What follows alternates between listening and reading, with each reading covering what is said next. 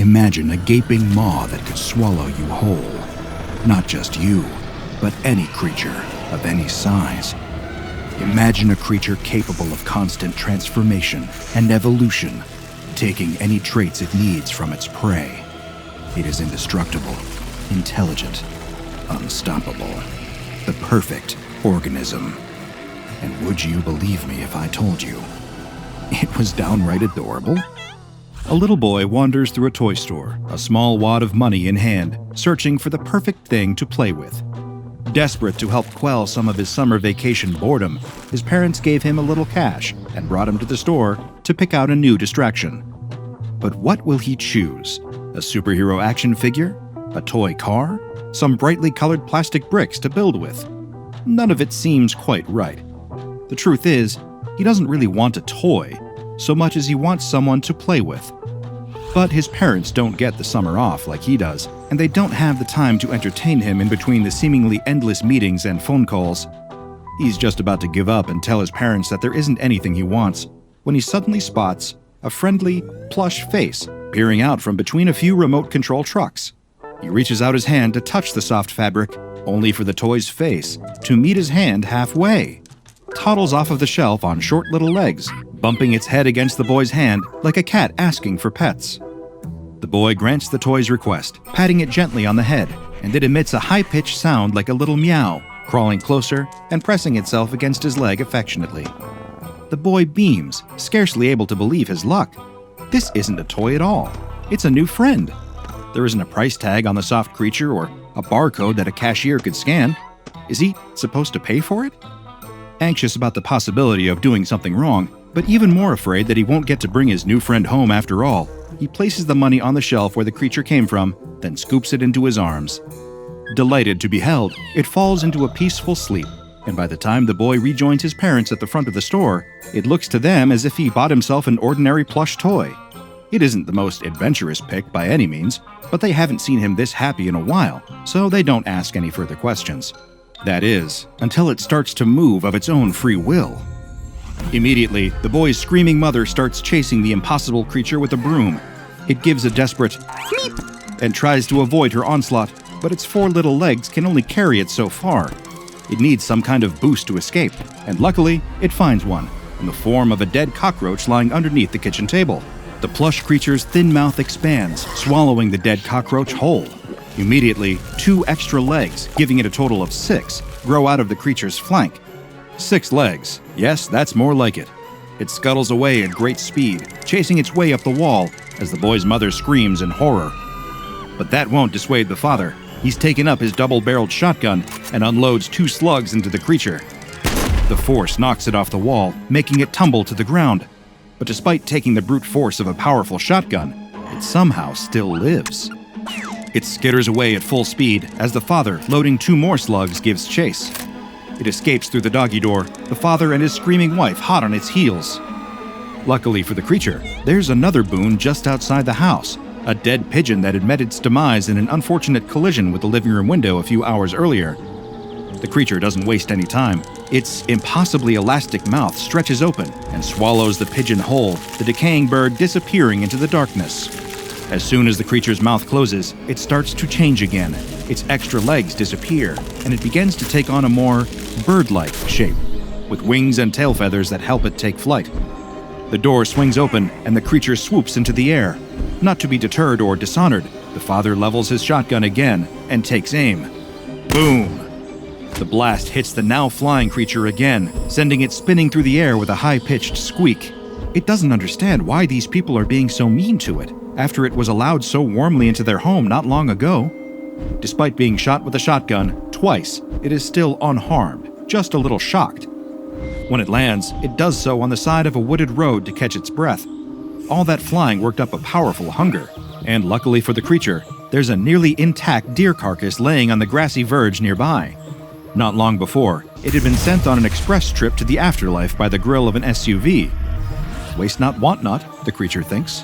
The creature's mouth expands and devours the deer, despite the deer being several times its own size.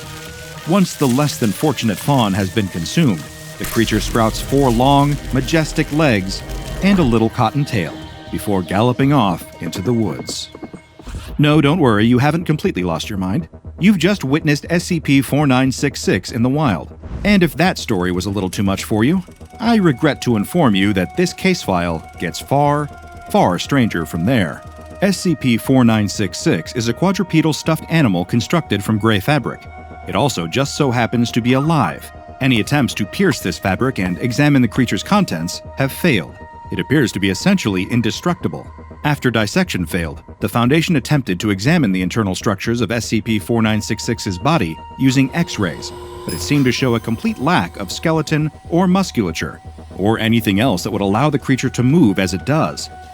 Aside from 2 black eyes and a woven mouth, SCP-1440 has no visible markings or orifices on its body. Its vocalizations resemble that of a kitten, and its disposition is highly social. If it does not receive socialization on a regular basis, the creature will become anxious and withdrawn. Just as cats are known for mirroring the behavior of the fellow felines and human owners, SCP-1440 will imitate the actions of other entities it spends time with. It does not appear to need food, water, or air, but will eat, drink, and breathe if in the presence of an entity doing the same. There is, however, one scenario in which SCP-1440 will eat regardless of the behavior of other entities in the area. When the creature is presented with the corpse of an organism, it will extend its mouth to an anomalous degree and consume the body whole. The creature's body will bulge and stretch around its meal, but the density of its plush skin remains the same throughout the process. There appears to be no size limit on the corpses it can consume, as the creature was once witnessed consuming an adult blue whale's body during one particularly ambitious test. Once SCP-1440 has completely enveloped a given corpse, its body will slowly return to its original size. During this transition phase, the creature will display changes to its morphology, consistent with the characteristics of its most recent meal. These alterations vary widely, but the existing facial features and gray coloration will always remain unchanged.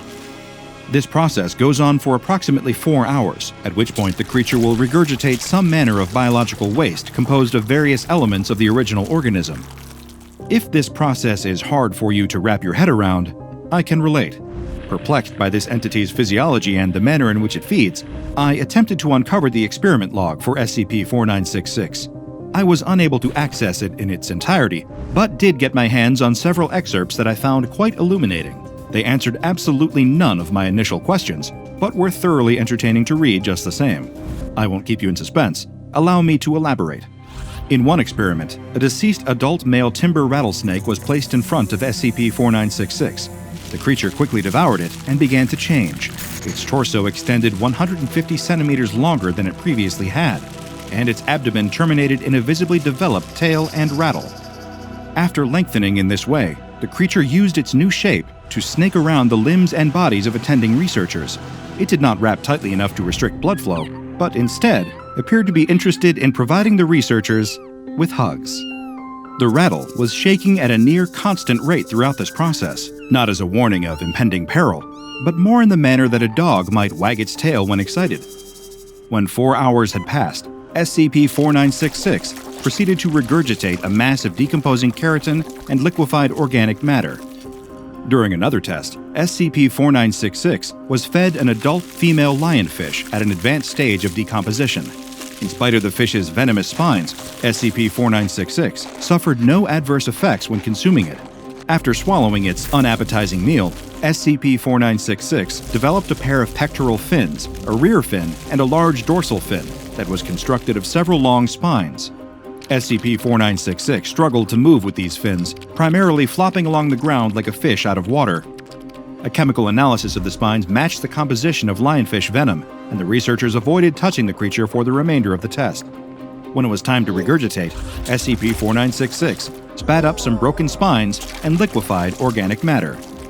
With reptiles and fish taken care of, the research team decided to get a little bit wild and introduced SCP-1440 to some plant matter. Frankly, I'm glad to see it getting a well-balanced diet and eating some greens for once. Well, browns, really. It was presented with a pile of deceased sycamore maple leaves. SCP-1440 consumed one single leaf, then immediately regurgitated it. Not a fan of vegetables, I suppose. It spent the remainder of the test playing with the pile of leaves, climbing up onto its provided furniture, then diving into the leaves again and again, emitting high-pitched, gleeful vocalizations. During another test, a severely damaged female ostrich corpse was presented to SCP-1440. Still, the extent of the degradation did not seem to impact SCP-1440's anomalous ability, because upon consumption, the creature's legs extended approximately 1.3 meters, developing 2 large toes, and its head extended approximately 1.2 meters upward, forming a large, curved neck. A pair of featherless wings sprouted from the sides of SCP-1460's torso. The creature attempted to fly using these wings, but much like the ostrich that had imbued it with them in the first place, it was sadly flightless. Upon regurgitating several shattered portions of bone and a large amount of liquefied organic matter, it reverted to its usual form. During another experiment, SCP-1460 was presented with the head of a male adult eastern moose, taxidermied and well preserved. SCP-1460 quickly consumed this taxidermy, no doubt missing from some tackily decorated hunting lodge, and began to transform. It developed large antlers, approximately 1.4 meters across. Due to the size of these antlers relative to SCP-1460's head and the rest of its body, its sense of balance and mobility were severely hindered, causing it to wobble with every step. Additionally, it developed large ears that, due to a lack of structural support, could not remain upright, and instead flopped down around the creature's head. I only wish that the experiment log had included a photo because, to be perfectly frank, the resulting effect sounds utterly adorable. Less adorable is what SCP-1460 regurgitated after the test, a large, compact mass of metal, wood pulp, and shattered bone. Curious to see how close an item needed to be to an actual corpse to be effective, the researchers provided SCP-1460 with a pair of genuine leather boots. This was, I assume, an attempt to see if SCP-1460 would recognize these as part of a deceased cow or not. The answer, it would appear, is not. SCP-1460 approached the boots curiously, lightly biting the toe of the left boot as if tasting it.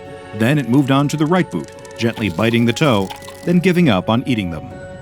SCP-1460 knocked over the right boot, climbed inside of it, and promptly fell asleep. Soft snoring could be heard from within for the next hour. At this point in my research, I was prompted to enter some additional security credentials. Luckily, through methods I don't feel especially comfortable disclosing here, I was able to obtain these very credentials and continued my investigation. What secrets could a sentient plush toy, albeit an anomalous omnivorous one, have that would require this level of secrecy? I know that curiosity killed the cat, but I was banking on the probability that satisfaction would bring it back, as well as the fact that I am rather notably lacking in feline attributes. So I proceeded. It seems that after exhausting all other species, the research staff decided to provide SCP-1460 with a human corpse, that of D-01763 to be exact. When SCP-1460 consumed this body, there were no apparent physical alterations to the creature at all. However, it did begin to vocalize, speaking for the first time in recognizable, although slightly incoherent English. Blessed with the ability to communicate clearly for the first time, the entity made several complaints about its enclosure, specifically the low-quality material of its bedding. But then, it revealed something fascinating. When it consumes a deceased human, SCP-1460 is able to access the memories of that person. It also apparently gains the ability to speak at the level of a young child. This capacity for speech is lost when the organic matter of the meal is regurgitated, but the memories remain. A compelling enough discovery on its own, but what happened next was truly shocking. Shortly after this foray into human experimentation with SCP-1460, the Chaos Insurgency staged a raid on Site-17, during which they attempted to gain access to several anomalies, including SCP-1460. This raid proved unsuccessful, but its occurrence, and the discovery of a Chaos Insurgency document containing classified Foundation information on SCP-1460 raised several concerning questions. How did the Insurgency gain this information? Why were they so interested in SCP-1460? And how did they know where it was contained? Several corpses of Insurgency members were provided to SCP-1460 in an attempt to uncover the answers. Once it regained the ability to speak, Dr. Randall Bannock conducted an interview with SCP-1460. For the first 2 hours and 14 minutes of the interview, SCP-1460 was not helpful in the slightest. It focused its attention on a relentless demand for snacks, or as it calls them, Munchies. After giving the creature 7 biscuits, Dr. Bannock was beginning to lose his grip and begged it to cooperate. It responded with yet another complaint. I want a better bed, too. The one you guys have is lumpy. Make a bed out of Munchies so I can eat it when I get hungry. Dr. Bannock promised the creature another biscuit if it could explain how the insurgency knew its location. The red shooty people? They found the room with my name on it. Dr. Bannock sighed, then reworded his question to ask how the group knew its item number. I was in the room, so the room had my name. They made lots of banging on the door and noisy noises. I was sleeping, but it was too loud and the bed was lumpy. Dr. Bannock promised the creature that a new bed would be delivered the following day, then continued his line of questioning. How did the insurgency know where the building was? The creature refused to answer until it received an additional biscuit. The pat people who visit me. They tell the wed people stuff through the head pods. Understandably, Dr. Bannock required clarification on the identities of the, quote, pat people.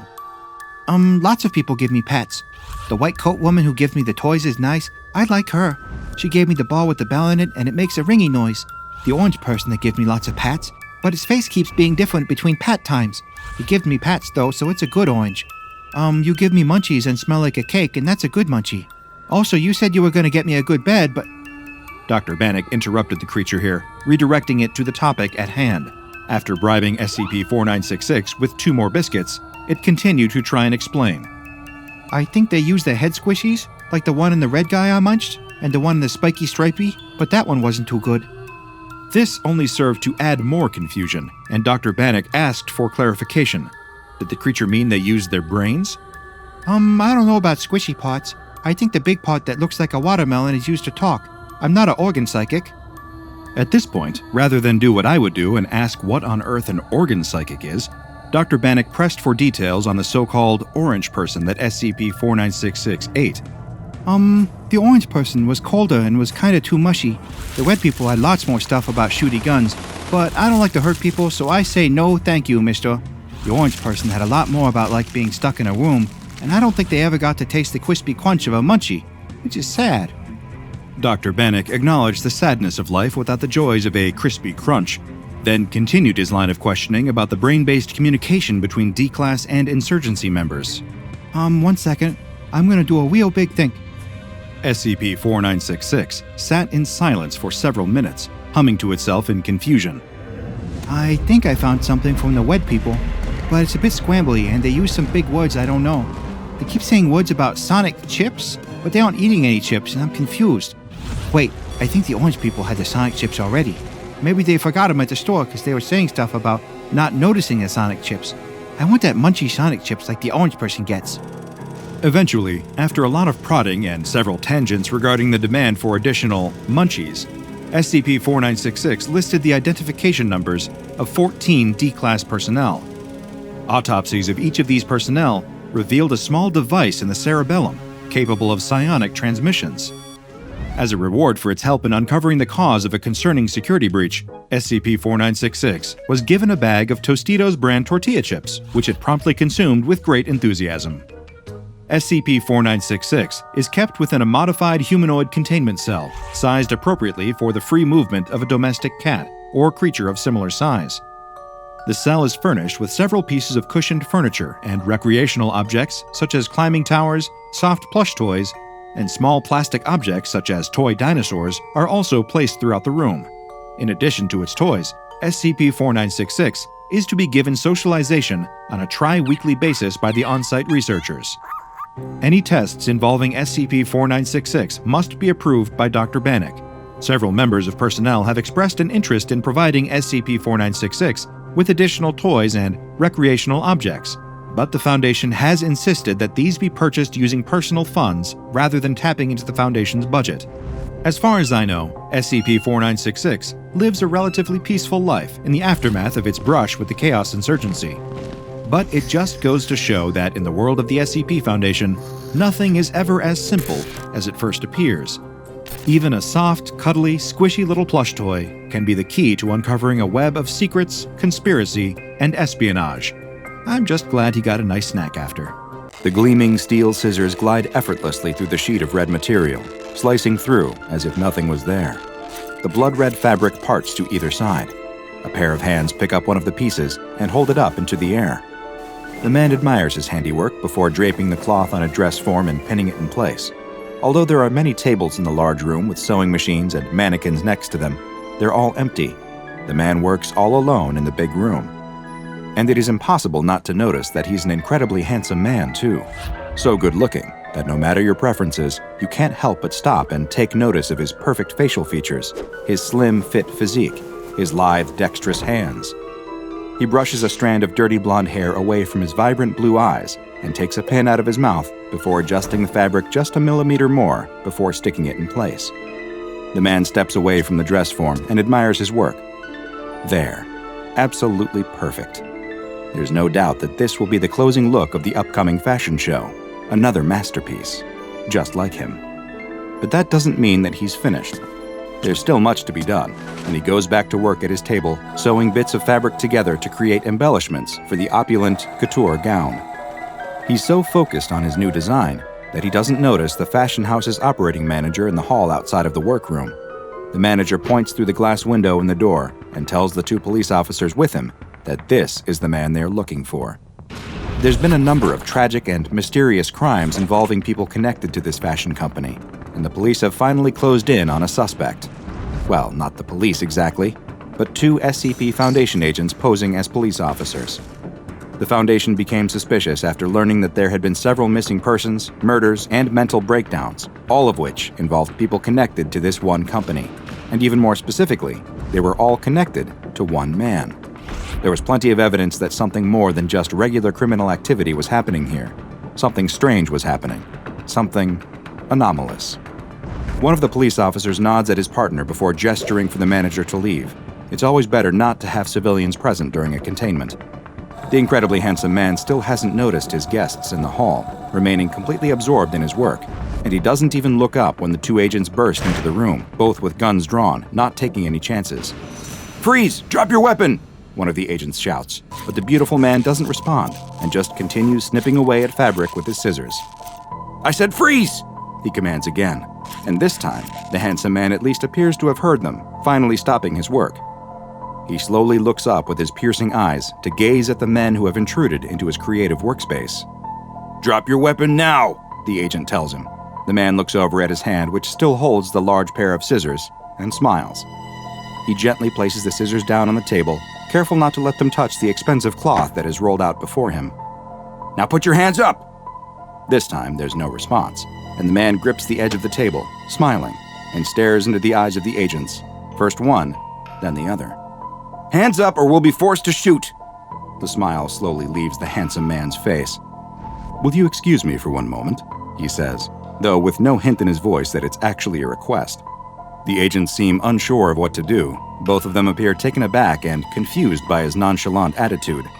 The handsome man turns away from the agents and quickly steps behind a dressing screen that's been set up near his work table. As he walks behind it, he doesn't break his stride at all. He simply passes behind the screen for mere seconds and steps out on the other side.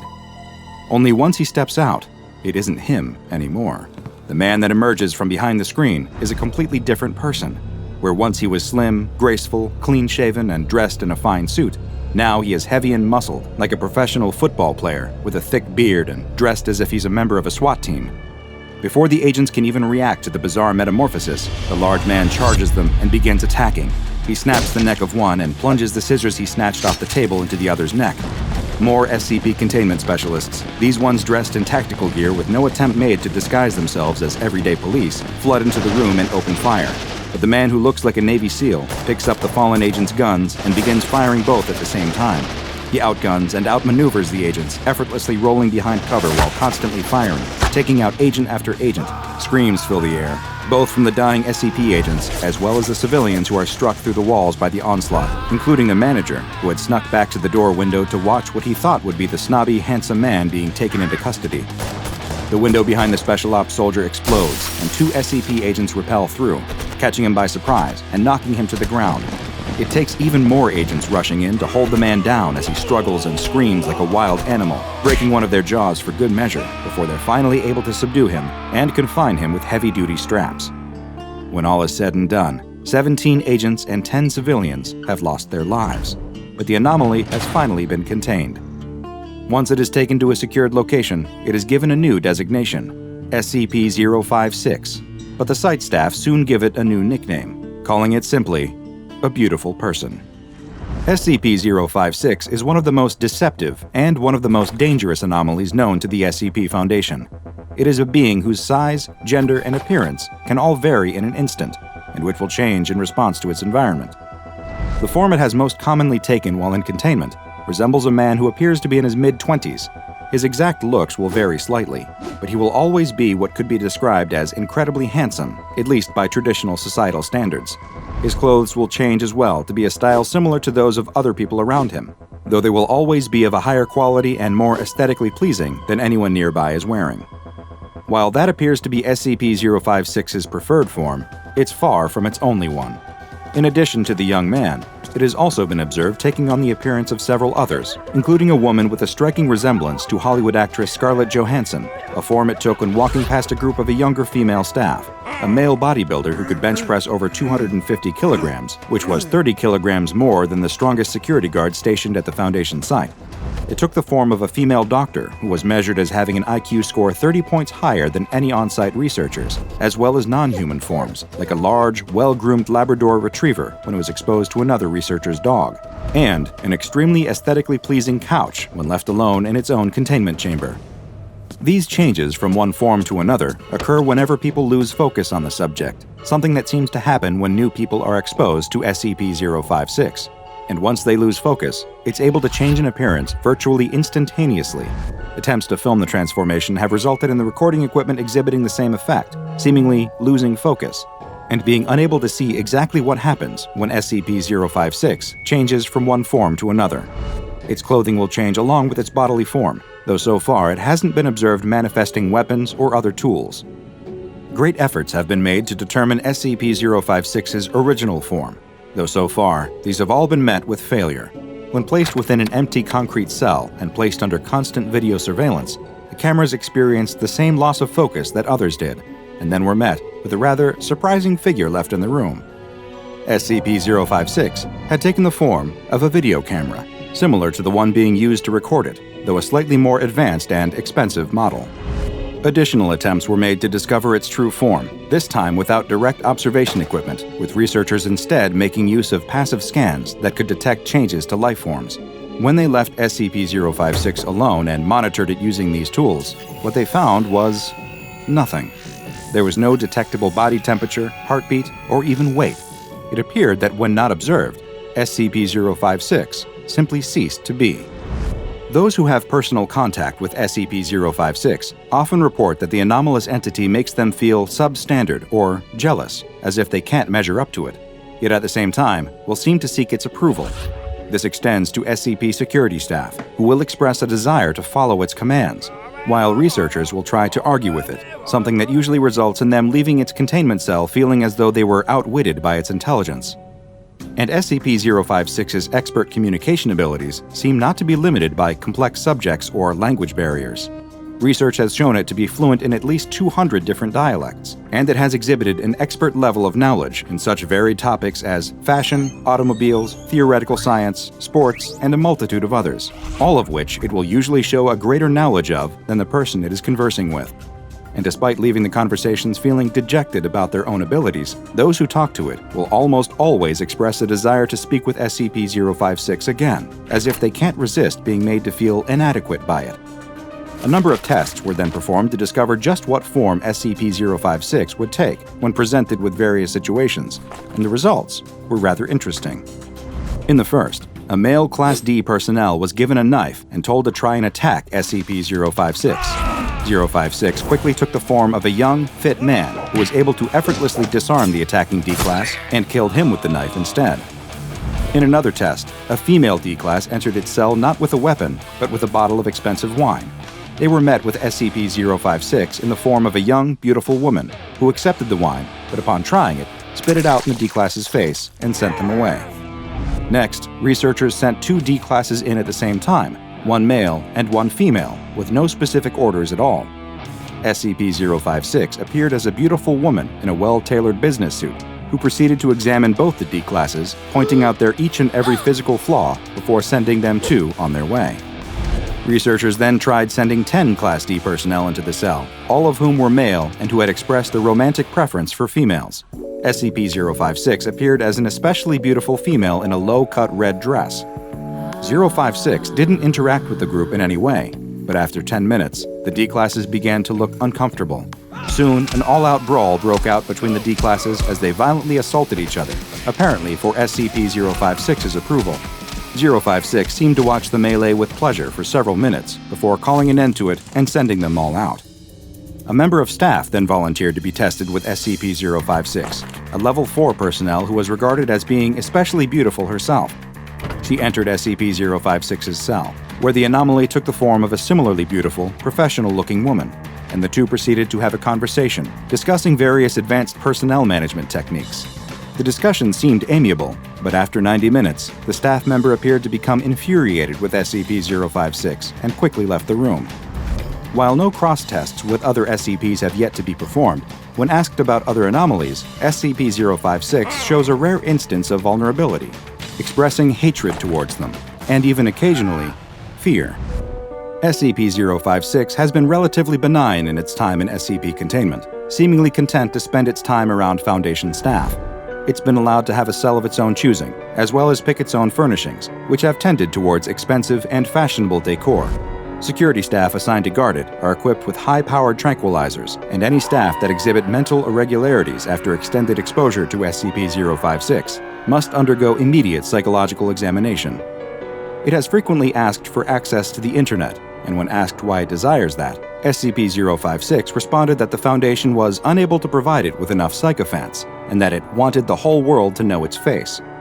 Needless to say, its request for internet access was denied, and the anomaly, which has been classified as Euclid, continues to be securely cut off from the general public and remains in Foundation containment. The night watchman's hand shakes, shuddering the beam from his flashlight. He can't believe his eyes. Never in all his time on the job has he ever expected to see something like this. It can't be real. It all begins earlier that night. The newly hired watchman arrives at the site of his new position, guarding a Chuck E. Cheese after dark. It seems a bit excessive, even he thinks so. After all, it's just a restaurant with some arcade games and admittedly creepy animatronic entertainment. Why would it need a dedicated person to keep an eye on it overnight? Sitting down in the security office, he sips his coffee in front of the old TV monitors. Grainy footage from all the building's security cameras flickers on screen.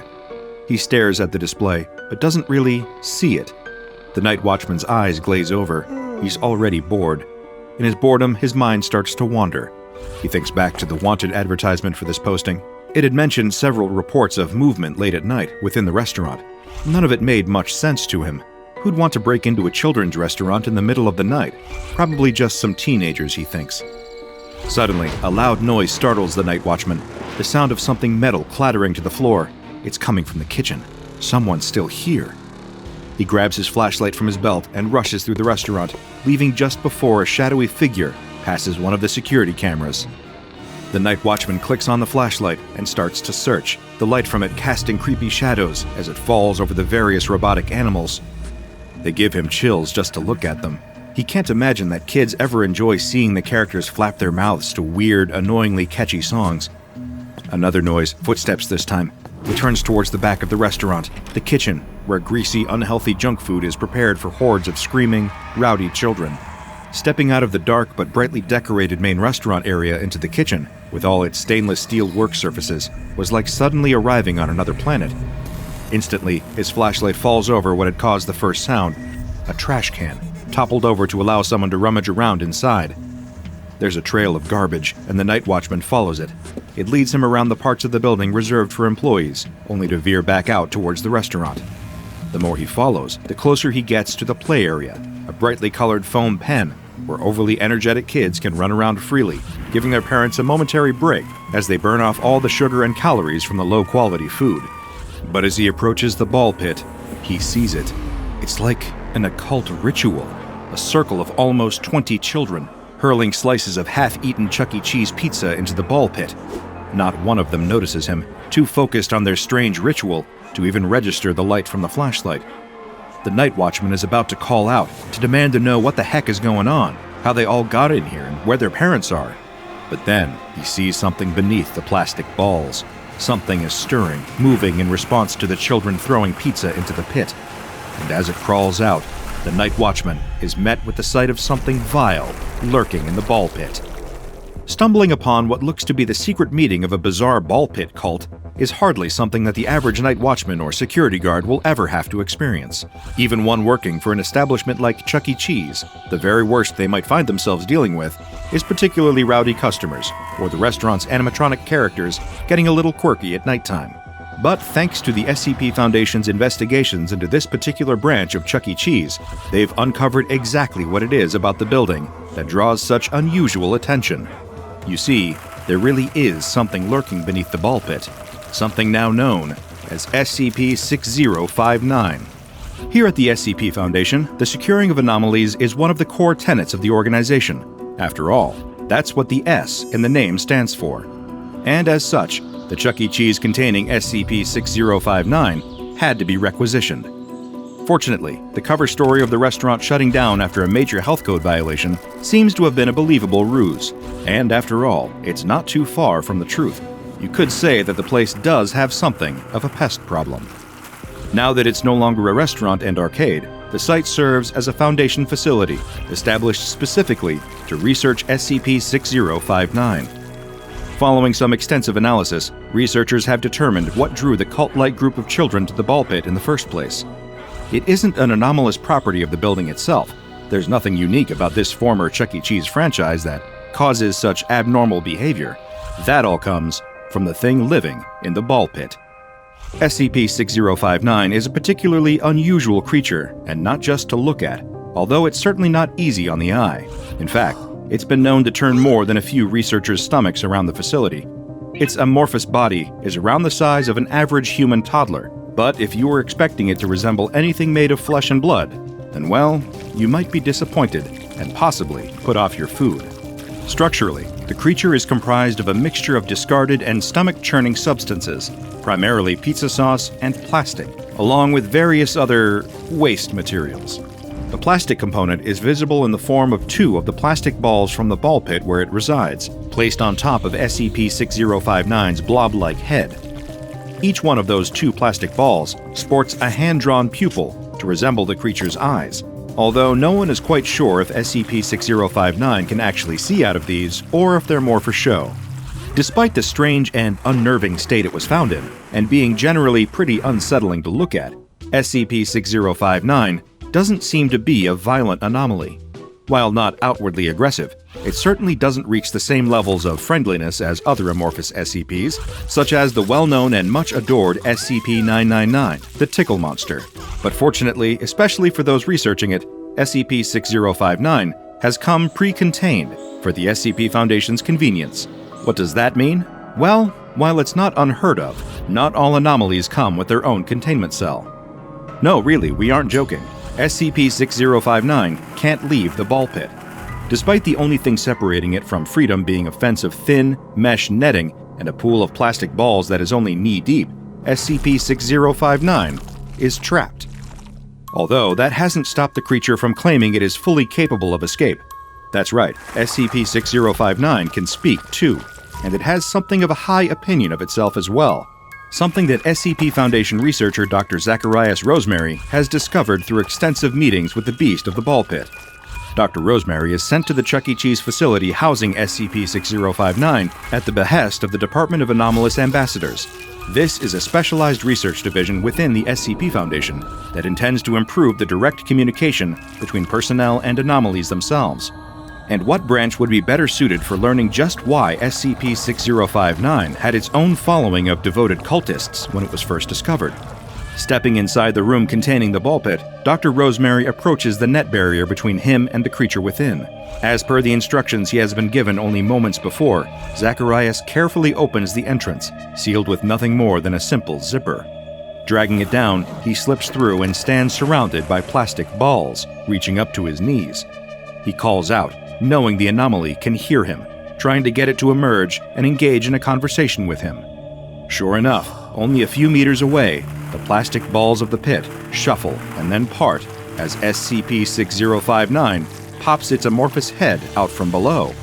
It greets Dr. Rosemary in an enthusiastic, almost accusatory way, demanding to know the answer to a strange question. Thing in my pit. Are you balls? Of course, being a human being and not comprised of plastic balls, Dr. Rosemary has no choice but to answer the creature truthfully. But this doesn't go down well with SCP-6059. The creature immediately becomes highly agitated, shouting at the researcher to get out and leave. To emphasize its distress, SCP-6059 even starts gathering the plastic balls from around it and hurls them directly at Zacharias. If you've ever had a plastic ball from a ball pit thrown at you, then you know that it's hardly a pleasant experience. Although those balls are only lightweight, with enough force behind one, they can certainly pack a punch. Dr. Rosemary makes his hasty retreat from the barrage of plastic balls back beyond the safety of the net fence. Once he's out of range, the formless, messy face of SCP-6059 seems to frown before it disappears beneath the surface of the balls once again. Several other researchers and other personnel from around the site make their own attempts to converse with SCP-6059, met with the same reaction. It clearly doesn't feel like talking. But now that he knows the reaction wasn't unique to him, Dr. Rosemary is reassigned to try and get through to SCP-6059 again. This time, however, he's come prepared. Based on their brief encounter, the anomalous being seems to be childlike in its temperament and prone to misbehaving. So Zacharias has devised a plan for his next interviews. If SCP-6059 starts acting out again, then the researcher intends to treat it like he would a disobedient child, by putting the creature in a timeout. Heading back to the ball pit for a second attempt, Dr. Rosemary is also armed this time around. Well, with a family-sized Chuck E. Cheese pizza, at least. And it's not exactly a weapon, more of a peace offering to appease SCP-6059. Or a sacrifice. Passing through the mesh netting into the ball pit, Dr. Rosemary holds the box just above the surface. Almost immediately, SCP-6059 bursts out and chomps down on the pizza box, yanking the whole thing back down beneath the plastic balls to devour it. Zacharias tries to encourage it to talk again, and SCP-6059 makes no secret that it approves. You have appeased me with a sacrifice. You may speak, non-ball. Straight away, Dr. Rosemary wants to get down to business and asks the creature outright what it is, but the response is far from a coherent answer. Tell me, mortal, have you ever had an enlightened experience in a pit? Confused by what it means, the Foundation researcher tries to ask for clarity, but SCP-6059 has little to offer in that department. It seems obsessed with the contents of the ball pit, referring to the divine, higher power of the balls. Baffled and struggling to answer, Dr. Rosemary recounts an instance from his childhood where he got sick after playing in a similar pit in a McDonald's. This seems to be what the creature wanted to hear, judging by its response of, Yes, this is it. You have been touched by my blessing. You are a prophet of the pit. The anomaly apparently implies that it is some kind of deity, or at least it thinks that it is, capable of bestowing a divine blessing in the form of illness, which seems appropriate since SCP-6059 looks like it's riddled with germs. But Zacharias points out that the creature hasn't exactly answered his question. Hearing this, SCP-6059 seems a little confused, then pauses for a moment before hurling more balls at Dr. Rosemary and shouting again. He goes to leave the pit and warns SCP-6059 that if it doesn't behave itself, then he'll put it in a timeout. It responds by launching another ball and hitting the researcher right between the eyes. That settles it. The anomaly has earned itself a timeout. Putting his new plan into action, Dr. Rosemary shuts off the lights and leaves the room. SCP-6059 doesn't like it one bit, angrily throwing more balls at the mesh every few minutes, demanding that the lights be turned back on and that it be released from timeout. After a few short moments, it seems to settle and looks around in the dark for any sign of the researcher or any other members of personnel. Please come back. Now that he's shown the creature what the consequence is for bad behavior, Dr. Rosemary returns to the ball pit and sets out very clearly his expectations. It's very simple. As long as SCP-6059 behaves and cooperates, it'll receive pizza as a sacrifice. If not, should it decide to misbehave and act in a disruptive or disobedient way, then it will get put back in timeout. And surprisingly, the unruly anomaly agrees to adhere to these rules going forward. Their next interview begins much the same as the previous one, with Dr. Rosemary bringing another pizza for SCP-6059 to gobble up. He asks if the creature is ready to behave, to which it nods. Trying to be as amicable as possible, Dr. Rosemary explains that they got off on the wrong foot and that they're going to start over. He tells SCP-6059 to just answer his questions honestly, and the anomaly agrees to his terms. Then, the researcher asks again, wanting to know exactly what SCP-6059 is. I am Baculi, god of the pit. I hold divine power over the pit and all within. This hardly explains much, apart from confirming that SCP-6059 does think that it is some kind of god. Dr. Rosemary presses it for more information, and the creature responds by describing the pit and its many balls as its domain that SCP-6059 oversees. It implies that the ball pit can bestow blessings of some description, but the Foundation has confirmed that it's just an ordinary ball pit. Next, Zacharias decides to ask if Baculi, SCP-6059, is the god of all ball pits or just this one, and comments that the creature hasn't made much attempt to try and escape its confinement. SCP-6059 seems to take this personally, insisting that it is more than capable of leaving the pit due to being all-powerful. Dr. Rosemary challenges it to do just that, to which SCP-6059 responds by reaching for one of the plastic balls. He urges the creature to make smart choices. Putting the ball back, it confirms that its domain is just the one ball pit it currently resides in. Dr. Rosemary pushes for more information, although SCP-6059 is reluctant to give answers. It needs some gentle encouragement, shying away when asked why this specific ball pit. But eventually, Zacharias coaxes answers out of the creature. It says it just woke up there one day. It came into being within the filth and waste lurking at the bottom of its pit. Then, Dr. Rosemary asked about the children. You see, SCP-6059 is the reason the strange cult-like group had gathered in the ball pit. It has the ability to spread some kind of influence that makes anyone under the age of 10 start to worship it. This usually occurs after around 20 minutes of being near SCP-6059 and leads to those affected to form a circle around the creature while praising its might and power, as well as throwing slices of Chuck E. Cheese pizza into the ball pit as sacrifices to SCP-6059. My divine servants, loyal subjects who sung my praises and brought me offerings. A god is nothing without followers. Followers spread word of your power and gain you influence. With followers, worshippers, you are remembered as mighty in the pantheon. With worshippers, you gain offerings, and you live forever. When Dr. Rosemary asks why children, the anomaly describes feeling a kinship with them. It's not hard to see why, given the creature's tendency to misbehave and overestimation of its own importance. Seeing Zacharias taking notes, SCP-6059 asks if the doctor has become one of his supposed followers. After all, Dr. Rosemary has brought offerings of pizza and seems to be writing down stories about SCP-6059. I do not feel my influence working upon you, yet you perform the steps of worship regardless. Have you accepted the glory of the balls?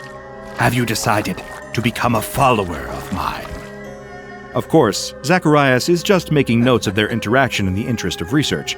He warns SCP-6059 not to overthink it, before wrapping up the interview, once again leaving SCP-6059 alone in the ball pit. The security cameras observing the creature's chamber record it becoming irritable at being left alone. It throws more balls at the mesh for several hours in an attempt to get someone to pay it attention. Come back. Then, it sinks back beneath the plastic balls. The very next day, there is a significant difference in the following interaction between SCP-6059 and Dr. Rosemary. The creature actively requests to speak with the researcher. It wants to talk. Or maybe it wants the company, but can't quite articulate it. Agreeing to return to the ball pit as per SCP-6059's requests, although assuming the creature might just be wasting his time for attention, Dr. Rosemary is greeted with a confession. The anomaly explains it has been greatly bothered since their most recent meeting. SCP-6059 explains that previously it has been content with its domain, not wanting for anything other than the pit and the balls within. It was content, and it managed to garner a small cult of worshipping followers, but now it feels as if something is wrong. SCP-6059 continues, describing the time when it first awoke in the pit. Back then, SCP-6059 has a feeling, a need for something, but it doesn't know what, and there is nothing it can do to stop this strange, unfamiliar feeling. All the newly congealed amorphous creature knows is that it is a divine deity. Around it is the ball pit, its domain. Eventually, the anomaly meets the children, and thanks to its influence, they begin to worship it. And it's their kindness and sacrifices that make SCP-6059 feel important. But once its followers are gone, and SCP-6059 is found by the Foundation, that same negative feeling returns, until it meets Dr. Rosemary. As the creature continues to explain, it describes how upset it feels to be left alone in the pit, and that speaking with Zacharias can alleviate that feeling. Then, when the researcher leaves, the feeling comes back. It confuses and upsets a bewildered SCP-6059, but offers some words of comfort and even another pizza. Dr. Rosemary explains that it's his job to take care of SCP-6059 and ensure the creature is okay. The anomalous blob rightly points out that he didn't have to come this time. After all, he could have ignored SCP-6059's request to talk. It wasn't required by the Foundation that Dr. Rosemary conduct an interview today. Zacharias puts it in simple terms that SCP-6059 can understand. He agreed to talk not because he has to, but to ensure the creature is all right and to learn more about it, but mostly because he understands SCP-6059 just needs a friend. To begin, SCP-6059 is unfamiliar with the concept. It's never had a friend before, only those that worship it because of its anomalous influence. Over time, the creature seems to have developed a sense of self-superiority because of this, believing itself to be a god. But Dr. Rosemary explains that a friend cares about someone not out of a need to worship them, but instead out of respect. Friends offer support or food or gifts to a friend in need, not out of obligation, but because it is the right thing to do. Zacharias tells SCP-6059 that friends listen to and care about each other not because they have to, but because they can. Are you my friend, Doctor? Naturally, Dr. Rosemary agrees, as long as that is something that SCP-6059 wants. In response, the creature playfully throws a plastic ball between the doctor's eyes. The storm wrenches the fishing vessel in half. The yawning sound of metal buckling and ripping can barely be heard over the explosive waves. Crew members pour out of the fragmented ship, washed away with the water, like ants fleeing a flooding nest. The deck lurches and tips upwards into the air. A wave crashes against it, almost knocking the sailor off the railing, but he clings on for dear life. Soaked through, shivering violently, and feeling the dreaded exhaustion creeping into his limbs, he looks around helplessly as his crewmates drown around him. Only one man remains on the deck with him, but the captain's usual steely confidence has gone. Behind the man's bushy beard and grizzled skin, the sailor sees a little boy scared out of his mind. The captain grabs the sailor by the scruff of the neck and hauls him close enough for them to shout over the sound of the seas around them. "I saw her!" The captain's rambling and ranting, repeating himself and gesticulating wildly at the seas around them. "The Naiad! I saw her in the water this morning. Our voyage was cursed from the start. We should never have left port. She's in the water now, The colossal wave throws what is left of the boat through the air. The railing slips through the sailor's fingers as he flies high between the waves. For a moment, the world stands still. It's like he's a gull hovering in place, surveying the carnage beneath him, and there in the water, what looks like. But the world isn't standing still.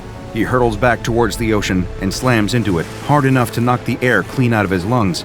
Icy water tugs at him, pulling him downwards, deeper and deeper, colder and colder. Like arms wrapping around him, dragging him. The sailor wakes with a start. Water laps at his face. What were once hulking waves are now little more than ripples. He spits out a mouthful of sand and shakes his head. His body's trembling violently from the cold, but the warm glow of the sun on his back is already doing its best to help him. How on earth had he survived that? There are groans all around him.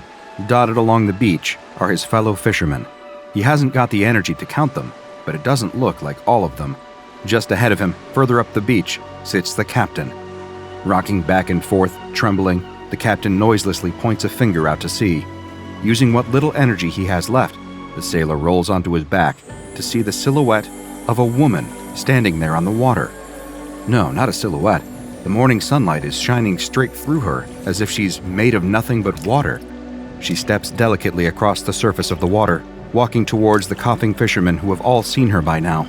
There's a delicacy to how she walks, tiptoeing gently on the rippling water, as if scared of disturbing it even slightly. The light dances and glitters on her skin like it does across the ocean. No, not skin. She really is made of water. Every inch of her is composed entirely of what looks like the purest, cleanest water the sailor has ever seen. Was it her? The arms that he felt dragging him through the water? Did she save him? Did she save all of them? The water nymph waits with the men until the ambulances arrive. She walks across the sand going between them. Every few minutes, she dips her toes back in the sea and takes what looks like a deep breath, even though she has no lungs to fill. Then she's back amongst them, offering noiseless comfort. There's an old abandoned house just up from the beach, what looks like the mansion of a former millionaire. In apparent fascination, the nymph keeps going over to examine the ornate fountain in the courtyard. Even in a state of disrepair, the fountain is stunning. She lowers herself gently into the water and disappears under the surface, just as the first ambulance rounds the corner. As the paramedics wrap the foil blanket around the sailor and walk him to the vehicle, he catches the nymph poking her head out of the surface of the fountain's water. He's not the only one to see. Tucked just out of sight near the tree line is a nondescript black sedan with a group of men sitting inside. One of them takes a photograph of the water woman in the fountain, while another talks urgently over the phone. The sailor has barely been in the back of the ambulance for 2 minutes before one of the men from the car approaches him. The man holds an expensive-looking watch in his hand. "Excuse me, sir, does this belong to you?" The sailor sits up suspiciously. He's about to open his mouth to refute the man when the needle penetrates his thigh and the amnestic fills his bloodstream. By the time the sailor arrives at the hospital, all his memories of the previous 24 hours have slipped away into the abyss. The containment team is at work in less than 6 hours, while a group of agents, dressed in scrubs, follow the ambulances to the hospital to ensure all accounts of the ship's crash have been entirely erased. Another team sets to work, cordoning off the beach. A tourist family, excited about their day at the beach, argue with the disguised agents cordoning off the road. "I'm sorry, ma'am, but there's nothing we can do. A shark sighting is a shark sighting. We just can't risk it today." Meanwhile, a steady stream of construction vehicles rumbles past, followed by a large Home Depot truck. They all pull up outside the mansion, where a team of agents has the fountain surrounded. Tasers and cattle prods at the ready, they grip their weapons at even the slightest ripple of water. Excavators get to work quickly, drilling at the ground around the fountain and cracking through the paving stones. And before anyone nearby has any clue of what's happening, the fountain has been removed, loaded into the back of the watertight fake Home Depot truck, and has disappeared over the horizon. The water nymph refuses to poke her head out of the water the whole way. The world around her is dark and dry. It shakes and rumbles for hours. The beautiful fountain she'd climbed into just a few hours earlier now feels tiny. There's barely enough water in here for her to swim in a circle. She'd always observed these strange-looking vehicles from a distance, lifting her eyes up above the waves for a few minutes to watch them crawling along the dark roads with their 18 wheels. She'd always wondered what was inside all of them, with their colorful paints and strange names. At least she now has some idea of what Home Depot does. Part of their business model evidently involves kidnapping. To stop the panic rising up too high in her chest, the water nymph focuses on stilling the water in the fountain. All of the bumps and turns in the road, she focuses all her energy on holding all the water in place and keeping it level. If the water around her is still, maybe she won't feel so scared. It isn't really working. But at least her precious little amount of fresh water isn't spilling out all over the watertight inside of the container. She's just about convinced herself that she's used to her cage when it suddenly stops. The rumble sound cuts out, the shaking stops, and voices somewhere outside discuss what to do with her, saying words like containment protocol, initial testing, and security measures. The water nymph dips her head back below the surface of the water as the rear doors open. She's going to make the most of this. That's what she's decided. Having spent all her life underwater, observing the humans from afar, she'd always dreamed of one day meeting one. There had been moments, sure, times when she'd wave at a child on the deck of a ferry or guide a ship through the fog, but up close? Never. They look funny, these people. When you see them up close, they're such strange colors, so fleshy and hairy. It's bizarre not being able to see through them. How are they supposed to swim? These humans in particular are even more strange than the others. Dressed in long white coats, always walking around with clipboards and strange little devices that light up and make sounds when they poke them. She wonders if they get sick of having their legs stuck to the ground all the time. What if they see something interesting floating above them? They can't just swim upwards. They need to get on one of those plane things. This will be fun, getting to meet real people for the first time. She keeps telling herself that because if she doesn't, it all becomes too scary. They haven't put her back in the sea, a river, or even a pool. They've just kept her in her fountain. It sits right in the middle of a brightly lit chamber. 4 white walls, a white ceiling, and a white floor. 1 white door. The lights are always on, the temperature always the same. For days and days, she just sits in her fountain, alone. Occasionally, one of the humans will come in wearing a big rubber suit. They look totally ridiculous. Taking big, slow steps, they'll approach her fountain. The first time, she jumped up out of the water to greet the human, doing her best to wave like she's seen them do to each other. But the human immediately turned around and ran back out of the chamber. So next time, she was slow and gentle, raising both her hands innocently and letting the human approach without doing anything. The human lowered some kind of glass container into the water in her fountain and took some of the water away. He must have been thirsty. She's seen the humans get like that sometimes. How they're not thirsty all the time, she has no clue. It doesn't look like there's a drop of water anywhere in them, except for their eyes. She tries to catch the human's eye as he leaves, but he just walks straight out of her chamber, carrying away the little container of water. But this time, she has an idea. She waits patiently for a few days, waiting for another one of the humans to come and see her. It's hard to tell how much time has passed because it's always sunny in here, but it must have been a few days by now. Sure enough, the door opens, and a human in another big rubber costume comes in. She rises out of the water slowly so as not to scare them and lets her form melt and shift. Feeling her body flow into a different shape, she does her best to copy the human's big rubber suit. She's practiced this for years in the sea, copying the shapes of different humans she sees. The human stops walking and stares at her. She tries to wave again. The human waves back. Success! For almost a minute, they stand there waving at each other. She knows this is longer than most humans would wave at each other, but it's just so exciting she can't help herself. Maybe this will be her first friend. Imagine that, having a human friend. The human takes a hesitant step towards her. This is her chance. Lifting herself up and out of the water, the nymph steps out of her fountain for the first time. She pauses, careful not to spook the human. They do scare very easily, but this time, he stays. Better than that, he takes another step towards her, then another until they're within touching distance. She can feel the water beating in her chest, pumping excitedly through her body. The human has another one of those glass containers in its hand. It raises the container up slowly for her to look at. She leans in to see why this strange little creature is showing her a piece of glass. She's seen these 1,000 times before in the seas. There's glass and plastic everywhere for her to look at.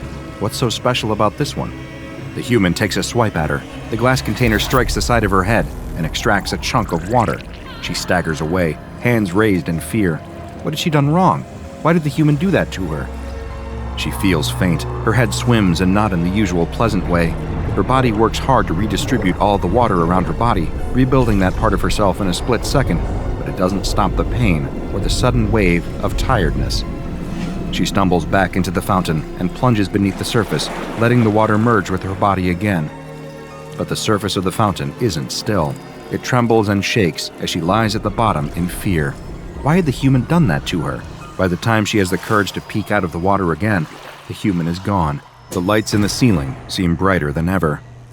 The next day is the first time she really misses the sea. She would race from coast to coast, feeling herself getting dragged along in the ocean gyres as she flowed between continents. She would study the rainbow colors of the Great Barrier Reef before catching a current to Venice or Jamaica. She'd hug the bottom of cruise ships and dance in and out of the propellers on the backs of cargo ships. But here, in her cell, all she can do is swim around her fountain, round and round in circles. That is, until the humans return. 3 of them come into her room, each carrying strange long objects. She's not sure she's seen those things before and is desperate for a closer look, but after what happened with the glass the other day, It doesn't seem like a good idea. She still hasn't worked out what she did wrong there, but clearly the human was not happy with her for some reason. Best to be very gentle with them for the time being, until they're proper friends.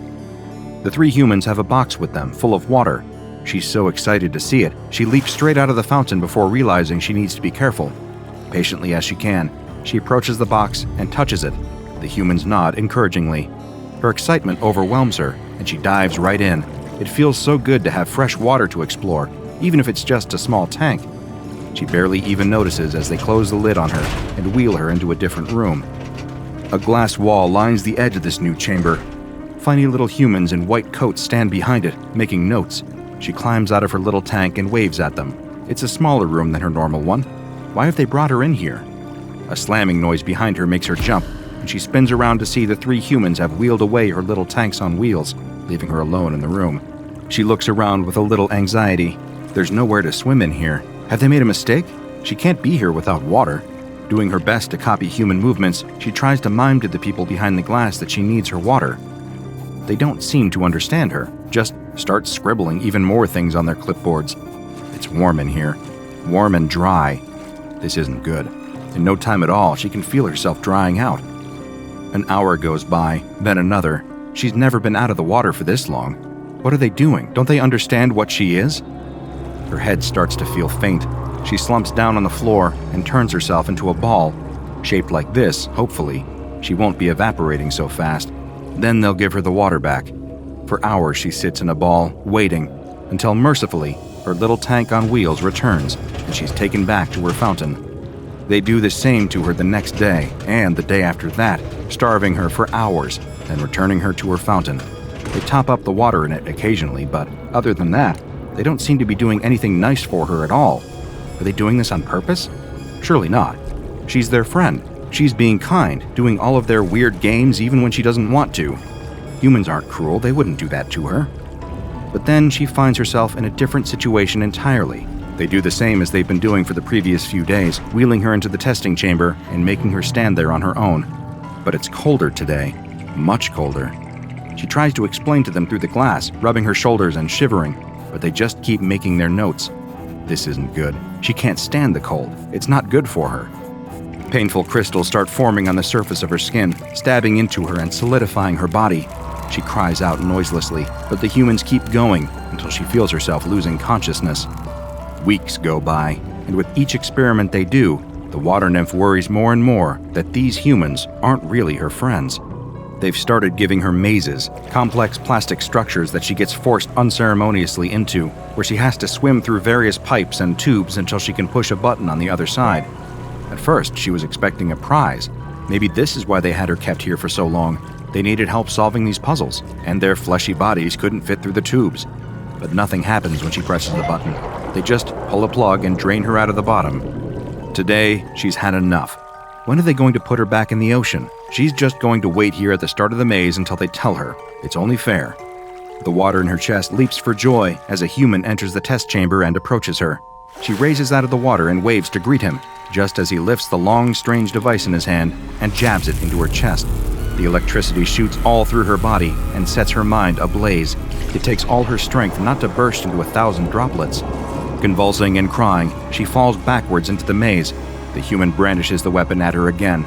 She has nowhere to go but into the maze. She solves it in a split second, but as she presses the button, she feels a sinking feeling settling over her. What if they don't want to let her out? It's all her fault. What was she thinking? Her one shot at making friends, and she'd blown it. She sits crying in her fountain, feeling her tears flow into the water around her and back into her body. It was the acid. She hates acid, and always has. She'd swam near a factory once and got a dose of it. It hurt, more than anything she'd ever felt before. It would flow into her chest and sit there, burning and burning. She can still feel it now. So when the humans in the rubber suits had poured some into her fountains, she'd lost her temper, slamming into them with all her force. For months, they've been hurting her, jabbing her and exhausting her. But they're her friends, right? And you shouldn't hurt your friends. You definitely shouldn't kill your friends. Shouldn't rip open their rubber suits and force yourself down their throats, drowning them in their own bodies. Her fountain's red with blood and burns from the acid. And it's all her fault. What had she done wrong to make them treat her like this? Why couldn't they just be friends? After a few weeks, a group of humans come in and clean up the mess, refilling her fountain with clean water. She doesn't lift her head above the surface. They install a pipe above her fountain that drip feeds water onto her. Drip, drip, drip. And just like that, she's no longer seen as human. Drip, drip, drip. The lights burn white. The door stays closed. Drip, drip, drip. The water nymph sits in her fountain. Drip, drip, drip. After a year, she stops crying. A year after that, she gives up on thinking, too. 3 years of near silence pass, with only the sound of dripping water from the pipe, until the door to her chamber opens. Something flutters in her chest. She lifts her head out of the water. A friend? Ouch! The boy on the bus turns around. Did someone pull out one of his hairs? He looks around, but the girl in the seat behind him is staring out the window. She's so quiet and always keeps to herself, he doesn't think it possibly could have been her. The boy turns back around, wondering if he just imagined it, unable to see the small smile forming on the girl's face. The bus stops, and the girl practically sprints off and up the sidewalk to her house. She runs past her mother without saying hello and goes straight into her bedroom, closing and locking the door behind her. She sits at her desk, opens a drawer, and pulls out a small bag. She reaches into the bag and takes out a folded piece of paper. Congratulations on your purchase of a genuine Knotty Stalker. Do you love someone but they won't give you the time of day? Do you wish you could hear what they say about you behind their back? Well, wonder no more. Using this fantabulous product, you can keep track of your loved one's every move, their every word. The girl imagines herself watching a tiny version of the boy on the bus right here on her desk, seeing everything that he does, listening to his secret thoughts and desires. If only she knew him better, then she'd have the confidence to talk to him and could get him to like her as much as she liked him. She reaches into the bag and pulls out the Knotty Stalker. It doesn't look like much, just a little doll made from a woven and twisted length of red string. She looks back to the instructions. All you have to do is get a single hair from the head of the object of your desires, slip it under a loose string in our Knotty Stalker, and see what you've been missing. The girl reaches into her pocket and takes out a single strand of hair. She holds the hair up to the light, looking at it. If this works, it will mean all of her dreams coming true. Just like the instructions said to do, she takes the hair and slides it under a string on the doll's body. She sets the doll down on her desk and waits. And waits. And nothing happens.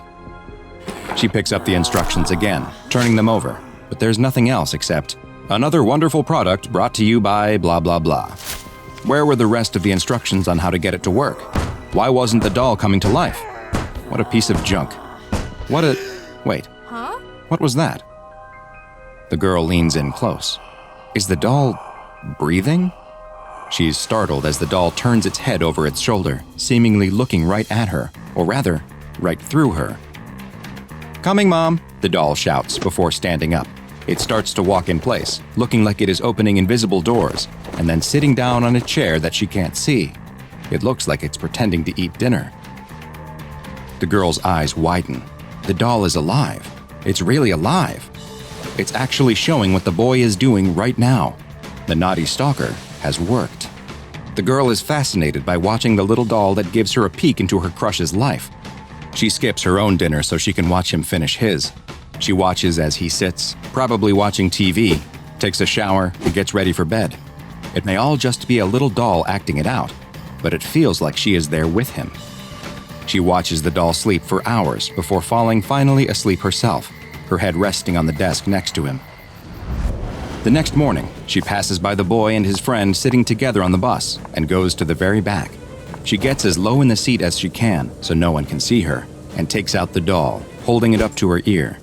She listens to one side of the conversation as the boy talks about the action movie he watched last night, Weapon of Mass Extinction. The boy talks about how much he liked it and how it's his new favorite movie. This was perfect. It's exactly what she needed. The next day in school, as the boy is putting things into his locker, the girl approaches. She pretends to trip and drops her books in front of him, the books scattering on the floor in front of him. The boy helps her pick them up and notices the DVD she dropped, Weapons of Mass Extinction. She explains that she brought her favorite movie to school to loan it to a friend. What a coincidence that they both happen to love the same film. The boy and the girl, bonding over their love of low-budget sci-fi action films, start spending more and more time together. No one has ever understood him the way that she does. It's as if she has known him for years, even though they've only been friends for a few days. Things move quickly though, and before long, he realizes that he is having romantic feelings for the girl. This is all the girl had ever wanted, and it's all thanks to the naughty stalker. Things are going so well, in fact, that she imagines she won't even need it much longer. But then, something strange happens. She is sure she heard the boy tell his friend that he loved baseball, but when she brings up the idea of going to a game together, the boy looks at her like she was crazy. He hated baseball. After that, things seem to change. The boy is still so nice when they are together. Now it sounds like he is talking about her behind her back. She worries that she has been wrong this whole time, that he has just been messing with her. This stupid doll isn't making her dreams come true. It's making her life a nightmare. But wait, who is the boy talking to? She leans in close to listen. Is he with another girl? Listening to one side of the conversation, she hears the boy tell someone that this is all just a big joke, a prank he is pulling on some dumb girl. Are they? No, they can't be. Kissing? The girl is in a white-hot rage. She can't believe he would do this to her, after she was nothing but perfect to him. She throws the doll across her room. She's going to confront the boy and whoever he's with. She'll teach him a lesson. She'll teach both of them a lesson. It's starting to rain as the girl gets her bike out and starts to ride to where she knows he is, the spot that was supposed to be their own special place. Cars pass close by on the narrow road, splashing her with water, but she doesn't care. She finally reaches the picnic spot where he took her just a few days ago, and she sees a car parked nearby. It must belong to the evil seductress he is with. The girl glares at the car. She grits her teeth until they feel like they might crack. Her fists are clenched so tight that she can't tell if it's the rain or blood from her fingernails digging in that she feels running down her palms. But she doesn't care. She's going to show both of them what happens when you break someone's heart. She takes a step towards the car, and the car that struck her slams on its brakes. The driver gets out and rushes towards her. It's the boy. Her boy. The older couple who are stopped on the side of the road with a flat tire run over to help. The boy gets down next to her and cradles her head in his lap, and they have one last moment to look into each other's eyes before the light fades from hers. Unfortunately for all involved, their lives would never be the same.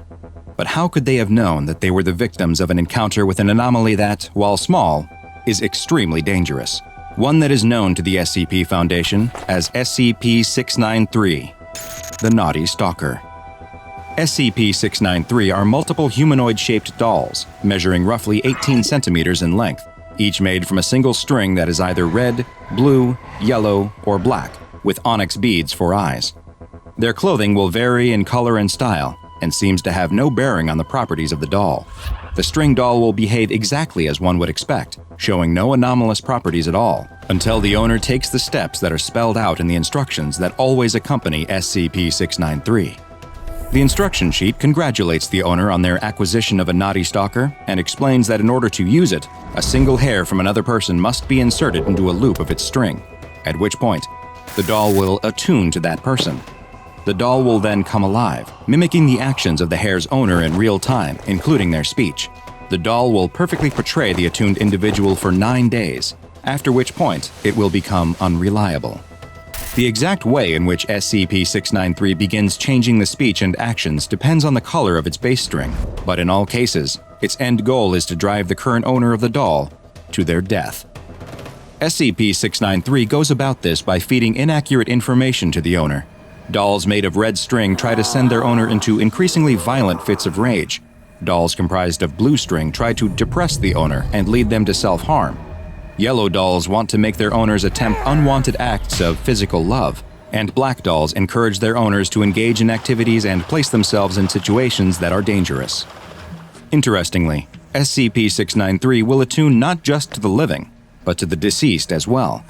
When a dead person's hair is placed in a loop of string, the Knotty Stalker will come to life, just as it does when a living person's is used. But instead of acting out the speech and movements of the person, the attuned doll will claim to be the deceased person and offer to act as a spiritual guide to the owner. But just like with a living person, at the 9-day mark, SCP-693 will become unreliable and will attempt to lead the owner down a path that results in their death. Once an SCP-693 instance is successful in causing its owner's death, a new doll instance will appear and be found on the owner's body. Several of these dolls have been recovered from Knotty Stalker victims, and currently, the Foundation has 7 red instances, 10 blue instances, 5 yellow instances, and 1 black instance in its possession. All instances of SCP-693 contained by the Foundation were originally classified as safe and kept in Containment Locker 12C-K, but following the events of Incident 693-E, that classification was revisited. During this incident, a researcher returned a Knotty Stalker doll to its containment locker, but in a lapse of judgment that went against Foundation protocols, they forgot to remove the hair that had been placed in the doll. When the locker was next opened, the dolls were observed to have all been moved. They were found in a circle around the accidentally still attuned doll, which had been crucified upside down on the wall of the locker. It is unknown where the dolls acquired nails. After this incident, a camera was placed inside of the locker, and the results were surprising, to say the least. It turns out that SCP-693 instances come to life when they are not observed, even when they aren't attuned. While they have not yet been observed engaging in violent acts against each other, the camera has captured the Knotty Stalkers appearing to reenact the final 30 minutes of their last owner's life over and over. Following this new information, all instances of Knotty Stalker dolls were moved to their own separate 25 by 25 by 25 centimeter steel containers within the containment locker, and their classification was upgraded to Euclid. SCP-693 is one of the rare anomalies where the Foundation actually has quite a good idea as to where it originates, and it was very easy to discover as well. Provided that they aren't a deception, the instructions that appear with each instance of SCP-693 are quite explicit about where they come from. After congratulating the owner on their acquisition and explaining how the doll works, the instructions close by extolling the Knotty Stalker as yet another wonderful product brought to you by the Factory. For those unaware, the Factory is a place with a long connection to the Foundation, though the details on that will have to wait for another file exploration. All you need to know now is that the Factory produces a huge amount of anomalies, and it appears that SCP-693 is one of them. There are theories that the dolls may have been produced as an espionage tool, but as for why their primary purpose seems to be driving their owner to their death, well, that we simply don't know. It started with a woman. We'll call her Valerie. It doesn't matter whether or not that it's her real name, since her real name is lost, even to herself. Valerie was a young woman, but what many would describe as a very old soul. She'd been to strange places, seen awful things, and gotten in touch with some dangerous people. Like a lot of people with hard lives, Valerie tried to find relief wherever she could, partying, gambling, buying herself expensive things. After all, she was here for a good time, not a long time, and she wanted to eke out any pleasure she could while she was still able. That's how she ended up in the high rollers section of a very exclusive private club in New York City. They had the finest drinks, the most attentive waitstaff, and the strangest entertainment. But that's the kind of exceptional service you can expect from a club run by one of the most powerful and influential clandestine enterprises in the world, Marshall, Carter & Dark Limited. Valerie had no idea who the club's owner was, though. She had come here with a wealthy friend. Well, calling them a friend might be pushing it. She was here with someone she had met earlier that night. But now, as she sipped her drink and played another hand of blackjack, she realized that he was nowhere to be seen. Oh well, she didn't have anybody to please but herself, and the clubs of Marshall, Carter, and Dark can provide plenty of pleasure, as long as you can pay. Valerie's problem was that she didn't have the money to keep living large off of their largesse, and she was about to get a rude awakening as to just how much these mysterious businessmen value their bottom line. If she took a second to think about it, she may have noticed she was out of place among the rest of the clientele. Wealthy businessmen and shady moguls in fine suits. What was a girl like her doing in a place like this? Unless, of course, she was here to fulfill another purpose entirely. Eventually, a bill was presented to Valerie. "Oh, this isn't for me," she told the waiter. "My friend is taking care of everything." When she went to motion towards the wealthy man who had brought her here, She realized that he was nowhere to be seen. "I'm afraid the gentleman I believe you're referring to left some time ago," the waiter told her. Valerie was disappointed, but this kind of thing had happened to her before. She reached for her purse. It looked like she'd be paying for herself that night. "All right, how much do I owe you?" she said as she grabbed a handful of chips from her stack. "I'm afraid you might be a little confused," the waiter told her, eyeing what at most could be a couple $100 in casino chips. "Are you not aware of what you're drinking?" Valerie glanced at the bottle of champagne sitting next to her, and then at the other two identical empty bottles sitting next to it. "It's the champagne he ordered," Valerie answered. "Yes," said the waiter, "but that isn't just any champagne." Valerie's eyes began to grow wide as he went on. "Those are from a very rare and very expensive vintage." "How rare?" Valerie nervously asked. "Extremely rare," the waiter told her. "Each bottle you were drinking cost..." It felt like the room suddenly filled with rushing water. The edges of her vision dimmed as a roar filled her ears as she heard the last thing the waiter said. Each bottle she had drank cost $20,000. When Valerie regained her senses, she was being escorted by a group of tall gentlemen in dark business suits into a soundproof back room, where they explained the severity of her situation. As the fear continued to set in, she started to beg. She said that if they just gave her a little more time, she could earn back the money she owed them. The solemn-faced representative explained to her that Marshall, Carter, and Dark Limited doesn't operate like that. However, there would be other ways that she could pay back her debt to them, but it would be their way. They gave a brief explanation that providing luxury private clubs to an esteemed clientele was only one part of their enterprise. The other side of their business was even more exclusive. An auction house where truly unique products are sold to the highest bidders. And come to think of it, there was a hole in the market that seemed to be just Valerie's size. All they asked for was for her to spend a period of time in their service, and when the debt was repaid, her life would be hers once more. And there was more to it as well. Although she would have to work for them, time would not actually pass for her during her service. She'd get to keep her youth. It would be as if she'd never worked for them at all, a blink of an eye, and she'd be right back where she was. Valerie took just a moment to consider it. She wasn't sure she believed what these men were telling her, but she'd heard and seen some very strange things in her life. Was this really so hard to believe? And after all, what choice did she have? She didn't have $60,000. So she agreed to repay her debt to Marshall, Carter, and Dark, and do whatever that entailed. The representatives assured her that all she'd need to do is lay back and relax. They'd take care of the rest. Valerie didn't remember much after that moment, but she awoke in the dark. She couldn't move any part of her body other than her eyes. The next time she saw the light, she remembered being up on stage, looking down at a crowd of people wielding auction paddles, while an animated auctioneer reeled off the many advantages of some product she couldn't see. Certain words and phrases stuck out. "Fully articulated and posable. Warm to the touch. Not a blemish on her. Never talks back. She'll always look you right in the eye."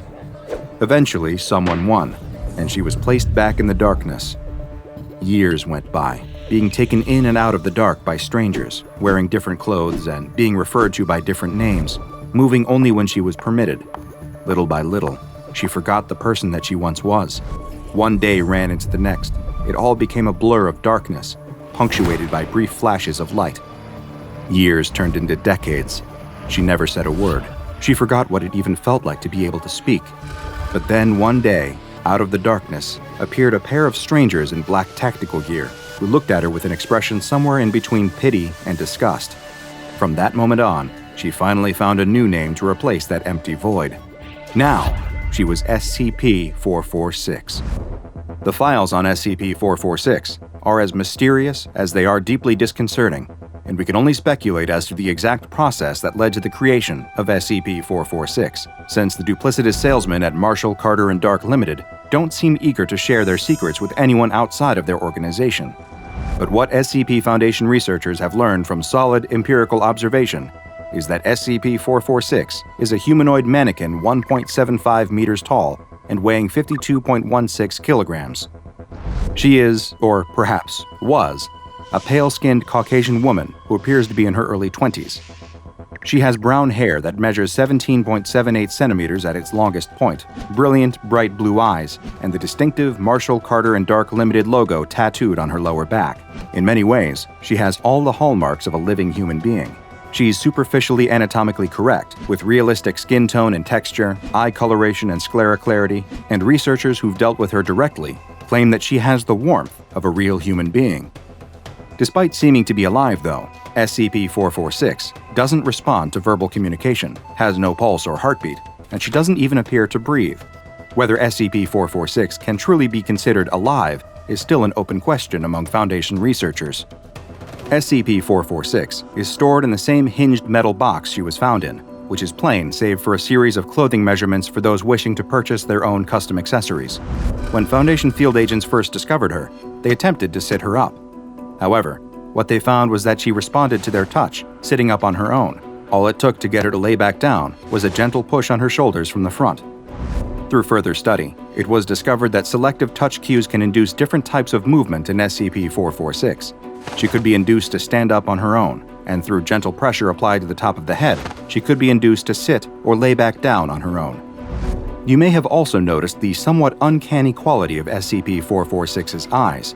Please don't be alarmed. It isn't anything out of the ordinary. Her eyes will follow the nearest person to her around the room, and she'll try to make eye contact if possible. Don't let it bother you. Everyone gets used to it eventually. Her limbs can also be posed and manipulated as required, even into positions requiring balance, like standing on one leg. However, if pushed over, she will immediately lose balance and fall. It seems almost as though her actions are defined as much by the toucher's intent as the touch itself.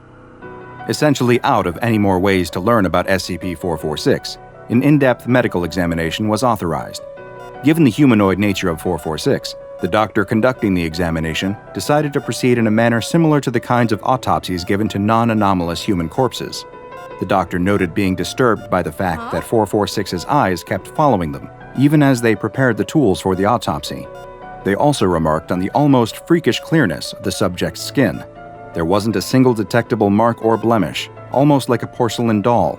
There was no rigor or livor mortis, nor any signs of damage or injury to the body. Examination of the mouth revealed an obstruction at the top of the throat, a metal plate fixed to the back of her mouth, bonded to the flesh on all sides. The plate shifts slightly when touched, but couldn't be removed. Similar plates had been installed in the ear canals, nostrils, and all other body orifices, as if to ensure that nothing can enter or exit 446's body. The doctor then moved on to the internal examination of SCP-446, beginning with a number of X-rays. These revealed several irregularly shaped masses inside 446's body, covering major organs such as the heart, brain, kidneys, and liver. Dissection revealed these masses to be boxes of various shapes and sizes, constructed from the same metal that comprises the obstructive plates. These boxes are connected to the corresponding organs through a series of wires and tubes. The doctor notes that neither their scalpel nor their wire saw could cause any meaningful damage to the boxes, and that it's possible the boxes not only keep the body preserved, but also allow for its limited set of movements. Certain barriers presented themselves during the dissection process, both physical and psychological. SCP-446 exhibited an extraordinary healing factor, fully repairing her own skin minutes after having her chest fully opened in a Y incision. This made sustained internal observation difficult, and the doctor declined to perform any more extensive mutilations for fear that the damage would be irreparable. This limited the progress that could be made in the procedures overall. However, it wasn't the worst thing to occur during the dissection. The doctor noted that SCP-446 stared at them the entire time while they were making incisions into the body, making them extremely uncomfortable. And during the several-minute healing process of the Y incision in her chest, SCP-446's mouth moved, as if speaking silently the entire time. The doctor left a note that this may suggest a level of sapience in 446, though nothing could be proved conclusively on that front. The file for SCP-446 is a relatively sparse one, given the minimal containment requirements of the anomaly. Between studies, she is simply kept in her box. There has, however, been one notable incident involving SCP-446, documented by Foundation researcher Dr. Sunderland back in 2010. The event, labeled Incident 446-1, took place in Storage Room 6. In the interest of preserving the anomaly's modesty, she was dressed in a standard D-Class uniform before being placed back into her box for the night. A guard reported a strange thumping noise later that evening and investigated himself and found it was coming from the inside of SCP-446's box. Dr. Sunderland was called in at this point and oversaw the opening of the box. It turned out that SCP-446 was repeatedly attempting to rise to a sitting pose inside the box and was banging her head against the lid. Finally freed, SCP-446 rose to her feet of her own volition for the first time since the start of her containment. She assumed a strange pose, her head bowed and her wrists touching above her head, as though her hands were bound at the wrists, or she was desperately praying or begging. Her facial expression also shifted for the first time, taking on a look of sadness and fear. Dr. Sunderland was able to make SCP-446 return to a more neutral standing position, but nothing could make her permanently assume the laying position again until the D-Class uniform was once again removed. There is still not a confirmed explanation as to why exactly this happened, but the answers may be too horrible to even consider. For this particular anomaly, which has been given the Safe Class designation, perhaps the kindest thing to do is leave her in the box. That's at least a more humane fate than whatever Marshall, Carter, and Dark had planned. The mobile task agent weeps in terror as the nightmarish cartoon figures surround him in the middle of the bright pink, whimsical town pulled out of your childhood fever dreams. Deformed childhood beasts drink greedily from a fountain overflowing with blood. But the agent doesn't fear them. He fears Mr. Hister, the huge looming figure in the yellow cloak, brimming with tendrils, and that awful face beneath the hood, smiling its rotting smile. All around them, children stand trance-like for the ceremony, ready to receive their final judgment, as up above, a door made of mirror floats, surrounded by the suspended floating bodies of the people who weren't so lucky. Mr. Hister leans in. He's got a question to ask, and if the MTF agent can't answer it, something horrible beyond imagination is going to happen to him. That's just how it is when you're dealing with SCP-5853. SCP-5853 refers to a line of packaged Taffy candies. Each package contains 2 candies, one blue with a raspberry flavor and one red with a cherry flavor. The blue candy appears to have no anomalous effects or adverse effects at all, aside from getting stuck in one's teeth. However, the red candy is a different story. Anyone who consumes the red candy and recites a key phrase will be teleported to an extra-dimensional shape, seemingly identical to the location of Ticky Taffy Town, a 90s-era television show that advertised the candy and has been designated SCP-5853-A.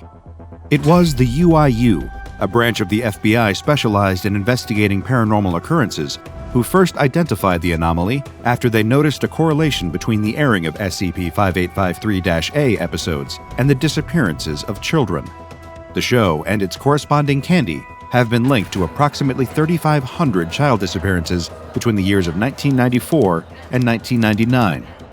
As the UIU looked into unexplained disappearances during these years, a peculiar pattern began to emerge among several cases. The missing child was most recently seen in or entering a kitchen pantry. The only evidence left behind was a pile of open Ticky Taffy wrappers, specifically the blue raspberry variety.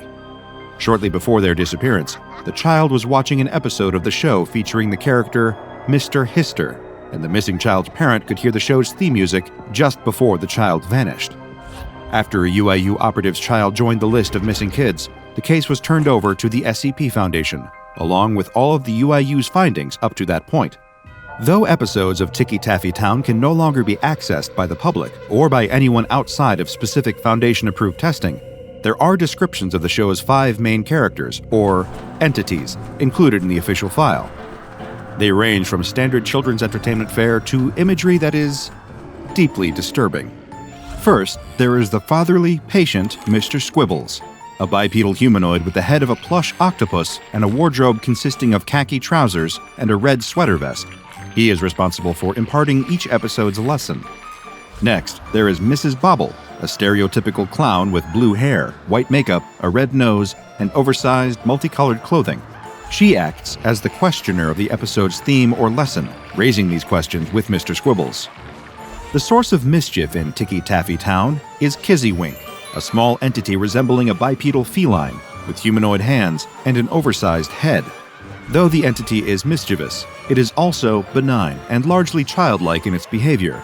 Kizzywink has a companion named Franzipans, a small, round, plushy avian with a hammer in place of its beak.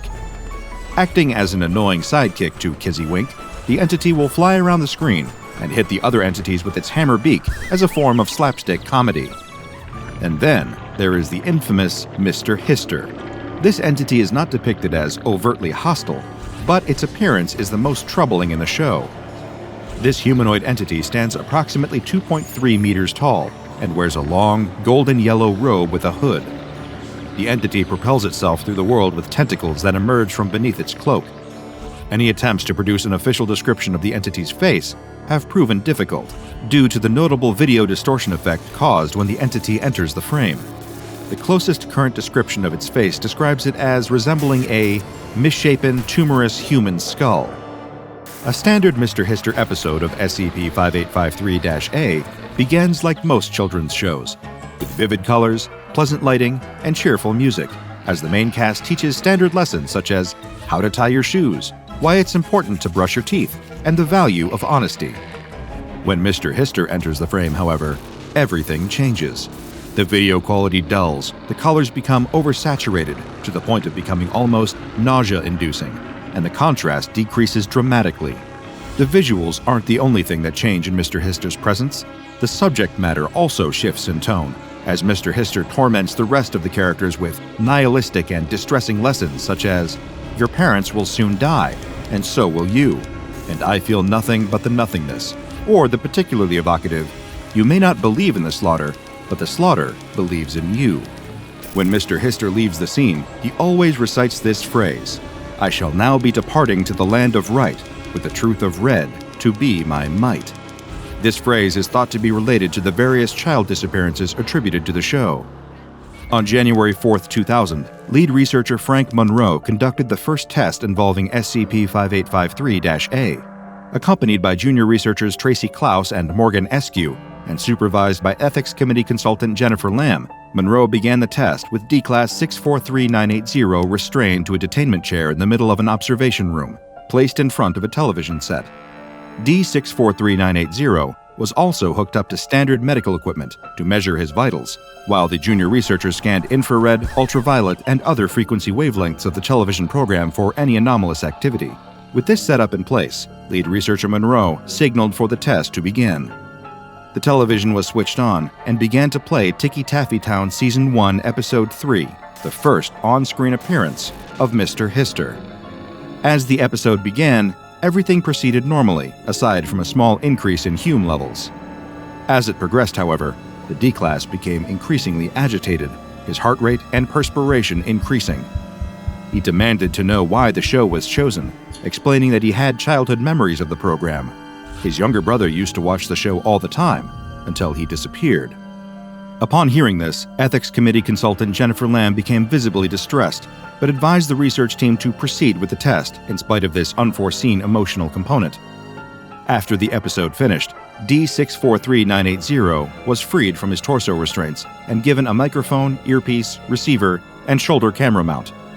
He was then given a package of SCP-5853, at which point he remarked that he ate them as a child, but only ever ate the raspberry flavor, while his brother preferred the cherry. He was instructed to eat the cherry piece, then recite the phrase, "Flesh is not the truth." At this point, the theme song of Ticky Taffy Town filled the room, and the D-Class vanished from sight, disappearing from the observation room altogether. Dr. Monroe was able to maintain communication with D-643980 via the microphone and receiver, and the research team monitored his video feed. The D-Class began in a dark place, with one single stream of light splitting the center field of view. After some resistance, he continued into the unknown, stumbling out of Mr. Squibble's treasure chest. Upon exiting the chest, the larger landscape could be seen, an exact replica of the Ticky Taffy Town set, with a blank white backdrop covering any areas not usually seen by the audience. As the members of the main cast, with the exception of Mr. Hister, entered the area, the D-Class hid in the chest. The four chattered excitedly about an upcoming town meeting before Mr. Squibbles opened the chest and discovered the D-Class hiding inside. He was instructed to engage with the entities until the Foundation could come up with an appropriate extraction plan. The D-Class became distressed and swore, prompting Mrs. Bobble to turn a glowing red until Mr. Squibbles calmed her down. Kizzy Wink asked the D-Class his name, and he answered that it was Davy. At this point, the entities instructed Davy to follow them to the town meeting, where he would be their esteemed guest. Together, they left the house, entering an area made up of the miniature town from the show's opening sequence, only grown to full scale. In the background was the same vacant white backdrop, as well as seemingly infinite copies of the same town landscape. Davy and the group followed a long road toward a cobblestone town square. As the research team watched the video feed, they could see that other pathways in the background were occupied by their own versions of the main cast of characters, all walking toward the same central location. These groups were accompanied, much to the horror of the research team, by small children. Each of the houses along the path was printed with a number corresponding to an episode of Ticky Taffy Town that featured Mr. Hister. According to the research team's calculations, this amounted to 31 episodes of the show that were actively able to steal children. Dr. Monroe suggested sending in a mobile task force, but Jennifer Lamb refused to sign off on the request, concerned about the unknown nature of the location and the potential ramifications of sending MTF members inside. While the research team was debating about the next steps, Davy and his new friends reached the town square. There were over 100 entities and 200 children gathered together there. Some children were weeping, others stood silently, eyes ringed with dark circles from lack of sleep. Every single one of them looked utterly terrified.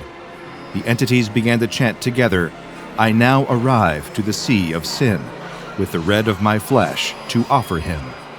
A mirror-like rectangle appeared above the town square's fountain, spinning until it blurred into a black void.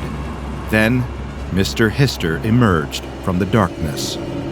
Mr. Hister addressed the crowd, calling out, "My children, it is time to tell Mr. Hister what lesson you learned today." He selected a young girl from the crowd and asked her to recite the lesson she learned. She answered, repeating a lesson from Mr. Squibbles concerning the importance of tying one's shoes. Mr. Hister replied, "Your prize is to pass through the mirror and into the dreamlands." He lifted the girl into the air and tossed her into the mirror behind him. She screamed and disappeared. He proceeded to call up child after child, asking them to repeat the lesson that they learned. When they answered, they were tossed into the mirror. If the child couldn't remember their lesson, however, well, the less that is said about that, the better. Before long, the fountain was filled with deep red water, which the other Ticky Taffy Town entities greedily slurped up. Eventually, Mr. Hister turned to Dave, asking him what lesson he learned. Dave struggled to answer, guessing a phrase that Mr. Squibbles said, "Don't make Mrs. Bobble upset, lest you fail his hideous test." This was the wrong answer.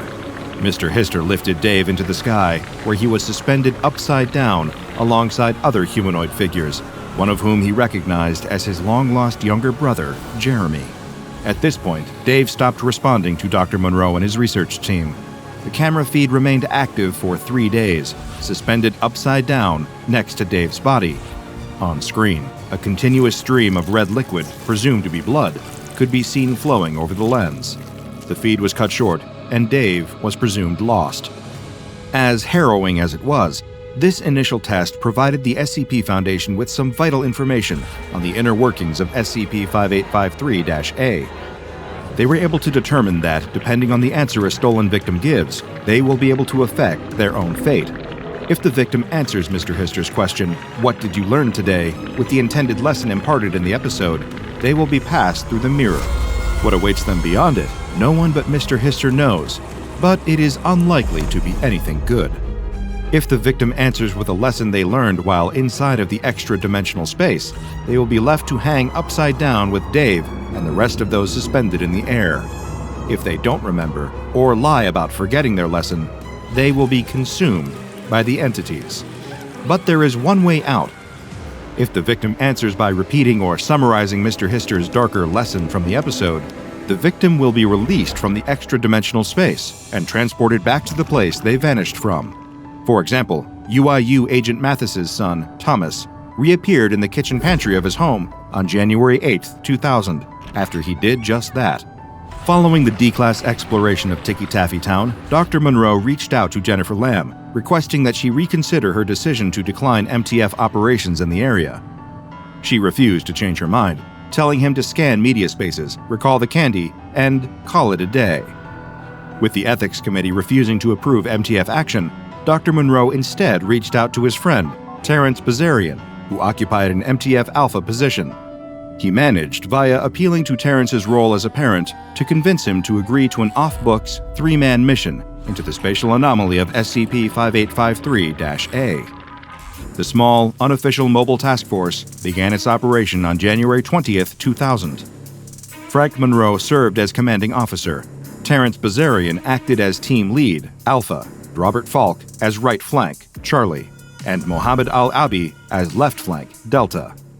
Each member of the team was instructed to consume a piece of cherry-flavored Ticky Taffy and recite the phrase, "You may not believe in the slaughter, but the slaughter believes in you." Soon after, all 3 men were transported into the world of SCP-1440 They climbed out of the toy chest to find the cartoonish kitchen, the busily decorated living room, and the door to the outside area. The MTF team got to work investigating the area immediately, making note of the fact that all of the items in the house were fake, simply props for a children's show. The door to the set began to open, and the 3 MTF members hid out of sight. Monroe warned them to not, under any circumstances, engage with the entities in any way. The cast, with the exception of Mr. Hister, entered the room and began checking the area for signs of new children transported to the world. Alpha was discovered first and opened fire on Mr. Squibbles, who stumbled backward, leaking brown fluid until it collapsed. The remaining entities began to scream as the area dimmed to black. Suddenly, everything was dark and silent. The MTF feed switched to night vision as Delta, Charlie, and Alpha began to explore the area. Monroe ordered them to get to the town center as fast as possible and tell Mr. Hister the key phrase, so that they could be transported back to the SCP Foundation site. As he delivered the instructions, his audio feed began to degrade until the MTF officers could no longer hear him. Left alone in Ticky Taffy Town, they had to proceed on their own. As the officers resumed motion, Franzipans flew at Charlie's head at top speed, its hammer beak colliding with the man's head and sending him careening into a nearby wall. The impact was fatal, and Agent Charlie collapsed to the ground, dead. Agents Alpha and Delta continued firing on Franzipans, and Alpha ordered Delta to head toward the door and make his way out. When he reached the door, however, Mr. Squibbles was waiting on the other side. It grabbed Agent Delta as an instance of Kizzywink used its claws to kill him. In a heroic dying act, Agent Delta pulled the pin from one of his incendiary grenades and charged at Mr. Squiggles, blowing them both up. Agent Alpha was the only one left standing, alone with Mrs. Bobble the clown. She charged at Alpha as he fired a grenade round that subdued her.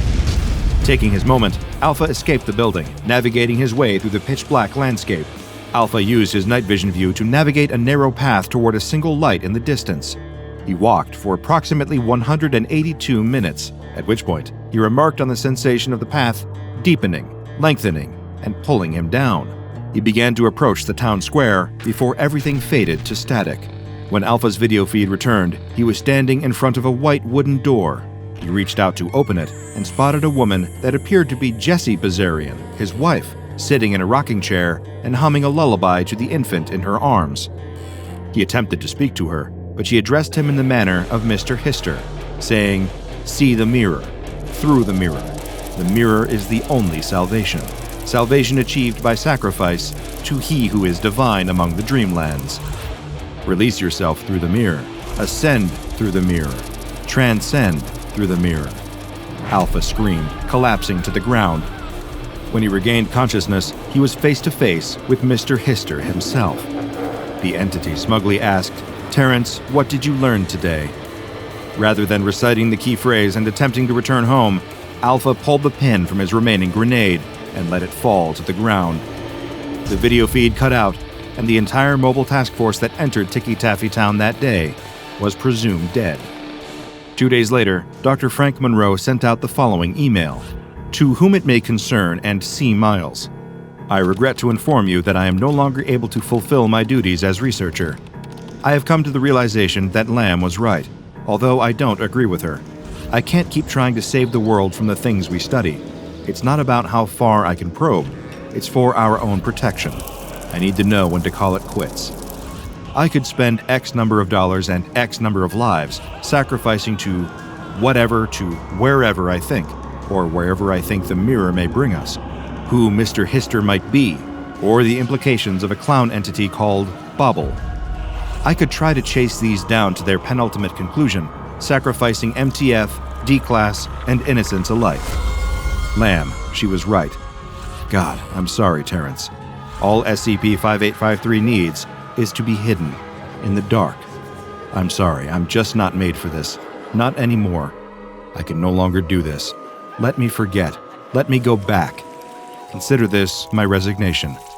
Respectfully, Dr. Frank Monroe.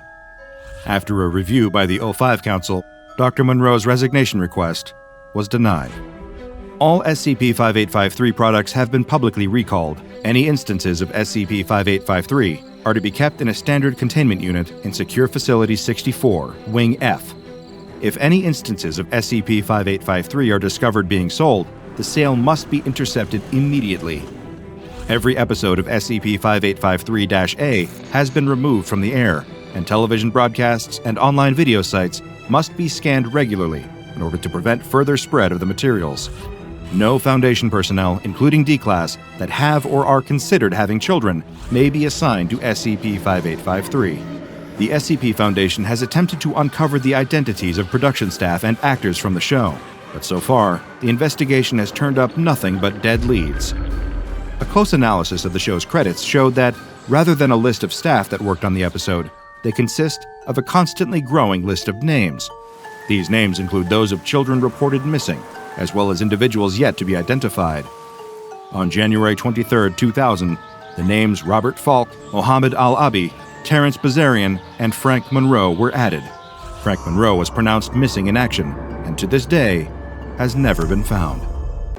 The trucker tumbles to the greasy floor of the diner, thrown out of his booth, only to come crashing down before he can regain his footing.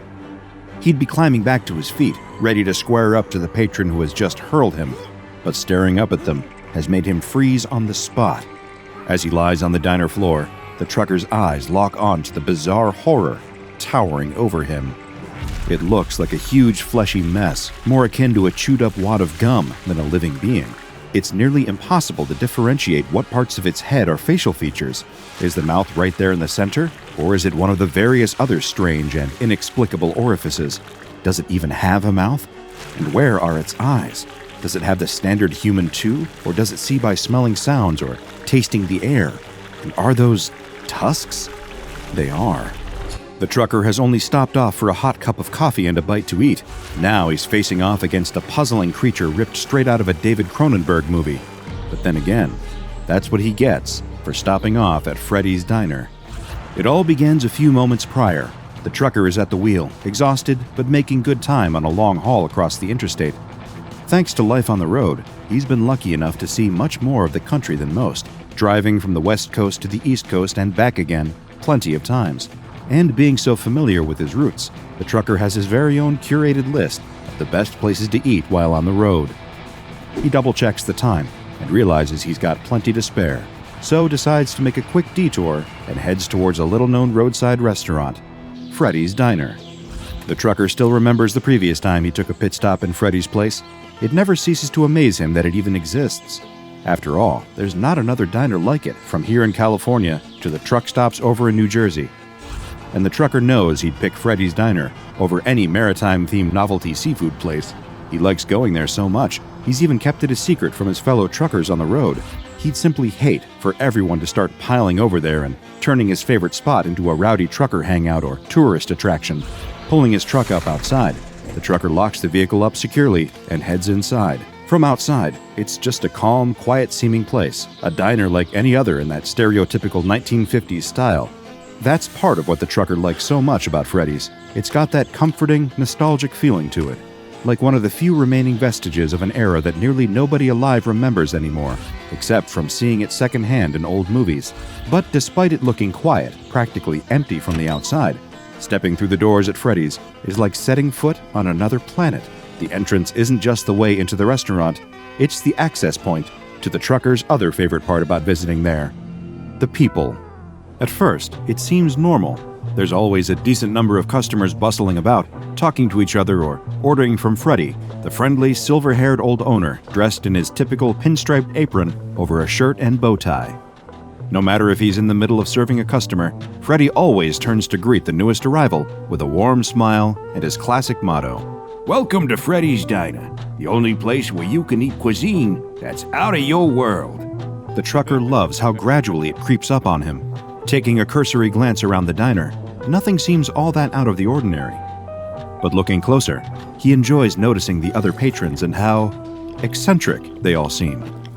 When taking a gamble on Freddy's and making his first ever visit on another long drive to California, the trucker finds himself convinced that there must be some kind of science fiction or comic book convention in town. Then, soon after, he starts to get a little worried, thinking that maybe he's been on the road too long and is starting to see hallucinations out of pure exhaustion. But now he's been in enough times to know the folks who pitch up to eat at Freddy's Diner. Well, the best way to put it is that they're from out of town. Wandering past the bar, looking for somewhere to sit down, the trucker notices a trio of figures sitting down and enjoying plates full of freshly grilled burgers and baskets of golden fries hot from the fryer. What does it matter that all three are wearing huge, bulky spacesuits with metal piping snaking down them and vents hissing out warm steam? They're just enjoying their meals after all. The trucker finds a vacant booth and sits down on the comfortable leather seat, scanning the diner for Freddy so he can order a coffee. Sitting across from him at the opposite booth, his eyes fall across a couple, smiling and giggling to each other as they chat. He's so caught up in their infectious positive vibes that he barely realizes how one of them has had her entire right arm replaced with an intricate cybernetic one, or that the other is entirely blue and has pointed ears. It's just nice seeing how happy they are. That's when a voice that sounds like someone gargling water chimes up, and a sinewy tentacle grabs the trucker by his flannel shirt. What the hell do you think you're doing? The patron gurgles. I got up to use the bathroom for 5 minutes and find some chump in my seat. That's my table, pipsqueak. Moments later, the trucker is on the floor, looking up at a creature he's never seen before. In fact, he's not even sure if the patron is human. Judging by the chewing gum head and the disproportionate limbs protruding from random points across its blobby body, it's a safe bet that it isn't. The trucker stumbles towards the bar and asks Freddy for a cup of coffee, a strong one, to wake him up in case he's dreaming. Across his visits to the diner, he's been convinced that all the flamboyant and eccentrically dressed customers are all just wearing costumes, either for a local convention or because of an anything-goes dress code. But after seeing the patron, the trucker's starting to think that he might have been very, very wrong about this place. Not to be confused with a certain pizzeria populated with quirky animatronic characters, Freddy's Diner is a restaurant experience like no other. But if you're hoping to experience its comfort food and unique atmosphere for yourself, then you might have a hard time getting past the quarantine zone that now surrounds the diner, thanks to the SCP Foundation. Technically, Freddy's Diner is still very much in business, although you're not likely to see anyone stepping through or out of the front doors anytime soon. Well, not from this dimension, at least. Before it would go on to be known as SCP-1440, the SCP Foundation learns of this seemingly innocuous restaurant 2 months after it first appears. To begin, none of the people that live in the nearby area pay the place much mind. As far as they know, Freddy's Diner is just a harmless 50s-themed diner. Each and every one of them remains totally unaware that their memories have been tampered with, so that as far as they're concerned, SCP-1440 feels like it's always been a local staple, despite only having been around for a few short months. However, some new folks roll into town, and pretty soon the Foundation are getting rather suspicious about Freddy's Diner, thanks to abundant reports of a strange restaurant with weird cosplayers from the newcomers. They send in an undercover agent to investigate, making sure to be as subtle as possible. After all, at this point, there's still every possibility that Freddy's Diner really is just a hotspot for cosplayers and other eccentrically dressed individuals. But if only things were that simple. Inside, the agent is greeted by familiar, nostalgic surroundings. Circular seated bar stools, black and white tiled floors like a chessboard underfoot, a jukebox in one corner blaring out hits from the likes of Chuck Berry and Elvis Presley. Even the menu has all the old classics on there. Thick, frothy milkshakes served in tall glasses, freshly made burgers and fries, the kind of food that fits the atmosphere of the 1950s. The thing that doesn't, of course, is the various, unusual customers that frequently eat at Freddy's Diner. Even without his extensive training in identifying anomalies, it doesn't take the Foundation's agent very long to realize that some of the people enjoying their meals inside SCP-4258 aren't all human. Some are. In fact, most of them do still resemble something close to humanoid. Although, upon closer inspection, it would appear that almost everyone in the diner has widely different physiology. Even those that look mostly human on the outside aren't a perfect match, at least by our standards. That's because everyone who visits Freddy's Diner has come from a completely different reality. SCP-4258 isn't your average diner. It's an interdimensional diner. People from all across the multiverse have made their way to this specific restaurant for a bite, and it's definitely popular with those that visit. Freddy's Diner might be the only restaurant that can claim to be multiversally loved, frequented by customers from multiple different dimensions all at once. Some days, you might see little more to indicate this than a few patrons wearing weird clothing, the kind that you've never seen before. A sight like that is easy to write off as a bizarre fashion statement after all. But on other days, when you find yourself enjoying a classically made milkshake at the bar when a 6.5-foot anthropomorphic slime creature sits down on the stool next to you, then it becomes a bit more apparent that Freddy's Diner is anything but ordinary. And the agent sent to investigate the place by the Foundation quickly gets that very same impression during his first visit. Perhaps in an effort not to get swept up in the wondrous Mos Eisley Cantina energy of SCP-4258, the agent approaches the bar and begins to conduct an impromptu interview in the field. He talks directly with an old gentleman who appears to be running the place, the sole worker and owner of the establishment, the man the diner is named after, Freddy, although he'll later become known as SCP-4258-1. Freddy greets the agent with the same charming, well-mannered demeanor as all his customers, before the agent starts trying to get to the bottom of what exactly the place is.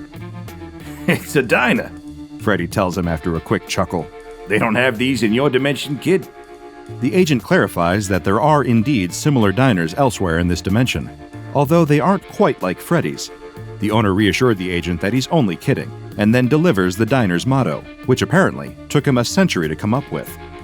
Welcome to Freddy's Diner, the only place where you can eat cuisine that's out of your world.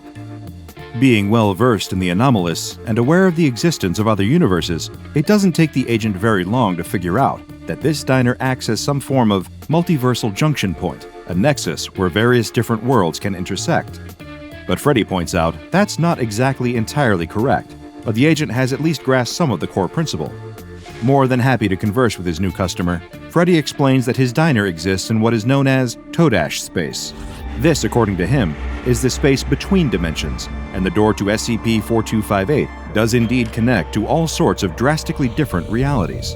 As the agent takes a look through the diner windows, he notices a change in the scenery. Where there was once the familiar setting of Earth, there is now a wide, sprawling desert that seems to stretch endlessly into the horizon and beyond. Just then, a tall humanoid figure wearing a mask steps into Freddy's diner, wrapped in extravagant robes. Freddy greets the newcomer as Quarelf. He's clearly a regular customer. The agent returns to questioning the old man, curious as to how the diner actually functions, and hoping to gain as much intelligence on the matter as possible for the SCP Foundation. One of the main questions the agent wants answered is, if Freddy's diner exists between dimensions, how can the customers possibly pay for their meals? After all, even on Earth, there are multiple forms of currency with different competing values. Across an infinite number of entire universes, there's hardly going to be one multiversally accepted form of payment. But luckily, Freddy has an answer, even if it is a little abstract. As he explains it, the restaurant is funded, in a sense, by something called Empathius. You know that happy feeling you get when you remember something nice or someone compliments you? The restaurant feeds off that. It's what keeps the place running. Confused as to what he means, the agent asks for clarity. For a moment, it sounds like Freddy's diner extracts positive emotions from its clientele, like a leech draining blood. But Freddy assures him that it's not quite the same. The diner itself only takes away the excess Empathius, the positive emotions, that its customers experience from being there, enjoying their meals and the atmosphere of the interdimensional diner. Freddy likens it to trimming the edges of a hedge. SCP-4258 doesn't rob people of their enjoyment, it just takes a little bit to keep the lights on. The patrons that visit only have to feel happiness, and that's the only payment for their meal that Freddy wants. That brings the agent to a final question. If the restaurant takes a little bit of Empathius as payment, then what exactly is Freddy? The owner chuckles and says that he's just an old man looking to make good food. Speaking of which, he offers to take the agent's order. Not wanting to be rude, the agent asks for a hamburger and fries to go. He tries to see if there are any other staff working in the kitchen, but there doesn't look to be anyone at all, save for a pair of transparent hands that place a plate down on the kitchen line. Foundation researchers conduct a few different tests on the food that the agent received from SCP-1440, but their analysis quickly reveals that there's nothing harmful about it at all. It's just a well-made burger. The agent is subsequently sent back to the diner to gather more information about it. This time, he's given instructions from the Foundation to change up his approach and speak with some of the customers instead, to see what they think of Freddy's diner. After all, despite his friendly demeanor, the old man could always be a liar, trying to cover up a more sinister nature to his restaurant, so he can lure in more unsuspecting people from across the multiverse. Although the agent has little reason to suspect anything untoward about SCP-4258, the Foundation is nothing if not thorough. During his second visit, the agent sits down with one of the customers enjoying a meal at Freddy's diner, a humanoid being whose body is composed entirely of different types of stone. Just from a cursory glance, there looks to be a mixture of basalt, granite, and limestone all over the entity, who introduces itself as Rock. The agent starts by remarking that the creature has a very interesting name. Everyone on Rock's world is named Rock. Pushing for more information on the creature's universe, the agent decides to ask if Rock's homeworld has a name, to which the reply is Rock. As far as the agent can attain from Rock's fairly blunt description, the stone entity originates from a universe that lacks any life forms with flesh and blood bodies, or squishies, as Rock refers to them. It also states, with a similar lack of descriptive detail, that its home universe also lacks anything resembling vegetation. There are no trees or plants, which means that the denizens of this dimension only eat Rock.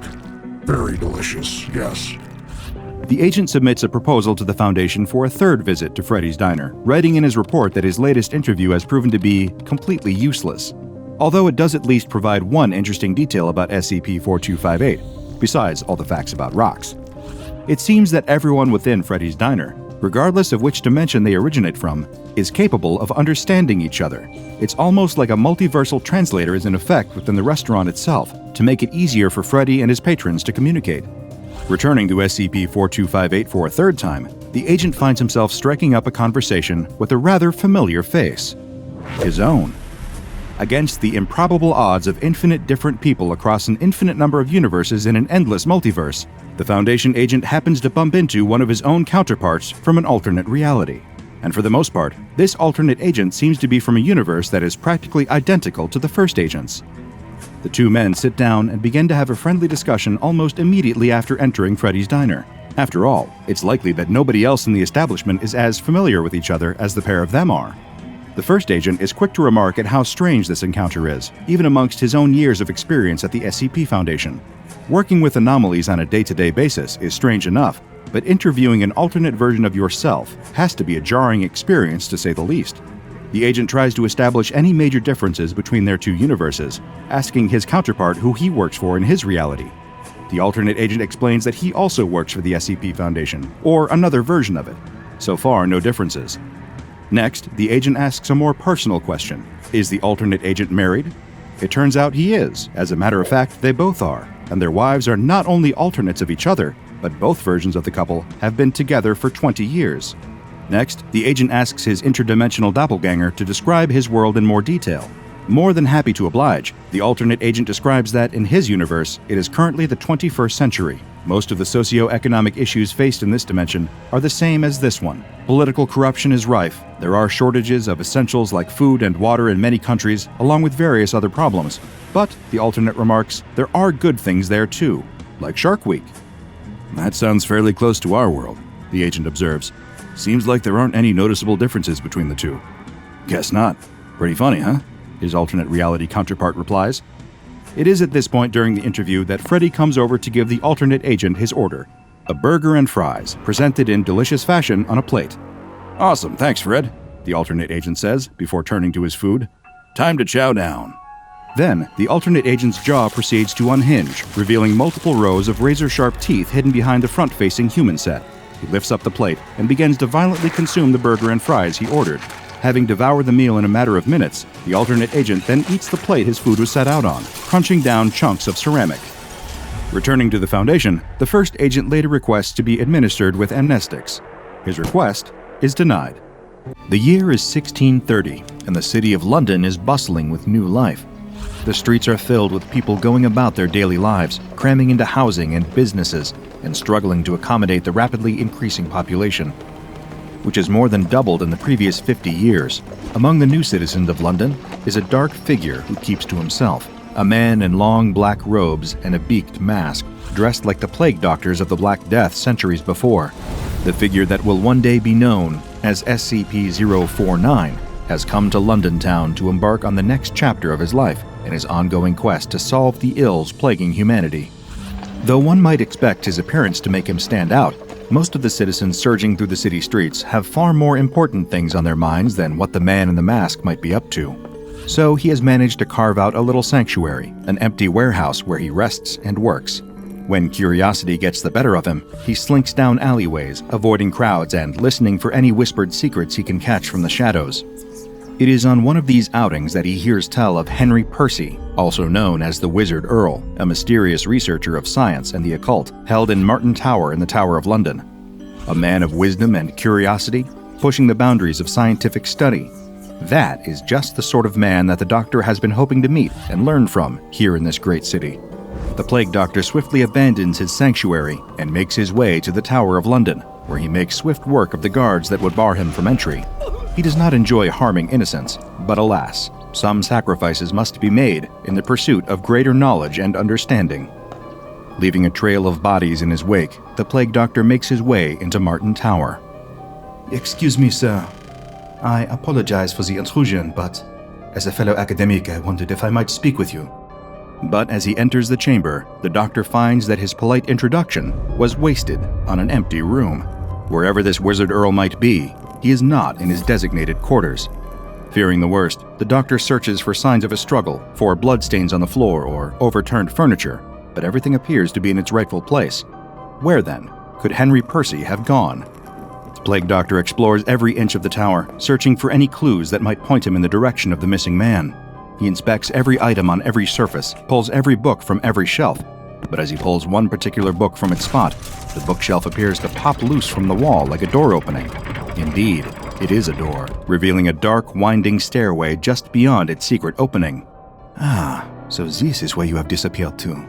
Truly, this Earl must be a clever man, a good ally to have in the battle against the pestilence.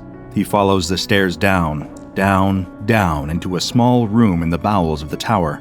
It is a sparse, barren room, with only a stack of journals and a large iron door. The Doctor spends hours searching for a lock or other mechanism to open the door, before turning to the journals left behind by the tower's occupant. There, he discovers the instructions for unlocking the iron gateway, directions he recognizes from his time studying alchemy. Fortunately, he has all of the necessary materials tucked away in his trusty doctor's bag, and he is able to effectively perform the esoteric procedure. As he dusts off his gloved hands, content with a job well done, he hears the click of a bolt unlatching, and the second secret door he has discovered today swings open to welcome him in. Ever the adventurous spirit, the Doctor picks up his bag and crosses the threshold into whatever awaits him on the other side. As the iron door shuts behind him, the Doctor gazes up into a yellow sky dotted with an infinite number of black stars. A breeze blows the scent of dried flowers, mold, and the dusty pages of century-old books into his nostrils. He hears the sound of waves lapping at a shore and turns to take in the sight of a thick black sea washing up onto a stark white shore. The world around him is an array of black, white, yellow, and red, the yellow sky reflecting in the inky waves, the glittering black stars dancing above garish red buildings, white staircases, yellow doors, and black windows made from something like stained glass. This strange new place is not empty either. All around him, there are as many people bustling through the streets as there are back in London, though their attire is quite different. These people dress in a way that feels familiar, that reminds the Plague Doctor of the ornate clothing he once saw at the Carnival of Venice. The people cover their faces too, commedia dell'arte masks hiding their features and giving them a mysterious appearance. For the first time since the days of the Black Plague, the Doctor is keenly aware of the fact that he does not stand out in this place. In fact, he blends right in. Now to search for Henry Percy, or anyone else who can offer the Doctor some helpful insight. Uncertain of where exactly to start, the doctor decides to simply strike up a conversation with a stranger. A woman walks by in an elaborate red gown, her feathery white mask almost resembling a swan.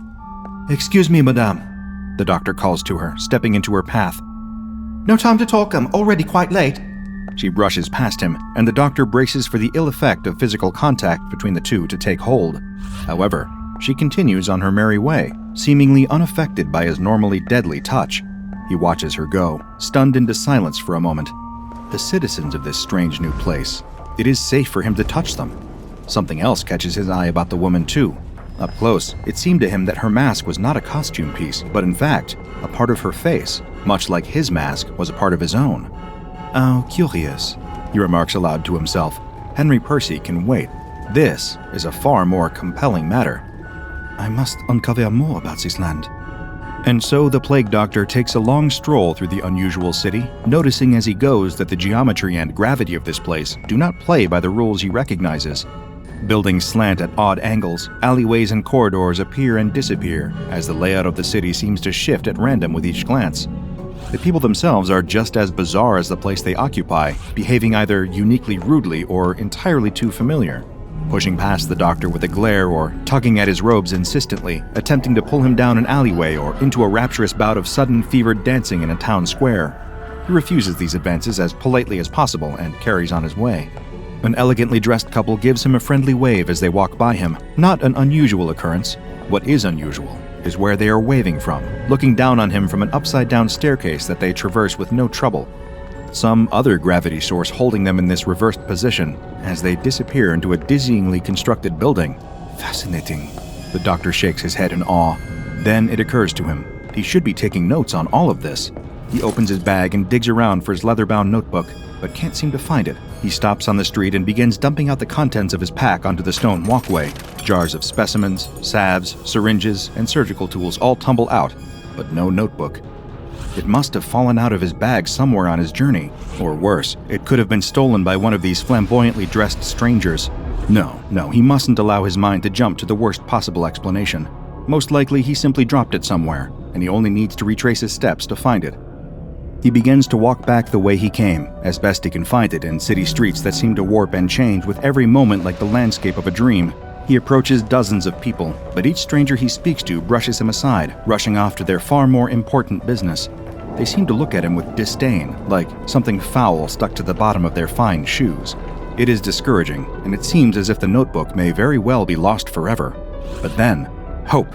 Amidst a sea of people hurrying to their next destination, the doctor spots a man in a red cloak standing notably still, leaning against a nearby wall.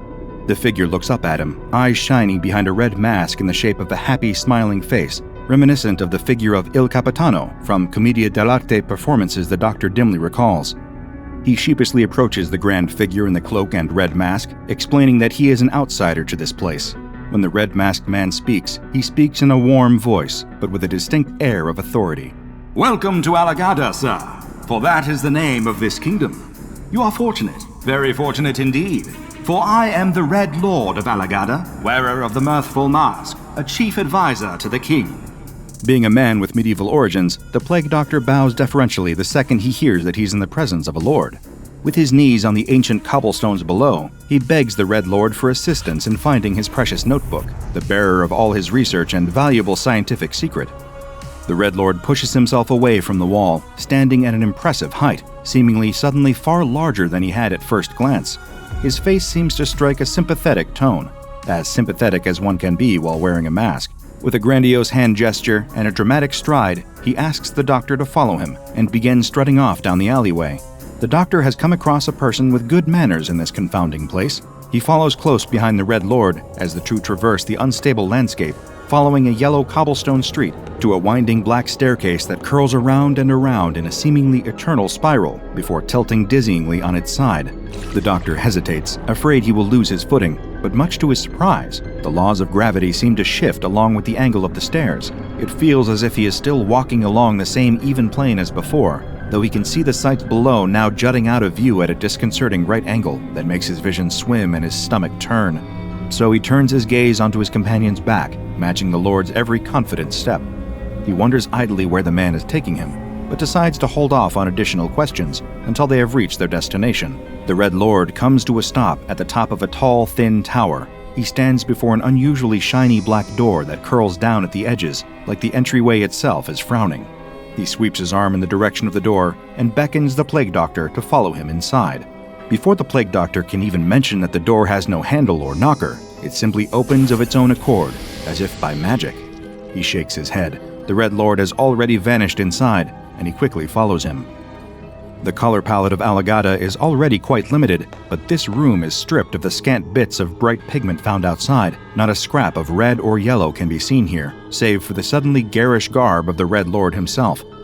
The chamber is decorated in black and white, shimmering black velvet and cold, cruel white marble or something like marble, as this material has an eerie, icy sheen that almost hurts to look at. In a large black chair that again curls down at the edges in a melancholy fashion, there sits another masked man. He is clad in black robes, and his pale white face bears the face of tragedy, open mouth curved into a permanent frown of anguish. The Red Lord gestures to the figure in the chair, who does not speak, and introduces him as the mighty Black Lord of Alagada. The Plague Doctor can see the Black Lord's eyes following him from within the holes of the mask. A mask that members of the SCP Foundation would later refer to as SCP-035. The Doctor asks whether the Black Lord can help him find his book, puzzled at this whole situation. The Red Lord throws his head back and begins to laugh, a warm and genuine sound that nonetheless sends a shiver down the Doctor's spine. The Red Lord claps a hand on the Doctor's shoulder, giving it a squeeze that feels encouraging and threatening all at once, explaining that he'd been brought here under false pretenses. The Lord's already had the book. The Black Lord just needs a favor before he can have it back. Thank you for accepting my invitation. The Black Lord speaks, his voice hissing out from the scowling mouth of his mask. The Plague Doctor protests, demanding his book, furious at the deception. Oh, you'll get them back. The Red Lord laughs again. The Black Lord will return them if you prove yourself worthy of their ownership. I bid you farewell, Doctor. May your stay in Alagada be pleasant. The Red Lord sweeps out of the room, leaving the Doctor alone with the Black Lord. Silence hangs heavy between the two. Before the Doctor asks the Black Lord why he'd even want a physician from another world to attend to him, the Black Lord wheezes and spits up black slime that corrodes the ground beneath him. The Doctor shakes his head. I am no miracle worker, only a simple doctor. I struggle to treat the ailments of my own world. I do not wish to disappoint you, but I have failed again and again to cure the pestilence that plagues my home. I do not know if I would have the capacity to cure you. The Black Lord's frown seems to deepen. I am very sorry to hear that. Perhaps I should keep your notes for myself then, and give them to an Alagadan physician for research. The Doctor's composure breaks. He stomps about the chamber, flinging open every door he can find, searching desperately for the work he'd spent his extremely long life painstakingly compiling, the work that represented his sole efforts in the medical field. He stops at a padlocked door on the far side of the room, grabbing hold of its lock. The Black Lord suddenly cries for him to stop, but it is too late. The Plague Doctor has wrenched the lock free from the door. As soon as the Doctor lets the lock clatter to the ground, there is a horrid skittering sound, like the legs of a massive metal spider crawling along a wall. Click, click, click. And then, all at once, the formerly padlocked door is thrown open with such force it nearly rips from its hinges. A creature crawls through the opening, a monster with the body of a shiny yellow spider, a smooth white humanoid torso, 2 long clawed arms, and a round, featureless orb of a face. It lashes out blindly, raking its claws at the Black Lord where he sits on his chair. Then, before the Plague Doctor can even try to apprehend it, the monster rips through the main door of the chamber, climbing out and over the edge of the tower, and down to the city below. The Black Lord shouts for the Plague Doctor to help him. What about the monster? What will become of it? The Plague Doctor's mind races, trying to wrap around what he just witnessed. But the Black Lord has no interest in the monster. The city guards will take care of that. He needs help with his own injuries. The Lord groans in pain, a thick black substance leaking from his wounds and spreading across the once pristine white floor. The Black Lord implores the Plague Doctor to treat him. The Plague Doctor remembers his duty to all that suffer from illness and injury, an oath he once took a long, long time ago, and he opens his doctor's bag, ready to get to work. He has no grasp of Alagadan physiology, no idea where to begin in terms of performing any procedure on the Black Lord, but he cannot stand idly by and watch this man suffer.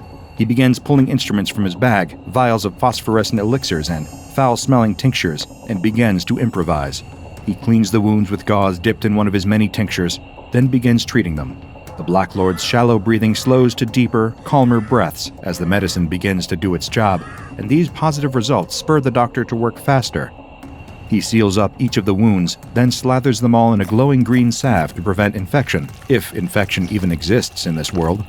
When the work is finished, the Black Lord sits up, seemingly to be completely recovered, except for the visible stitches and the tearing of his robes. Thank you, Doctor.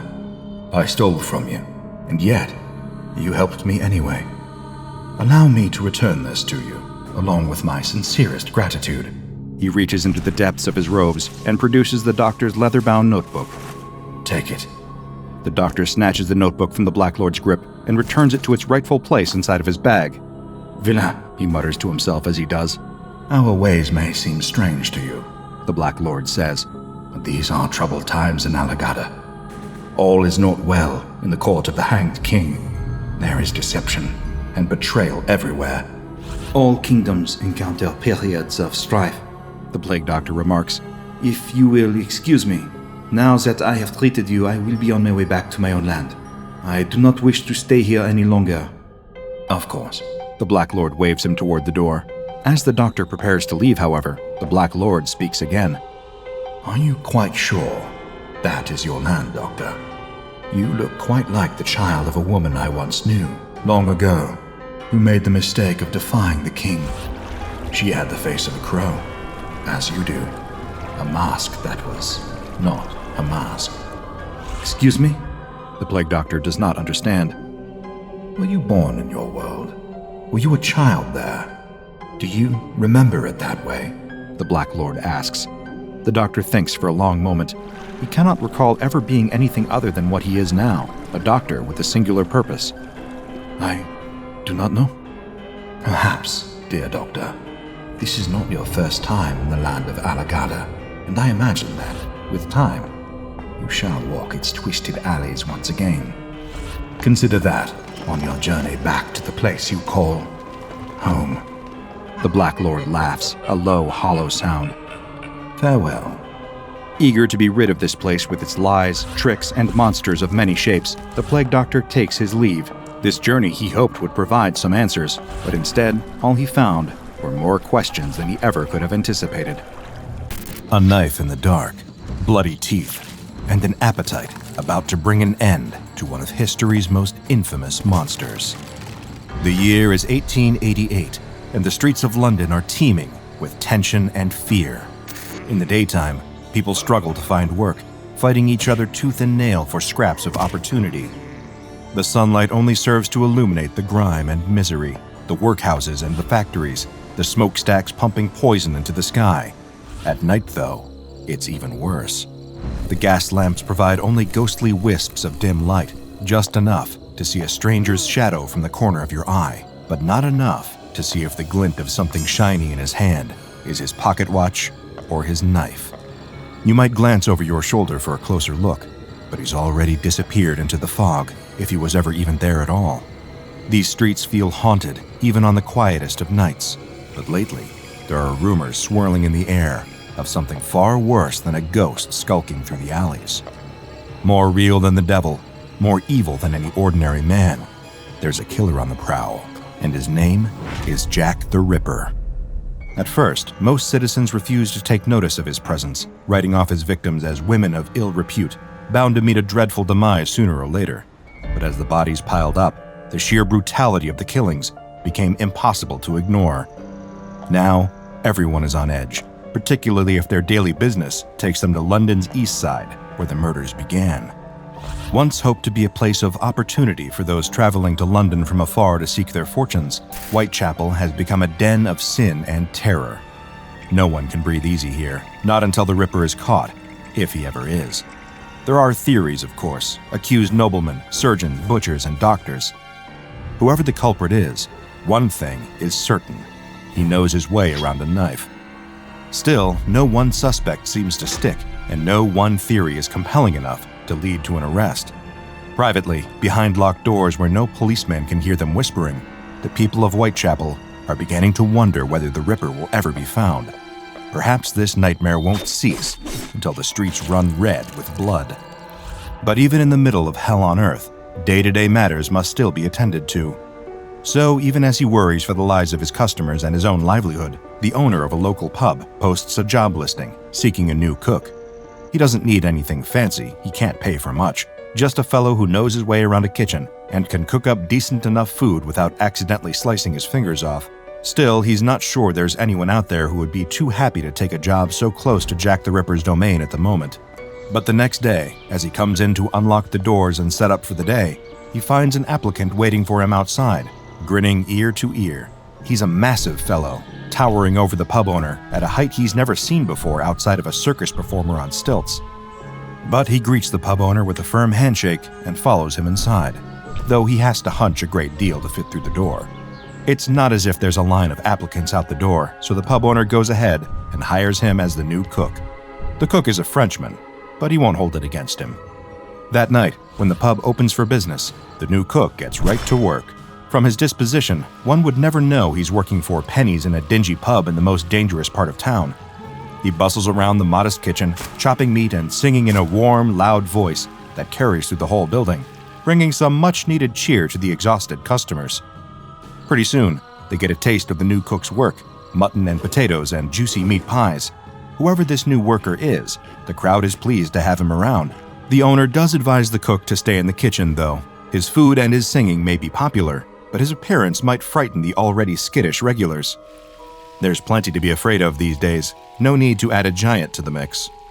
When the pub closes up for the night, the owner stops for a moment to chat with his new cook. He can't help but be curious about the man, where he came from, what brought him to London. The cook tells him, tearfully, that he was once a soldier in the French army, but that he lost his military career following a tragic accident he refused to disclose the details of.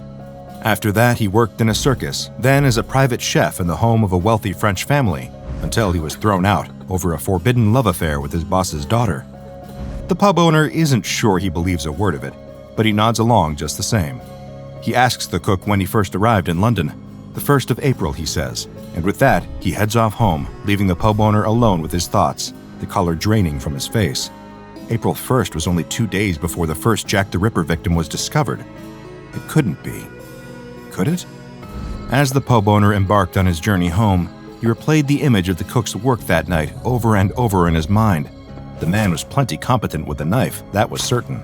He was strong enough to kill quickly, too. With those hands, he could squeeze the life out of someone before they even got the chance to scream. He could have done it. But why would he? He seemed like such a friendly man, odd though he was. And he was odd, almost frightening. He had clearly lied about his past as well. What reason would he have for doing that, if not to conceal a dark and terrible secret? The pub owner lies awake all night, horrific visions of his new cook keeping him from sleep. The next day, the pub owner's suspicions begin to fester and grow. He notices things he didn't pick up on before, the strange way the cook always speaks through his teeth, the deft way that he handles a butcher knife, slicing through the cuts of meat that he brings to the pub himself. What butcher is he going to? Where's he finding so much meat in such scarce times? The owner shudders at the possibilities. His customers are starting to take notice of his change in attitude, too. They see the sweat dotting his brow, his furtive glances toward the kitchen, and the way his hands shake when he brings them their plates of food. Several customers corner the owner and demand an explanation. These days, they can't let any unusual behavior go on for long. Something sinister could be afoot, after all. The pub owner relents and confesses his suspicions that his newly hired cook might be the Ripper himself. Not only that, but he's afraid the meat he's been preparing might not be sourced from any livestock, but from more of the Ripper's victims. It was an unwise choice to admit these fears to a group of men driven to the edge of reason by their own dread, bodies in the streets, and a bit too much ale. They swarm the kitchen to confront the cook and are shocked at the sight of the behemoth they find there. The cook greets them with his usual smile, but they aren't having any of it. They attack him in spite of his intimidating size, pummeling him with their fists. The cook tries to reason with the men, but they are determined to get an answer out of him, and his previously unfailing smile falters.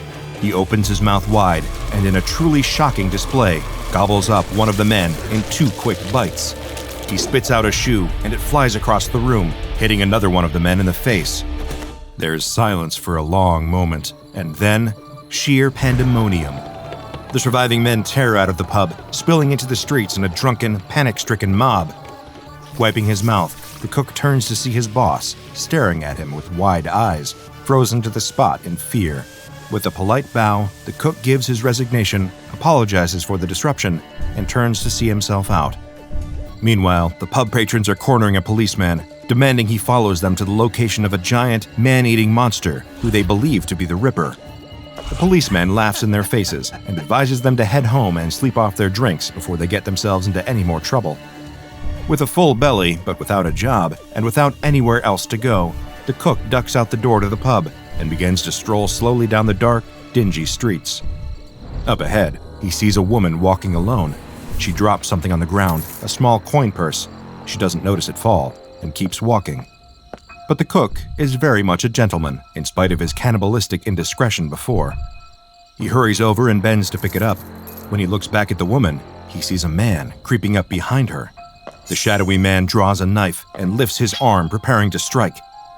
The cook cries out to warn the woman, and she turns, letting out a blood-curdling scream at the sight of both the would-be killer and the giant, with blood still dripping from his chin.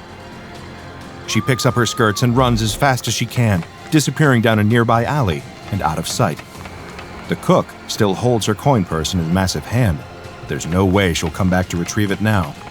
The man with the knife turns on the cook with a roar of primal rage. He slashes at the giant with his knife, but it merely glances off of the enormous man's tough skin, not drawing so much as a single drop of blood.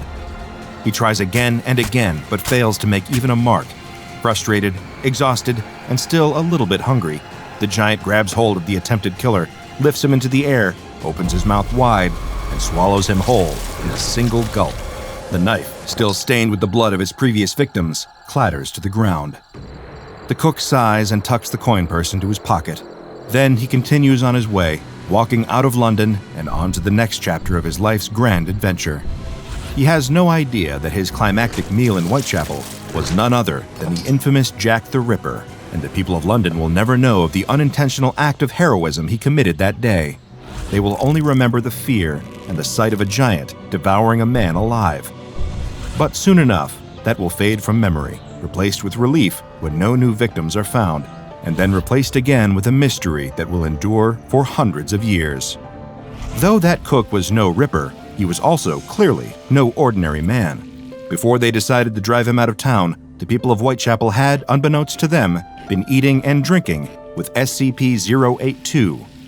SCP-082 is, according to his genetic makeup, a perfectly ordinary human. However, one look at SCP-082 makes it clear that he is far from ordinary. Some sort of external process has caused him to grow to an enormous size, standing at 8 feet tall and weighing around 700 pounds.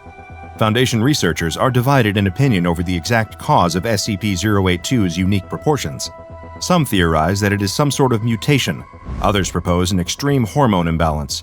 Some believe it to be chemical in nature, while others insist that only a supernatural force could be responsible for such a dramatic deviation from the norm. Whatever the case may be, SCP-082 is a formidable and visually impressive specimen. His head is bald and slightly pointed, his chin and jaw are large and round. His nose is bulbous, and his eyes are dark and sunken.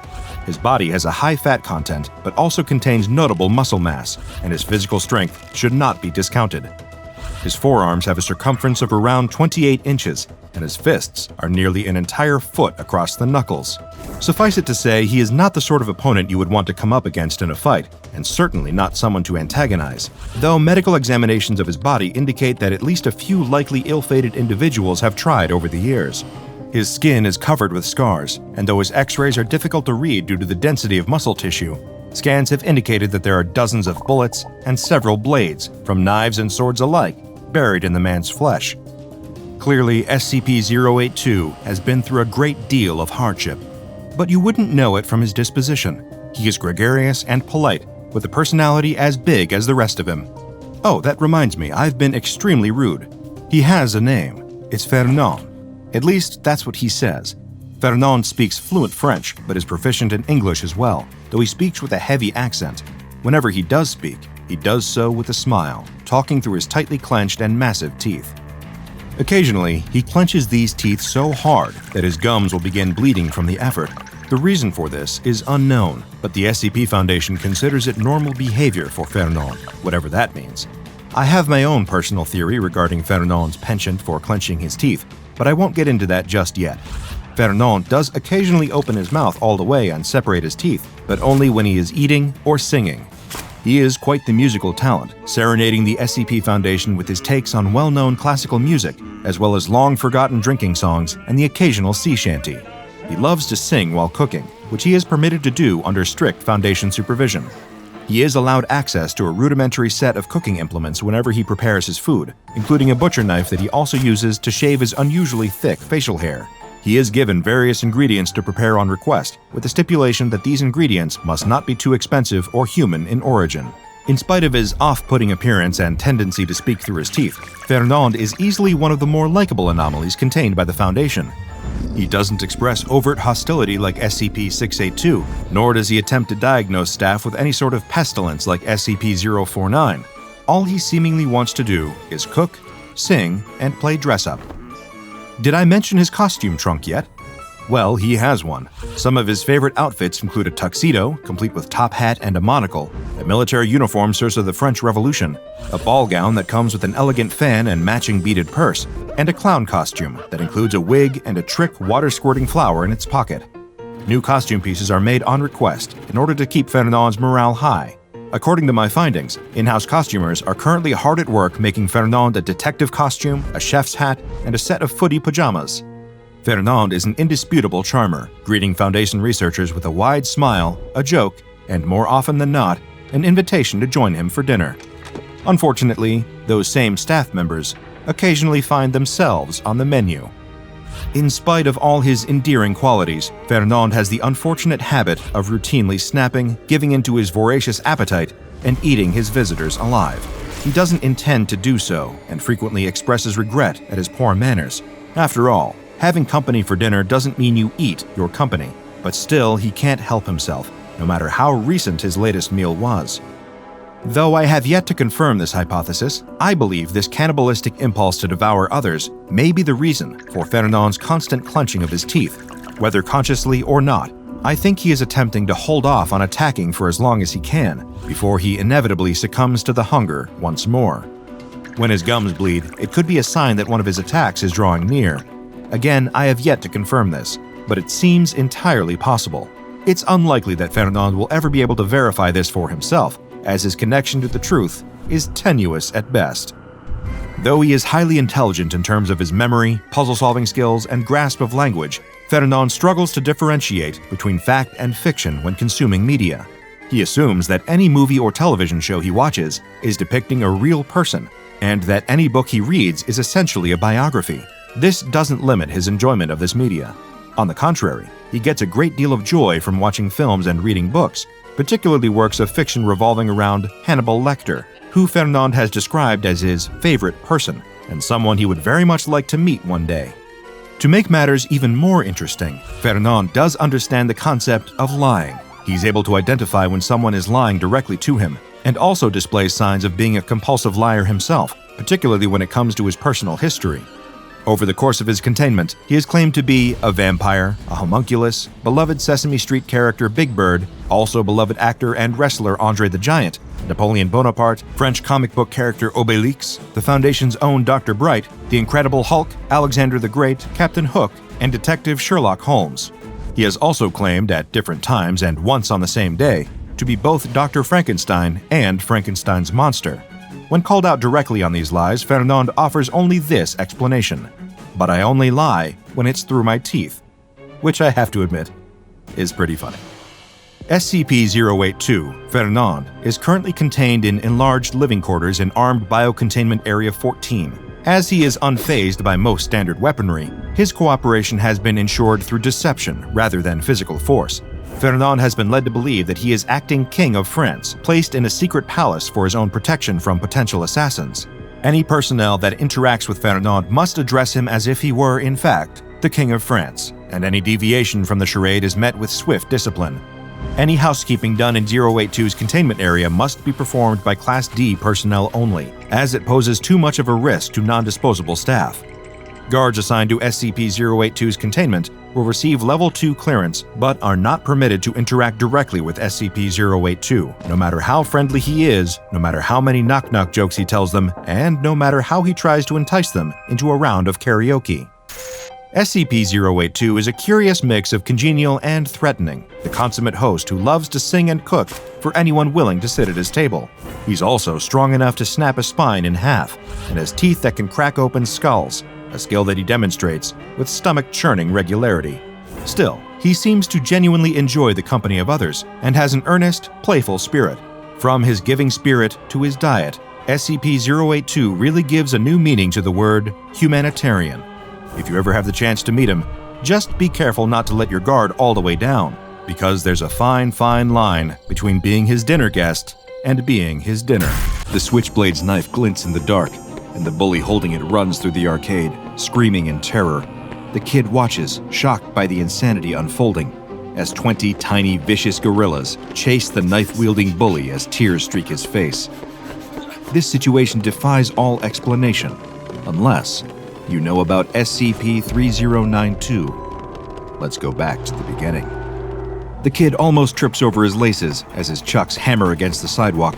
The headphones for his Walkman bounce against his neck as the wind rushes past.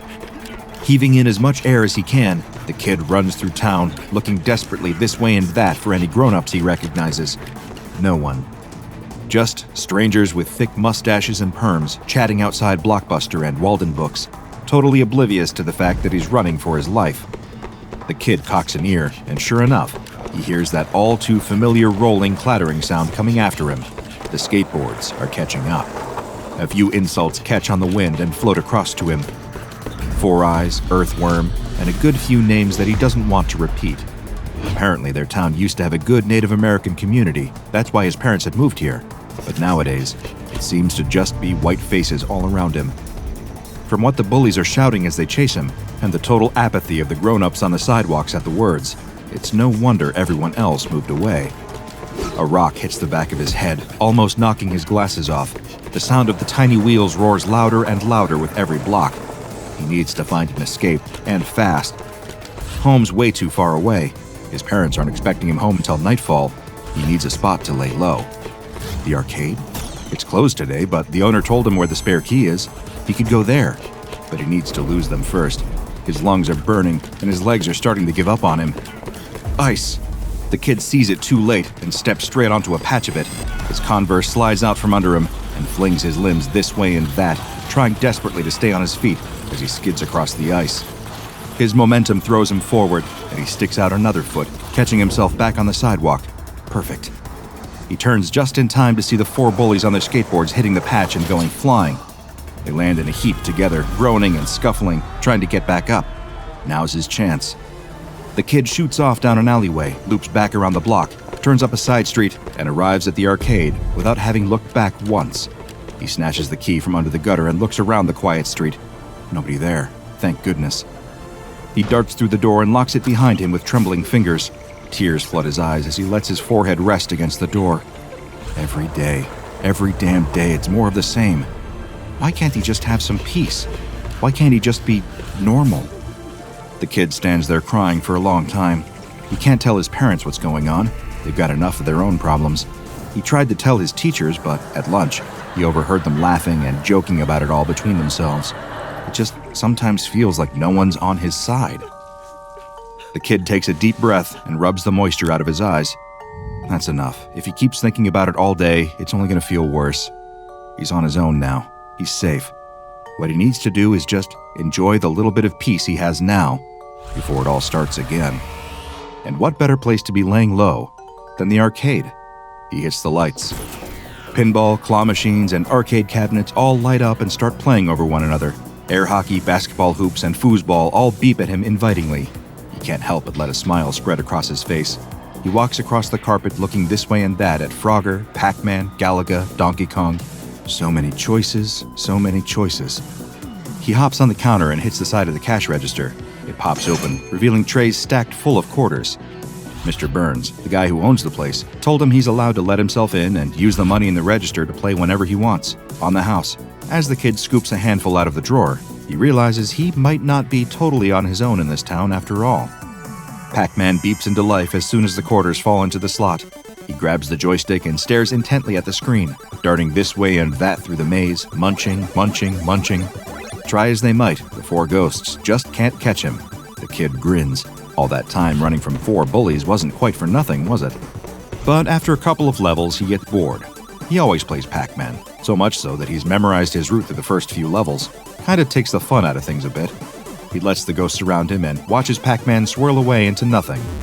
Frogger isn't much better. He never really clicked with this one for some reason, just felt too stop-start. He lets the frog get run over and stands back, letting out a sigh. Is there anything in here he hasn't touched yet? Wait, what's that? In the corner of the room, there's a new machine, still half covered in a sheet. It hasn't even been plugged into the wall yet. The kid skips over to it and bends down to hook it up. There. He stands back, takes hold of the sheet, and pulls as dramatically as he can. It billows and unfurls to reveal a claw machine. Oh. It's just another claw machine. Black Tie Toys is written on the side in classic 80s lettering, just under 2 meters tall or so. Nothing to make it stand out from the other cabinets in here. But not only does it look boring, it doesn't have anything he wants inside. Just a bunch of plushy gorillas. Not exactly a brand new cabinet, but worth a shot anyway. The kid slots a coin in and cracks his knuckles. Here goes nothing. The claw swings to life at the slightest touch of the joystick. These things are normally rigged, so he's not exactly expecting much from it. May as well just drop the claw here. All the toys in this one are the same anyway. No way. It's caught onto one of the gorilla's feet, lifting the toy up as it dangles upside down. It swings precariously this way and that as the claw guides it over to the hole. It's a defective toy with a bit of stitching loose on its shoulder, but he couldn't care less. The thrill of getting one first time. The toy drops into the chute and thumps to the bottom, just behind the little door. The kid punches the air and yells in triumph. He did it, first try. He bends down and reaches out into the little flap, just as the flap opens by itself. He freezes as the little toy gorilla opens the door for himself and hops out onto the carpet. The kid yelps and jumps backwards, tripping over his feet. Somewhere in that chute, between falling in and popping out, this little toy had, well, it had come alive. The little gorilla does the same as the kid, leaping backwards defensively. It raises two soft fists with surprisingly dexterous fingers and looks the kid up and down warily. It orders the kid in a stern, militaristic voice to identify himself. The kid's jaw drops open. It can speak? The little plushy gorilla's voice is gruff, but high-pitched enough to match his size. He barely comes up to the kid's knee. The gorilla asks him if he's friendly. The kid nods quickly. The gorilla's eyes narrow. What's your favorite fruit? The gorilla asks. Bananas. Phew, the gorilla says, dropping his fists. You never can be too careful. The kid dusts himself off and climbs to his feet. The gorilla deftly scales the side of the claw machine and hangs off it, surveying the arcade. The kid asks his name, which seems to stump the little toy. It picks at the loose stitching on his shoulder. The kid suggests calling him Stitches. The gorilla salutes at the sound of his new name. All right, kid, what's the operation? Give me the sit rep. Operation? Sit rep? The kid stands there, nonplussed for a moment. Well, they're in an arcade. Stitches nods sagely, taking the intel on board. And they have to stay here until nightfall. The little gorilla has already swung himself up on top of the machine to get a better view of strategic locations. And where are the hostiles? The kid hesitates. Stitches looks down at him knowingly. An unspoken understanding passes between them. They could be attacked at any moment. The pair of them take a walk around the room, the kid explaining the situation. 4 bullies, 3 entrances, front door, alley door, and a window. No back rooms or hallways, those are all locked. The gorilla takes a candy cane from behind the counter and sticks it in the side of his mouth like a cigar. He doesn't seem to be able to chew it or even suck on it. He is just a toy after all. But the kid feels like he can't really point that out. He has no idea how fragile his comrade's ego is. Look, I can't actually taste it, okay? I can only see, hear, and touch. I'm insecure about it. Leave me alone. We haven't got much time anyway, the gorilla says. We've got to prepare our defenses. The two of them go to work, Stitches barking orders at the kid as they ready themselves for the bully's arrival. The kid asks Stitches what exactly their aim is. The plushie looks at the kid like it's a trick question. Total domination, absolute victory, annihilation, a butchering. The kid straightens, suddenly feeling very unsure about all of this. He tells Stitches that he doesn't want to kill anyone or anything like that. Kill? The little gorilla falls backwards off the coin machine in surprise. Kill? No. What's wrong with you? Of course not. We're gonna tickle, bamboozle, inconvenience, and bonk. Where those things fit within the confines of the Geneva Convention, of course. Bang, bang, bang! The hammering fists on the door are so loud that it shakes on its hinges. They've barely had 10 minutes to get ready. That's not fair. The kid can see the shadows of feet blocking the streetlight. His knees go weak almost straight away at the sound of their cat calling through the cracks. They've found him. He could make a break for the alley door. If he's quiet enough, he could... But it's too late. As he looks at the fire escape, he can see another pair of legs blocking his exit. No point jumping out of the window. They'd see him straight away and have him blocked off from both sides. He looks down at his squishy little companion. They have no choice. It's time for guerrilla warfare. The front door crashes open, splinters of wood flying everywhere, and 3 of the bullies storm in. Front and center is their ringleader, dressed in all-black skater clothes with a constant sneer on his face. He must easily be a good foot taller than the kid, but even he looks small standing in between the twins, hulking egg-shaped boys with no hair on their heads or glints in their eyes. The banging noise behind the kid tells him that the 4th bully is trying to kick his way through the alley door. They don't have time to deal with that now. The twins are storming over to him like a pair of freight trains. His legs are really shaking now.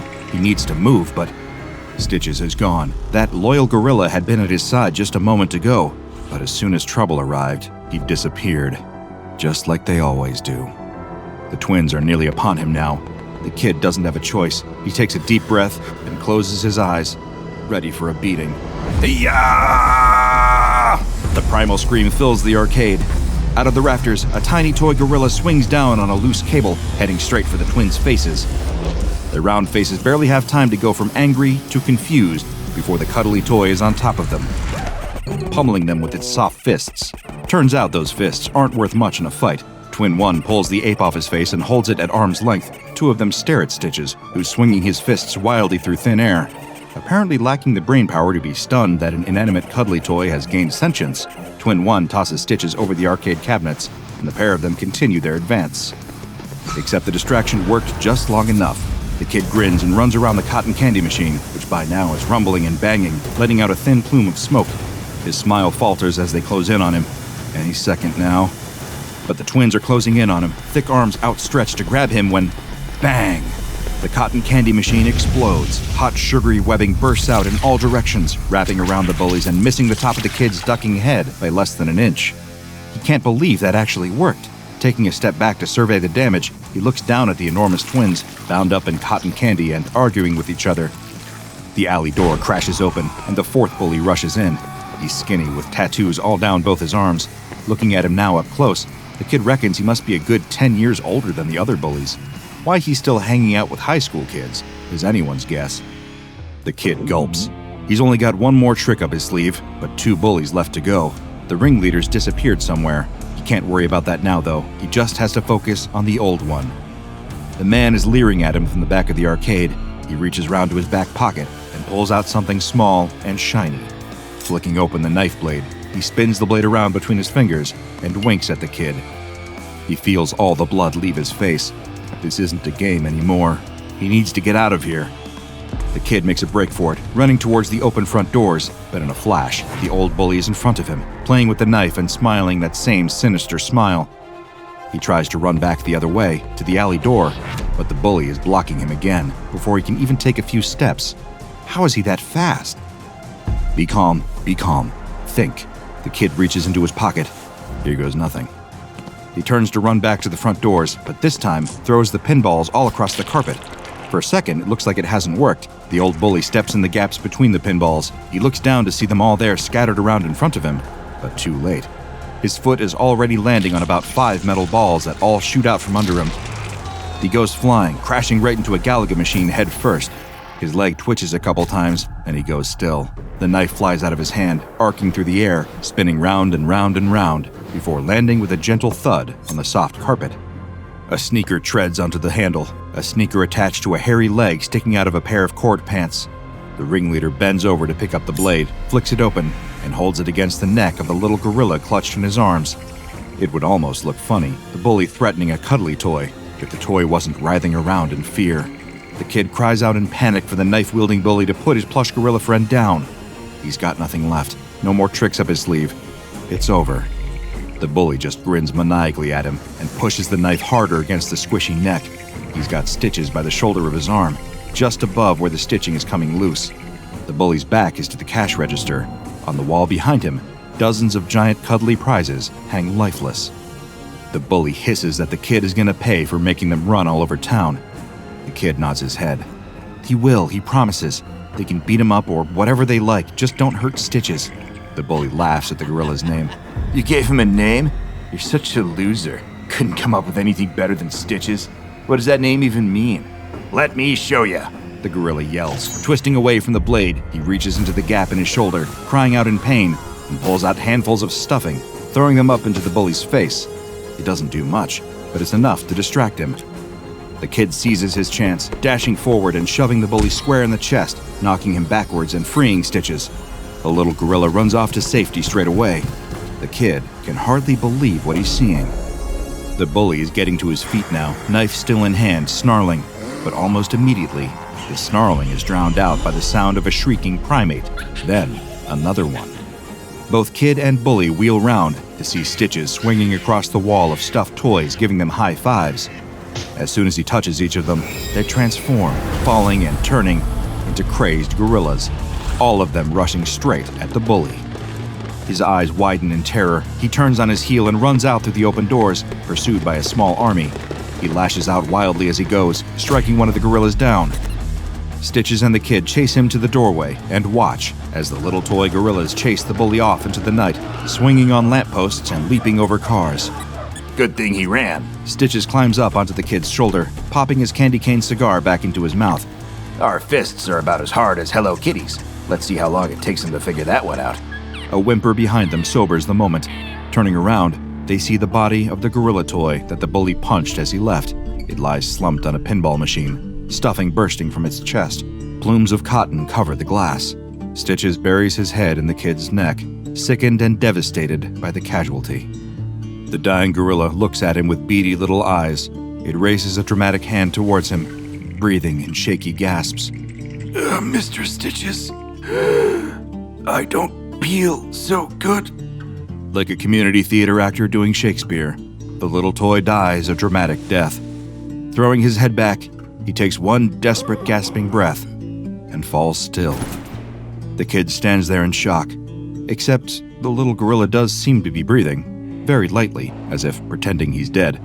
The kid sidles up to the cabinet and pokes him. Hello? He pokes the gorilla again. It opens one eye and looks at him, annoyed.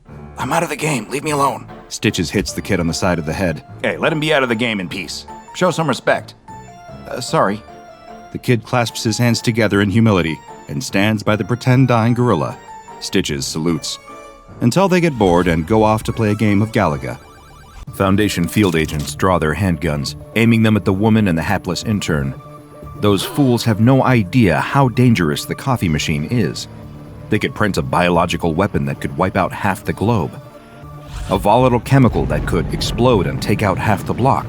Or some monstrous, gelatinous creature that could slither out of the coffee cup and become an XK-class end-of-the-world scenario by the end of the afternoon. The field agents thought that the woman and the intern were plain stupid to be messing with a device this powerful. Little did they know, the duo were actually much, much more stupid than that, as the woman's handbag full of sloshing black printer ink would imply. But could one final cup from SCP-1440, a bubbling green cup of mysterious liquid, save them from the pair of ruthless advancing Foundation field agents, or would it make everything catastrophically worse? And to think, it had all been so normal just a few hours ago. The intern tells her that they're being watched. The whisper came from behind the woman's shoulder so suddenly that she spilled the stack of papers piled high in her trembling arms. Every office drone in every cubicle turns to look at her at the same time, like a swarm of drab zombies. Only instead of getting up to come and eat her brains, they all start tutting and muttering to themselves passive-aggressively. The woman spins around and glares at the intern. He's way up in her personal space, with wide, anxious eyes that dart all around the office. He dives behind a fake plant and beckons for her to join him. She does not. She simply asks, annoyed, who's watching them. She doesn't bother keeping her voice down, which only panics the intern more. He shushes her, grabs her arm, and drags her behind the plant too. She barely knows this kid. Had one awkward interaction with him in the break room a week ago, where he talked at her about something called Battlestar Galactica, and since then, he'd latched onto her. Every meeting she went into, he'd sit beside her. Every lunch break, he'd happen to be in the elevator with her as well. She was getting real sick of it. He tells her that it's not safe, that they need to go to the basement. He said the word basement like it was some kind of government classified secret. She has absolutely no desire to go down there with him, but annoyingly, she has to go down there to mail a letter. The woman stands and turns to the room at large. He manages to jump through the closing doors behind her and starts wringing his hands nervously as they descend. The doors open, he checks that the coast is clear, and then takes off quickly down the corridor. Refusing to be a part of this whole charade, the woman walks extra slowly behind him. The basement's dusty. No one ever really comes down here anymore. All it is one long corridor with the elevator on one side with some emergency stairs and a coffee machine on the other. Halfway along, there's a trash can and a mail chute. That's it. It seems like the cleaners don't even really bother with this part of the office. The pair of them stop by the coffee machine, the woman leaning against it with arms folded, the intern running nervous hands through his hair. We've been infiltrated. The woman laughs at how seriously this kid is taking his little conspiracy. Infiltrated. They work for an asset distribution and holding logistics company. Even she doesn't really know what they do here. What could anyone possibly hope to gain through infiltrating this place? The intern nods his head sideways so subtly she totally misses it the first time around. He does it again, more obviously. The coffee machine? He's nodding at the coffee machine, like a maniac. The woman strides off back towards the elevator, tossing her letter down the mail chute as she goes. The intern is calling out after her, babbling away about covert agents, hidden cameras, and corporate espionage. She just lets him talk as she hits the button to call the elevator. In a desperate attempt, he seems to change tack, asking her if he can get her a drink from the machine. She laughs. There isn't a drink in the world that will convince her to entertain this conversation. The elevator arrives. The doors slide open. The intern says that there has to be something. The woman looks back at the intern. For some reason, he looks genuinely serious in his offer. She lets a dry smile spread across her face. She asks for lemonade, freshly pressed, homemade, from her hometown in Arizona. 2 spoonfuls of sugar, ice, and a sprig of mint. But to her surprise, as she steps into the elevator, the intern seems to take the whole set of instructions in his stride, punching them into a keypad on the coffee machine. The woman hits the button for her floor just as the drink starts pouring out of the machine into a paper cup. That's strange. It does look like lemonade from here. A sprig of mint drops into it as the doors start closing. The intern snatches up the cup and rushes across to her, but he's too far away. The doors are closing. The woman jams a foot in the door, and they open back up again. The panting intern stands in front of her, holding out the cup. Large ice cubes, a light fizz, and a sprig of mint. No way. She takes a sip, and a wave of nostalgia washes over her. Memories of childhood summers, of a world happier and brighter than this one, full of laughter, joy, and beauty, where grass tickled between her toes, the summer breeze gently cooled her back, and the sun lit up the world before her with warmth and hope. The woman looks up at the intern, surprise on her face. That is, without question, hand-pressed lemonade from her hometown in Arizona. How had he done that? Did that coffee machine really stock lemonade? She marches over to it and stares at the machine, taking in all the details. For all intents and purposes, it looked like any other coffee machine. It's just a regular old silver and black box that you'd find in dreary offices across America. Except, actually, there is something strange about it. It has a keyboard. Not just a number pad, but a full-size QWERTY keyboard with an enter key right there. The screen simply says, "Enter your order now."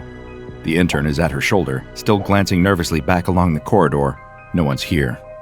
Yet. Feeling a little ridiculous but unable to deny the cup of lemonade in her pocket, the woman types out the first drink she can think of. Coffee. The intern laughs at such a boring request and tells her to use her imagination.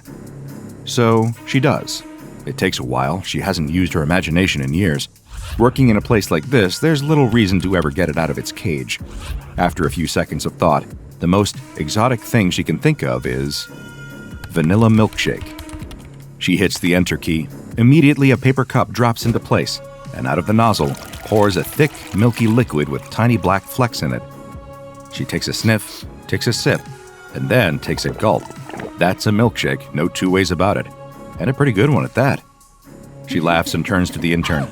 This is the most fun thing to happen in this office since Keanu Reeves almost came into the lobby, but then realized he was in the wrong place. She'll have to tell everyone about this upstairs. It'll be the talk of the office. But the intern grabs her arm as she goes to leave and pulls her back. There's a very serious expression on his face.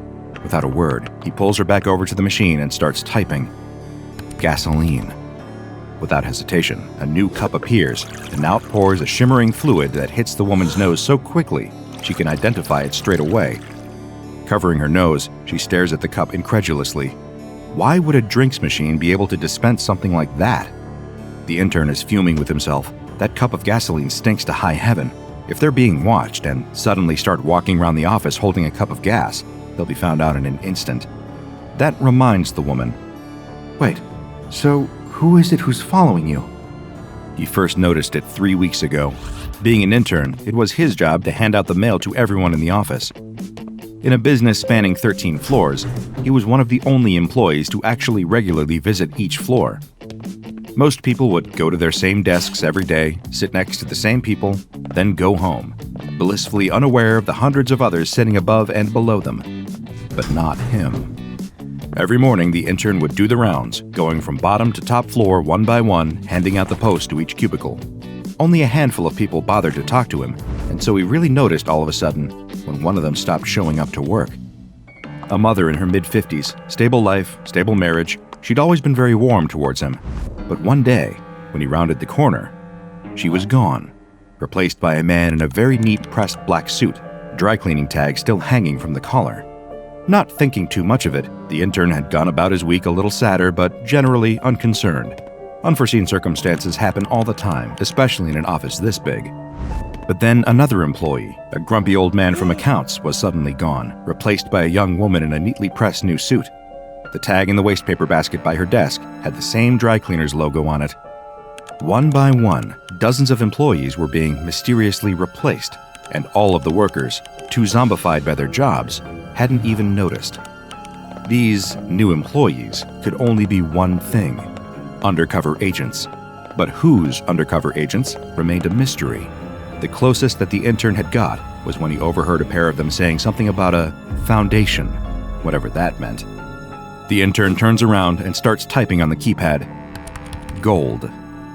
And sure enough, quick as a flash, a paper cup appears, and out of the nozzle pours a thick, shimmering golden liquid. The woman stares at it in disbelief. It couldn't be. She reaches down to take it, but can't. It's heavy, really heavy. Is that really? He nods. He explains that he hasn't got a clue why it isn't hotter to the touch. It doesn't feel any hotter than a cup of coffee would, or indeed how it doesn't destroy the cup since it's just a regular paper one. But he'd taken it home, poured it into a cake tin, where it solidified into a brick. The jewelers in town took a look at it for him the next day and confirmed that it was the real thing. 24-karat gold, 1 paper cup worth. The woman takes the cup and types the word in again, hitting enter. Another cup of liquid gold pours out. She does it again, and again. But on the 6th time she hits enter, nothing happens. No error message, nothing. The intern explains that you can only do it 50 times in one go. Then you have to wait for an hour and a half for it to restock. The elevator doors open. 2 people in pressed black suits step out through the doors and spy the pair of them immediately. For some reason, the woman's first instinct is to take off running, but she stops herself just in time, trying her best to act cool, with 5 cups of liquid gold in her hands. From where they are, these must all look like regular cups of coffee she's collecting for a drinks round, but if they get much closer... The agents start walking toward the woman and the intern. All 4 people in this interaction are doing their absolute best to act casually. None of them are really succeeding. There's a trash can exactly halfway between them all. She needs to get there first and dump the cups before anyone can look inside them. Taking off at a hurried but hopefully not panicked trot, she starts throwing as much corporate jargon at the intern as she can. He falls into step beside her, engaging animatedly in the discussion of quarterly growth and stagnating markets. The trash can's getting closer. It'll be close. The agents stop and block off the corridor. Pretending not to see, the woman keeps walking, dumping the cups in the trash and trying not to think about how many thousands of dollars she's just thrown away. In the most confident and offhanded voice she can, she says, "Excuse me," and walks right between the agents and off towards the elevator. As the doors slide closed, she sees the pair of them going over to the coffee machine and looking at it curiously. Do they know? She mutters the words under her breath, trying her best not to let her lips move. No. The intern is trembling with fear. Why are they here then? The intern says nothing. Instead, getting out at her floor and walking pointedly over to her desk with her, he jabs a finger on a copy of the day's paper. 5.8 million worth of gold vanishes from locked bank vault. The woman's blood runs cold. She looks around the office for a quiet corner and pulls the intern across to it. So the machine wasn't just making gold from thin air. It was transmuting it from some other location. How much had the intern been stealing? He doesn't answer the question, instead just looking more and more nervous. In just 20 minutes during her lunch break, she had become an accomplice in the largest bank heist her city had seen in living memory, all while standing by a coffee machine. The nerves start to hit her in earnest now. Her eyes dart around the office, looking from face to face. There are a lot of pressed black suits around, a lot of eyes subtly looking back in her direction. She goes to sit at her desk. An hour passes as slowly as molasses. Her nerves build. Another hour. The intern appears at her desk suddenly and tells her the worst possible thing she could hear. He hasn't just been taking gold. Her head whips around to face him. He can't be saying all of this right here. They're being watched. Anything valuable I could think of that you can have in liquid form. Diamonds don't work. I've tried, but anything liquid. The problem is, it's all clearly come from somewhere. Banks, government facilities, research stations. They must have triangulated that everything going missing has happened near here. She hushes him as quickly as she can, but it's too late. From the subtle movements that employees across the office are making, it's clear that they're onto them. She needs to come up with a plan fast. What can she do? What can she do? She looks this way and that. Only one thing sticks out to her. A little red switch on the wall. She punches the fire alarm, and in an instant, the alarm blares throughout the building. Sprinklers blast her with cold, stinking water, and people all across the floor cry out in surprise. The assistant to the regional manager gets up and begins conducting the fire procedure with his usual enthusiasm, to the groans of all the employees. In the chaos, the woman grabs her handbag along with the intern's arm and rushes him down the stairs. They push their way through the swarm of drab suits, apologizing the whole way. If anyone follows them here, they'll be breaking cover. Should buy them a moment to... The woman kicks open a side door and drags the intern after her. It's quiet down here. They'll take the back route to the basement. It should be empty down there. She hasn't got the heart to tell the intern that she doesn't have a plan, she's just winging it. Glancing over her shoulder, she spies a couple of faces peering at her through the door they'd just come through. It's the agents that had seen them at the coffee machine earlier. They'll need to be quick. Running down the flight of stairs to the basement, the woman and the intern rush over to the machine, panting hard. She orders him to put in as many orders as he can. The intern looks baffled. What does she mean? She tells him to get as much value as he can carry, preferably something that you can pour into a handbag without it burning through. He struggles to think of anything. He can't do gold, it would be too hot when it left the cup, too heavy. He has an idea and starts typing furiously. Cup after cup pours out of the machine, and he puts paper lids on them and he dumps them into her bag. It looks black at first, but there's a slight shimmer to it. Printer ink. It's the most valuable liquid per liter in the world. He saw it on TikTok. But how in the world were they supposed to sell it? But the woman guesses she'll have to worry about that later.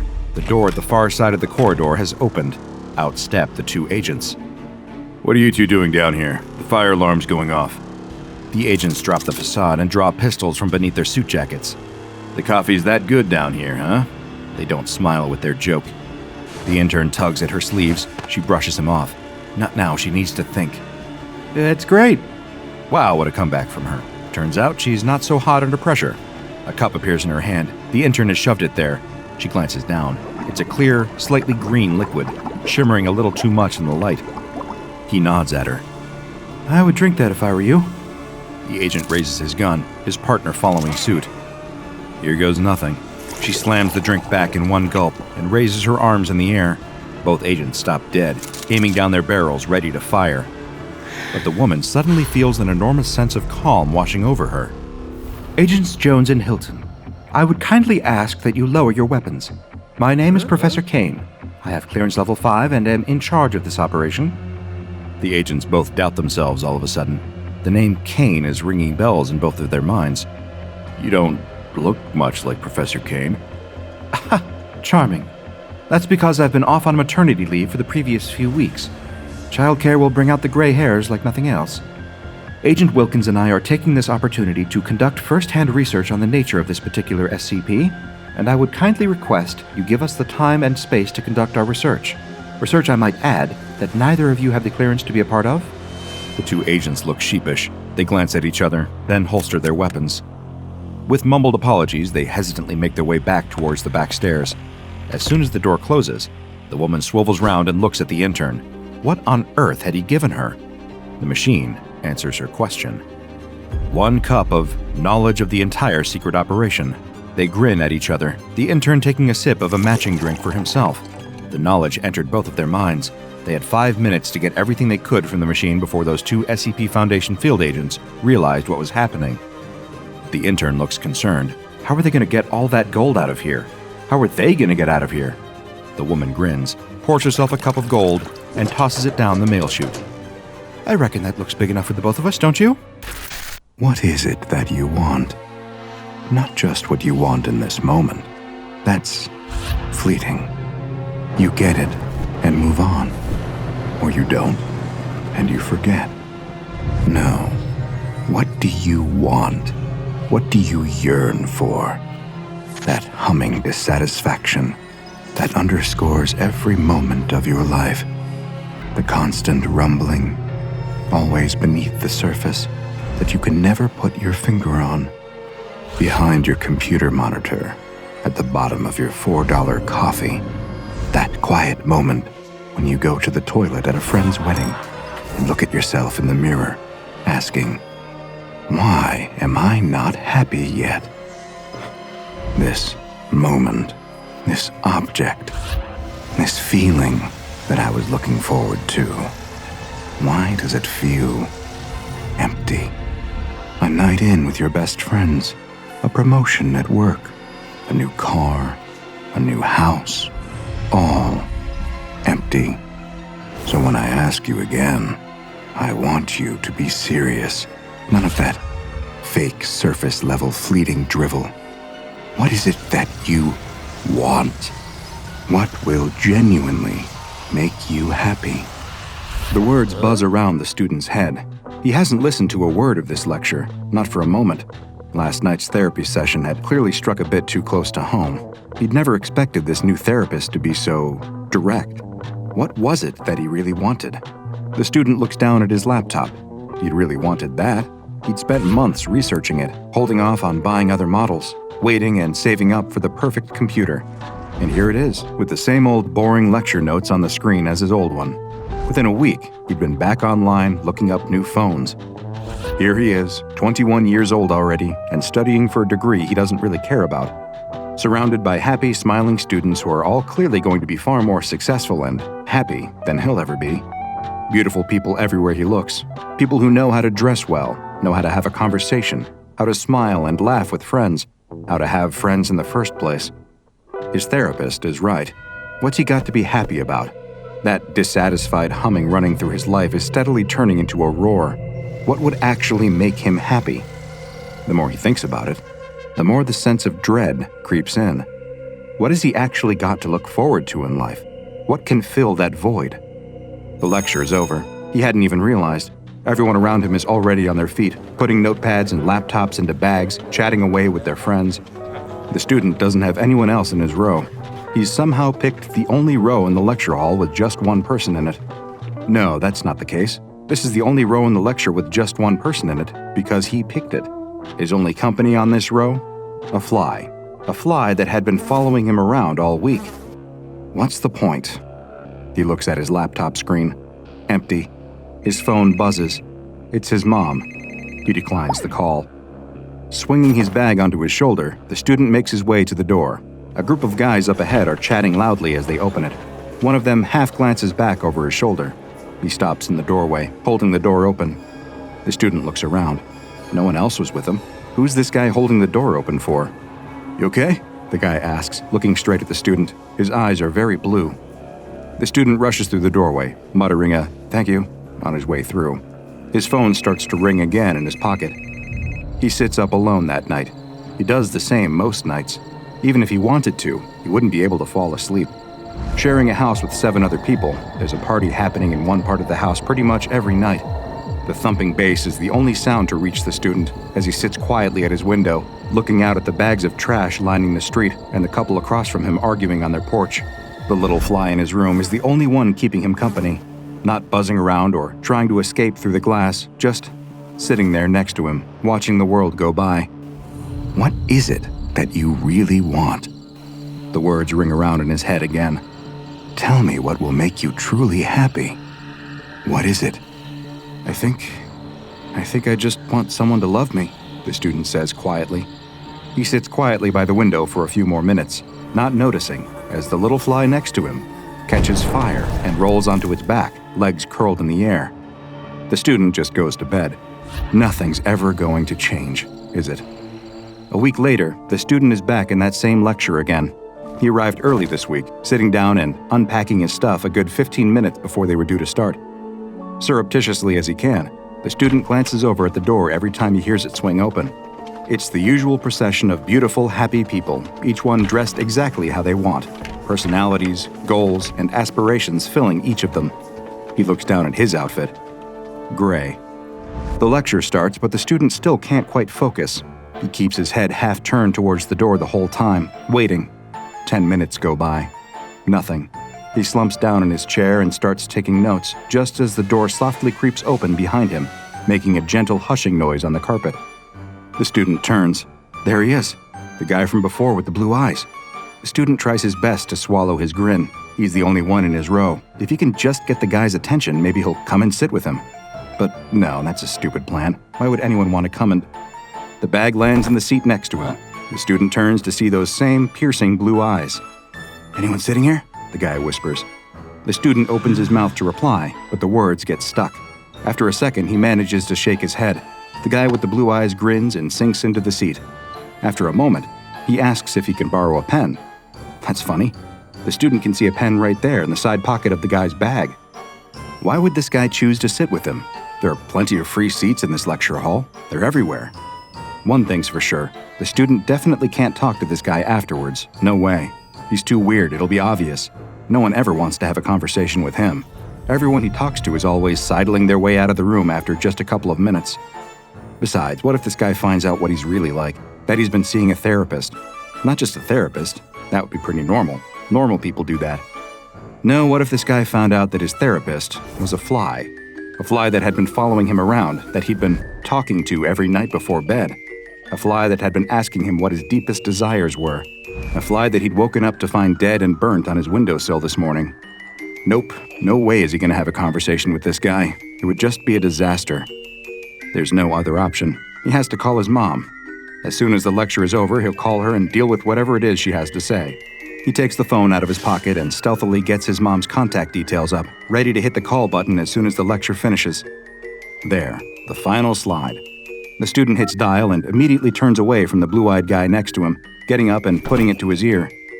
He shoulders his bag and marches out of the lecture hall, not looking back until he reaches the little square of grass outside where he sits. His heart doesn't stop hammering until he's sitting there. His mom takes a long time to pick up. When she does, it's clear that she's been crying. Not this again. The student swallows and prepares for her to start ranting. Only she doesn't. Instead, she just asks where he is and if she can drive over and get a coffee with him. He says yes, hangs up, and looks down at the phone, brow furrowed. What's she got to say to him this time? A shadow falls over him. Turning, the student just sees 2 blue eyes. The guy is holding out the borrowed pen, a gentle smile on his face.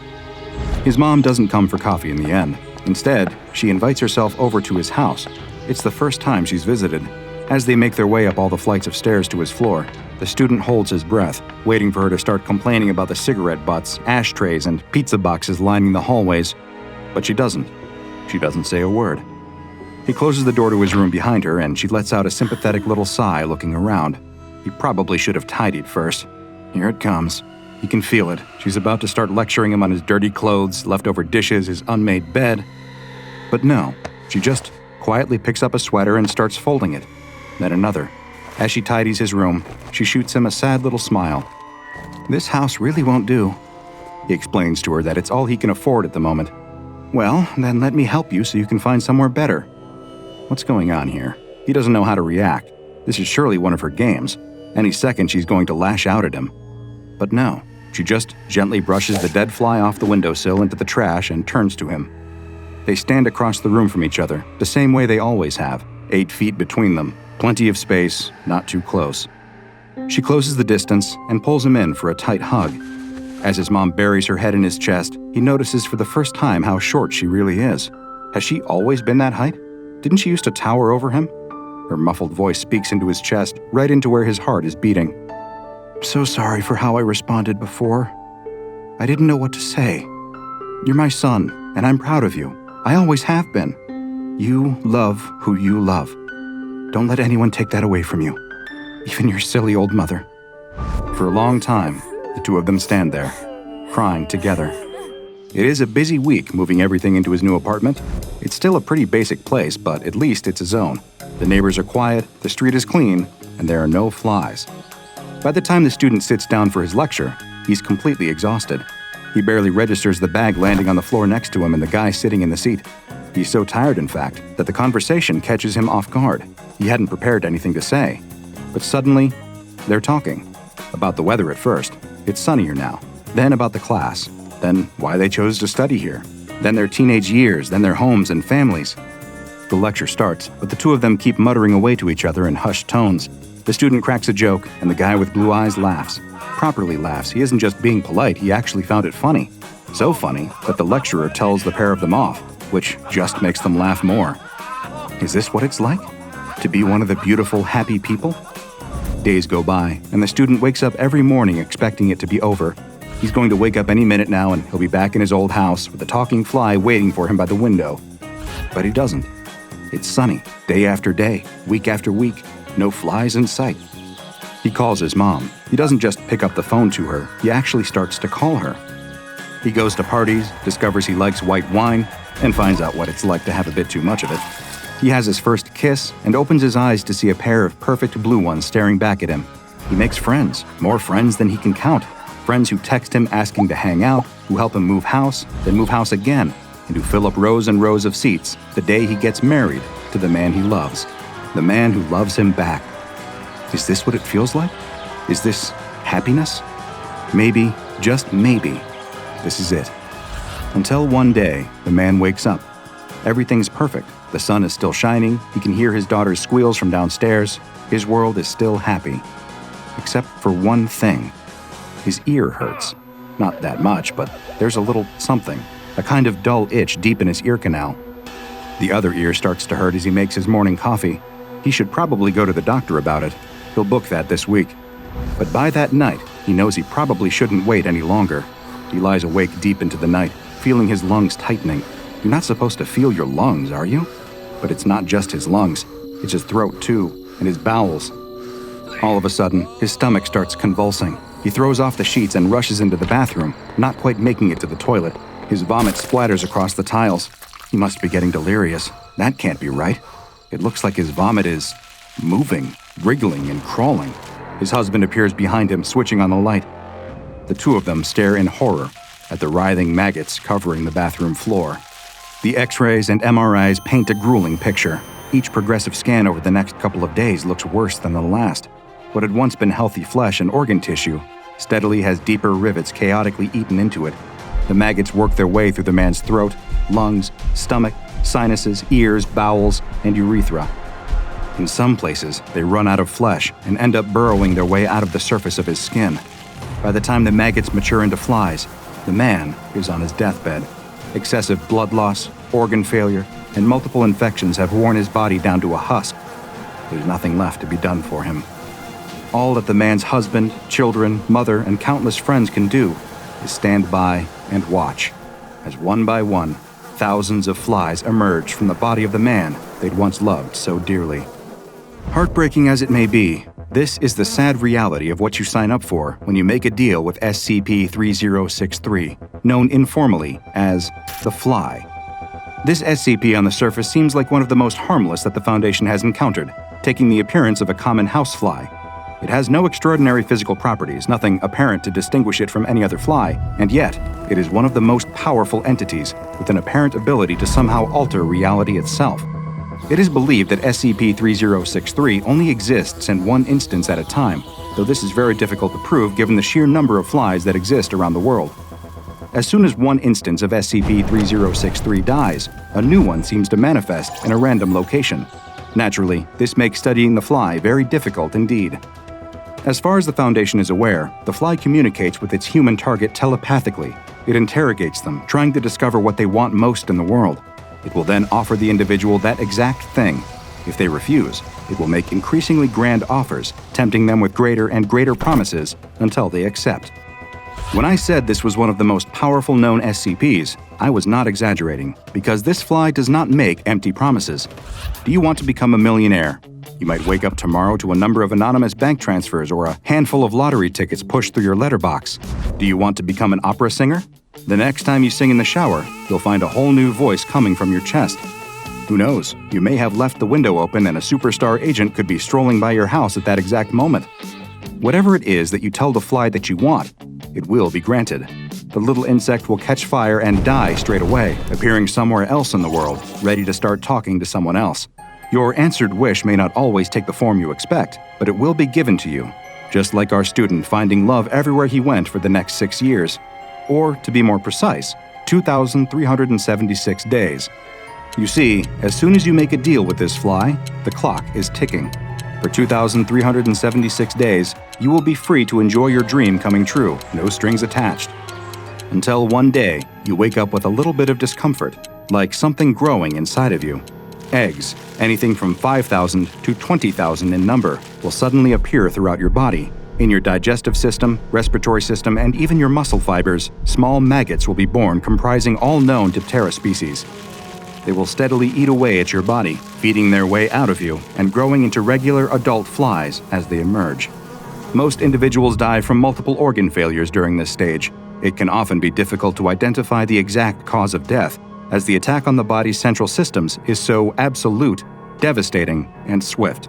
If the individual dies before the 2,376th day, then the process is halted and the flies die along with them.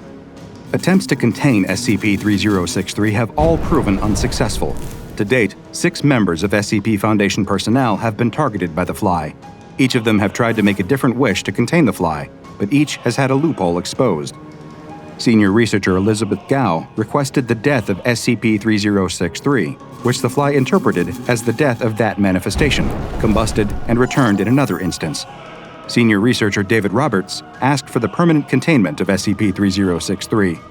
The fly then stood totally still, allowing itself to be taken into secure containment below Site-63. But sure enough, after 2,376 days, the researcher died, and the fly was discovered to still be manifesting around the world. It again had interpreted its containment to refer to just that current instance of its body.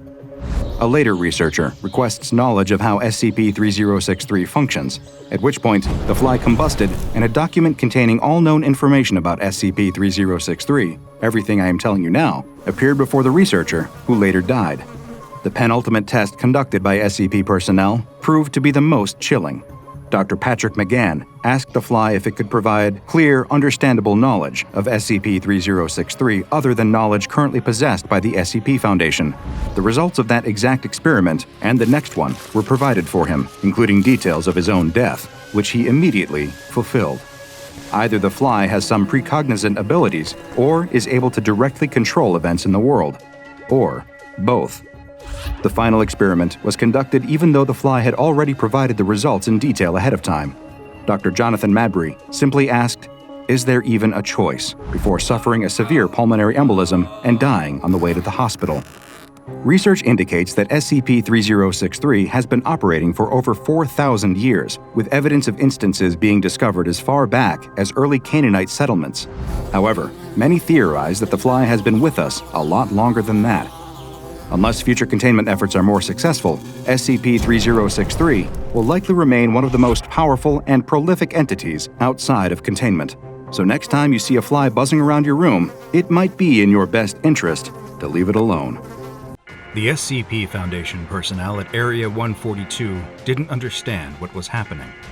For days, researchers and guards had been complaining about headaches and nausea.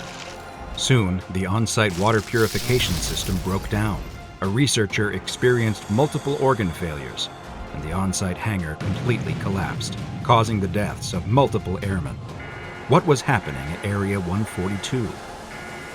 Hi, I'm Dr. Bob, and this is SCP-1440, also known as The Old Man from Nowhere. SCP-1440 has the appearance of a human male, but its ethnicity and age are both unknown.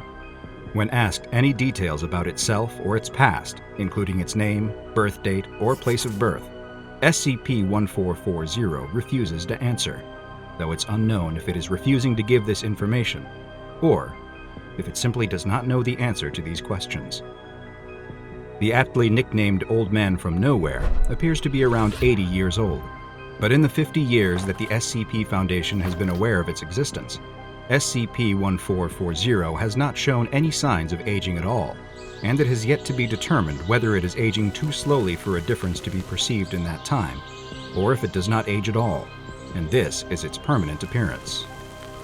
But SCP-1440's lack of aging is not even the strangest thing about it. Its true anomalous nature reveals itself once it comes into contact with the human population or any man-made objects, and remains in contact with them for more than a few days. After several days of exposure, an acute adverse effect on anything and everything directly connected to humanity occurs in the vicinity of SCP-1440. Destructive events begin to happen and grow increasingly disastrous until the man-made objects are destroyed or the people in close contact are killed. The only exceptions to these destructive events are SCP-1440 itself, and its few possessions, which consist of its clothes, a sack made of unidentified material, a pack of worn playing cards, and a small glass cup. It's unknown whether these objects are somehow protected from the destructive anomalous events, or whether they are not actually man-made items. SCP-1440 seems to be aware of its anomalous effects on human populations and objects, and appears to attempt to avert destruction of them by avoiding human contact as much as possible. However, SCP-1440 is for some reason compelled to travel in what looks like a highly complex pattern, one that always eventually leads to it running into human populations, whether it wants to or not.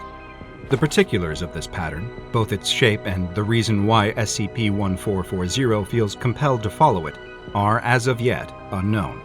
And just like the other details of its origin, the Old Man from Nowhere has not been able to provide any additional information or help. SCP-1440 has explained that the growing size of the human population and its expansion into previously uninhabited areas has made it harder and harder to avoid contact with humanity, as it follows its complex pattern of movement. SCP-1440 is not actively hostile, nor will it resist or fight back against attempts to contain it. Unfortunately for the SCP Foundation, all attempts to contain SCP-1440 have so far failed. These containment attempts have led to large losses of personnel life and Foundation resources as a result of the destructive anomalous effects that follow SCP-1440. The Old Man from Nowhere first came to the SCP Foundation's attention after SCP-1440 itself approached a Foundation researcher who was on her way to work. SCP-1440 somehow knew that this researcher worked for the Foundation and requested her assistance. When the researcher asked what kind of assistance it was looking for, it replied that it hoped the Foundation would be able to destroy it. It was brought to an SCP Foundation site for further questioning and study, which is where the destructive anomalous effects were first witnessed. The entire site was destroyed, killing multiple site personnel, as well as causing the destruction of 6 safe and Euclid-level SCP objects. So far, all other attempts to contain SCP-1440 have resulted in similar destructive events. SCP-1440 doesn't resist the SCP Foundation's attempts to contain it. During the 4th such attempt by the Foundation, SCP-1440 was brought to Area 142. The Old Man from Nowhere applauded the Foundation's ongoing efforts, but also expressed that it was for the best that it be allowed to leave, as the results for the researchers would be the same as the previous 3 attempts: death for all involved. SCP-1440 told the researcher interviewing it that its first brother had already arrived and was standing behind the researcher. It went on to explain that the brothers are different, but one and the same. They're all cruel, vengeful, and capable of holding a grudge for a long time. They are the cause of SCP-1440's misfortune, and therefore the cause of anyone who comes into contact with it. It then told the researcher that the second brother had arrived, and that time was running short. If it wasn't released soon, then the destruction would start. The researcher asked about the third brother, and questioned how much time they had since the third had apparently not yet arrived. SCP-1440 explained that the third, despite being the cruelest of all, never arrives, and that it's actually the appearance of the last brother that will somehow set the old man from nowhere free. SCP-1440 has spent countless months and years searching for the third brother, trying to return something that he won from the other two. It then made a reference to challenging death itself to a game of cards for its life, and if the researcher is ever in such a situation, they must not do what the old man from nowhere did: win. At that very moment, the on-site nuclear device stored at Area 142 detonated, despite it having multiple failsafes in place that should have made such a detonation impossible. Area 142 was destroyed, and all on-site personnel were killed. SCP-1440 was spotted a week later, over 3,000 kilometers away from Area 142, showing no signs of having experienced any harm. After 3 additional containment attempts were made, and all ended in a similarly disastrous fashion, future attempts to contain SCP-1440 have been suspended indefinitely, until a suitable containment procedure that doesn't involve an unacceptable loss of resources and personnel can be found. Research and analysis of SCP-1440's traveling pattern continues, with a focus on minimizing civilian exposure to it, as does research into a way to hopefully permanently contain it in the future.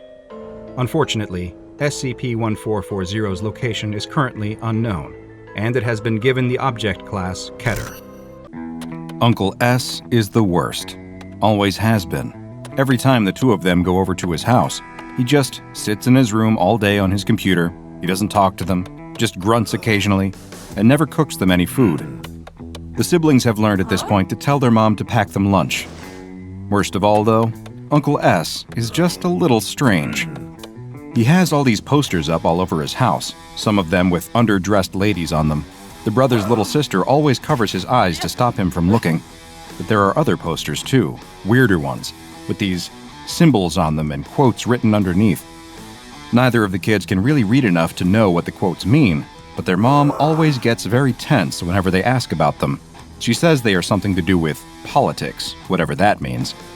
You know someone's weird when even their mom agrees. Uncle S is just weird. But there is a big upside to being at his house. The two of them can just sit downstairs in the lounge playing video games. He's got a big TV and a bunch of different game consoles, most of which are older than the two of them. This week, he's even got a new box next to the TV. It's full of old wires, controllers, and games. And when they say old, they mean old. It all smells of dust. The brother reaches inside and pulls out a big gray box. The top half of it is lighter gray, and the bottom darker. There's some red writing along the front of it. He carefully spells it out in his head before saying the words out loud. He doesn't want his little sister to know that he struggles with long words. Nintendo Entertainment System. His little sister huffs and sits on the sofa. She doesn't want to play that stupid thing. It looks old, and the dust is making her sneeze. This whole house is dirty and gross. The TV and games consoles are the only nice thing in here. Why would she want to play with the gross one? The brother ignores her and tries to plug it into the TV. Wait, where's the HDMI on the back of this thing? He gives up pretty quickly. On the sofa, his sister switches on the TV and grabs the Xbox controller. The familiar Cuphead music fills the room. They turn it down quickly. Can't be annoying Uncle S, who's sitting upstairs on his computer. Why does she always want to play Cuphead? It annoys her brother so much. They can't even beat the first level. It's way too hard. She chooses 2-player, and Cuphead and Mugman both appear in the field, sunflower men parachuting down around them. "You're up!" the announcer yells on the screen. His sister starts running along as Cuphead, but bumps into the end of the screen. They need to both play together for this to work, but the brother isn't interested today. He reaches into the Nintendo box and rummages around, finding something that fits perfectly into his hand. Something with a trigger. No way. He pulls the strange toy gun out of the box and holds it in the air triumphantly. It's gray, matching the NES console, with an orange trigger and the word Nintendo written on the side in that same red writing. A cord dangles out of the bottom of it. Immediately, he spins around and points it at his sister and shoots. Nothing happens. No noise, no lights. She just sits there and scowls at him. Fine. He gets up off the floor and grabs the second Xbox controller. They run past the sunflower men and shoot the toadstool, but die at the first purple flower. Great. The boy is sick of this game. He doesn't want to keep playing it every week. He wants to play with the gun. Imagine what games he could play with that. He picks it back up. Cuphead and Mugman respawn, and the music starts over again. Very carefully, he peers down the barrel and takes aim at Cuphead. He squeezes the trigger. Bam! A puff of smoke, and Cuphead turns into a red ghost, pink heart beating. Wait, how did that happen? His sister didn't run into anything. She yells at him. That wasn't fair. The brother is very confused. He looks back down at the gun. It wasn't even plugged in, and it wasn't an Xbox gun. So, how come it worked? He points it at Mugman and shoots. Bam! Another puff of smoke, and Mugman's ghost floats off the screen. The menu pops up, and the brother hits retry. The level starts again. The music kicks off, and the announcer yells, but Cuphead and Mugman aren't there. His sister wiggles the stick a few times. Nothing. The characters don't appear. What are you doing? Keep playing, she yells at him. But the brother can't see any characters left on the screen. Why is she pretending to see them still? Footsteps creak the floorboards above their heads. Uh-oh, now they've done it. Uncle S appears on the stairs, scowling at them both. Immediately, each sibling points at the other one and blames them. Uncle S doesn't say a word. Instead, he glares at them as he walks over and snatches away their controllers. He turns and goes back upstairs. No more video games. No fair. The two of them slump on the couch, arms crossed, not saying anything. The NES zapper sits between them. Looks like they'll just have to watch TV instead. It's the brother's turn to choose something. He goes on Netflix and puts on Avatar: The Last Airbender, her least favorite show. The opening credits roll, telling them all about the Fire Nation's attack. His sister snatches the gun up from the seat and points it at the screen, aiming at all the characters that pop up. Her brother ignores her. She's just being silly again. The episode starts. Aang is in a city in the Earth Nation, walking around a market surrounded by... His sister squeals. He looks at the TV, confused. Nothing has really happened. The characters are just standing around at the market talking. But his sister stares at the screen wide-eyed, almost a little scared looking. What's she doing? She points at the screen in amazement and says that Aang is dead. She pointed the gun at him and shot, and now he's dead. Yeah, right. Aang is perfectly fine. He's standing right there talking to Katara. The brother snatches the gun back and fires it at the screen. Bam! A gunshot rings out through the town square, and Aang crumples to the ground. Katara screams and runs over to him. She tries desperately to wake him up, but there's no use. He just lies there dead in the square. No blood, of course. This is a children's show, after all. Katara starts sobbing desperately and looks imploringly at the screen. The brother's mouth hangs open. Seriously? That's how the show ends? He thought there were a bunch of episodes left. How are they supposed to defeat the Fire Nation now? Who'd be the next Avatar? He looks over at his sister. Her mouth is hanging open still as well. Very hesitantly, he raises the barrel again and takes aim at one of the market stalls. He pulls the trigger. Bam! A watermelon explodes into red mush. The characters all jump back and run for cover. Sokka peers out from behind one of the carts, staring straight at them, before ducking away again.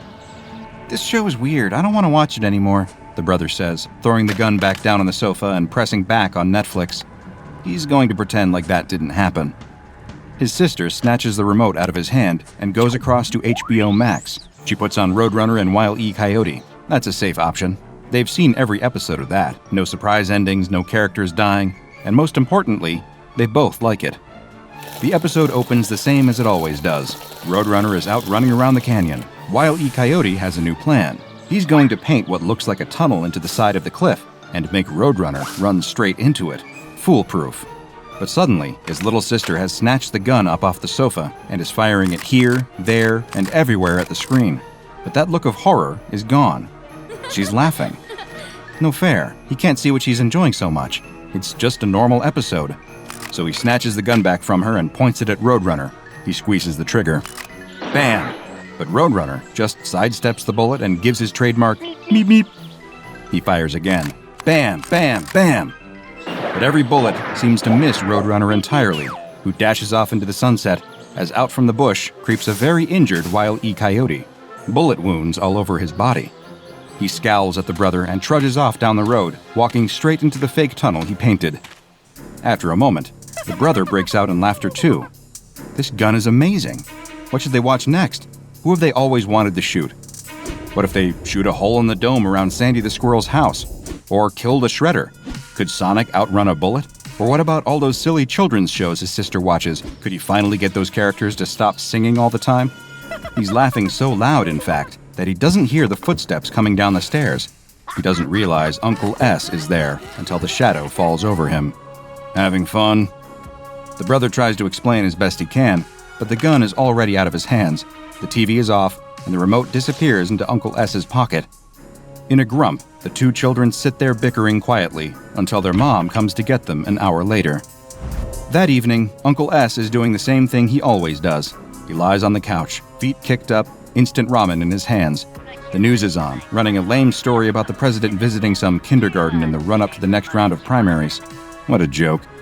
Uncle S lies there seething, thinking to himself, as if that guy cares about any of those kids. If he did, he'd be clamping down much harder on the borders to stop foreigners from coming and ruining their futures. How are these true-blooded Americans going to have any chance in life when their own country is being overrun? He switches over the channel. There's some cartoon playing. He hates cartoons even more. He holds the NES Zapper aloft. He's been carrying it around all afternoon for some reason. Imagine if it was a real gun. Without thinking, he points the zapper at the TV and pulls the trigger. Bam! A gunshot makes him jump out of his skin. Was that outside? He looks back at the TV.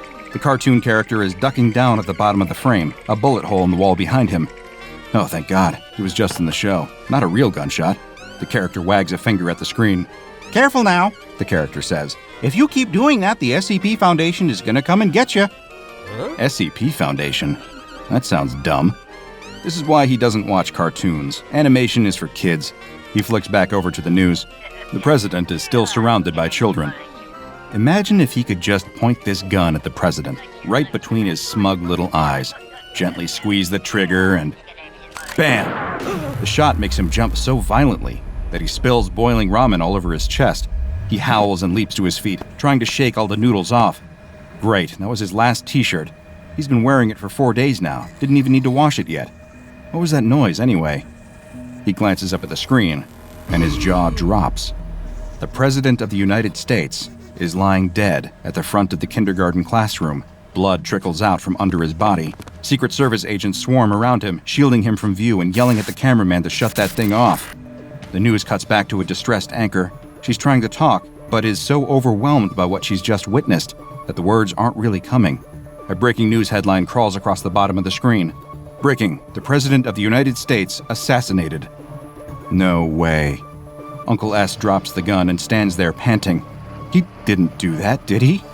No, of course he didn't. That was a coincidence, all it was, just a coincidence. If it was real, then he would point the gun at the anchor right now, pull the trigger, and bam! Her head rocks back.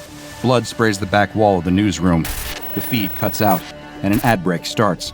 It's some stupid infomercial, only the actors in it keep glancing nervously at the camera and slightly hunch behind tables and objects when they get the chance. Uncle S just keeps standing there staring at the screen all the way through the night. 2 weeks later, Uncle S is running out of food. He ran out of ramen a couple of days ago, beans yesterday, and today he's having the last scraps of moldy bread. He hasn't left the house in all that time. He can't anymore. He's the most wanted man in the United States. Every night, the news is the same. His mugshot was plastered on the screen appealing to friends, families, witnesses, anyone to come forward and identify this man. Somehow, nobody has yet. His sister tried to call a handful of times, but he didn't pick up. Before long, he just disconnected his phone line entirely. The silence is better, helps him focus on his work. He's drawn up a list. In fact, he'd started to draw it up before he'd ever discovered the gun. On it are the names of every politician, business owner, media puppet, fake news spreading Illuminati shill he can think of. He just sits there hopping between TV channels, gun at the ready. He's got his laptop down here too, and he just spends most of the day searching through YouTube for different videos of people he's been wanting to kill. He'd be lying if he said there weren't a few annoying YouTubers that had made the list too. You know the ones he's talking about. The world is starting to fall apart out there. With the president gone, along with half of Congress and most major propaganda peddlers, it's all starting to unravel, just like he'd always wanted. The military is being drafted in to suppress riots across the country, but doing little to contain it all. Random shootings keep breaking out, leading to more and more chaos. It will be painful for a while, Uncle S knows that, but in time, they'll learn their lesson. He just wonders how long he'll have. He can't keep getting away with this forever. Something's gonna give soon. It's got to. They have his mugshot, they have his name, and yet, no one is surrounding his house. He knows that because he set up webcams all around the perimeter of the house. He has the live feed open on his laptop. If anyone comes within 20 feet of the property, they're getting a neat little hole in the front of their head and getting the back of it blown into 100 red, pink, and white chunks to give his weeds a bit of iron. In fact, he knows they'll be on their way soon. He knows that because some rat from his blog will have told them. He's been documenting everything on here, masking his IP address first. Uncle S has been recording and boasting about each and every kill anonymously as green text. At first, he kept it coy, writing in riddles and rhymes about the public figures he was murdering, but now, he is up to such a high tempo that they're just a bullet point list of names. Of course, his posts have all been flooded with trolls acting like he hadn't done anything at all, pretending like the president is still alive along with everyone else, photoshopping screenshots to make it look like they were getting new photos of these people. Great trolling. They almost had him doubting his own eyes at times, but every night, the news channels didn't lie. Another 232 public figures dead, shot through the head by an unknown gunman. But tonight, they'll be coming for him. The SCP Foundation. They'll be on their way. The characters on the TV have told him all he needs to know about them. He can't hide here forever. He almost wants them to come, really. He very explicitly made a threat tonight. A threat about a deadly surprise under the stadium at the Super Bowl. They're not going to ignore that. Any moment now. He's ready for the shootout. He has his webcam set up to cover every inch of his surrounding yards. Any SWAT team or SCP agent that gets close will get gunned down immediately. Their only option would be to hit him with a drone strike, and what a way to go that would be. No one would ever forget him. He'd be a martyr for the cause. They'd build statues in his honor. He licks his lips and stares at the feed. Nothing. For almost 45 minutes. Nothing. There, a shadow crosses the corner of the frame. Then another. A gun points into the shot. They're here. A team of them by the looks of things. He can see their shadows lining up along the sidewalk out by the front of his house. He'll wait. He's gonna wait for them to all line up nicely in the shot, then open fire. He's been practicing so much that his aim's gotten pretty good. Clean shot to the head, one by one. Now. Bam, bam, bam, bam, bam. The gunshots ring out one after the other as he fires at the laptop screen. He catches each of the SCP agents cleanly through the head, one after the other. A couple break for cover, but there's no hope. Bam, bam, bam.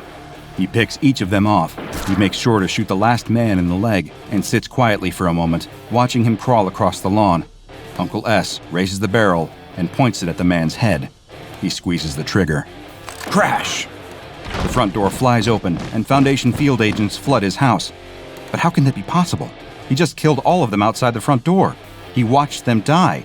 How are they still here? He looks incredulously out of the front door into the yard. No blood, no bodies, no evidence of what had just happened. The SCP agents swarm around him, guns raised and barking orders. He snaps back to reality and panics, throwing his arms in the air and letting the toy gun drop limply to the floor. I did it. I killed the President of the United States. It was me. He starts crying as they handcuff him and press his face into the carpet. The agents question him, confused. What is he talking about? The president is alive and well. He's in the middle of his next election campaign, doing better than ever in the polls. I killed them. I killed them all. It was me. Again, the agents are perplexed.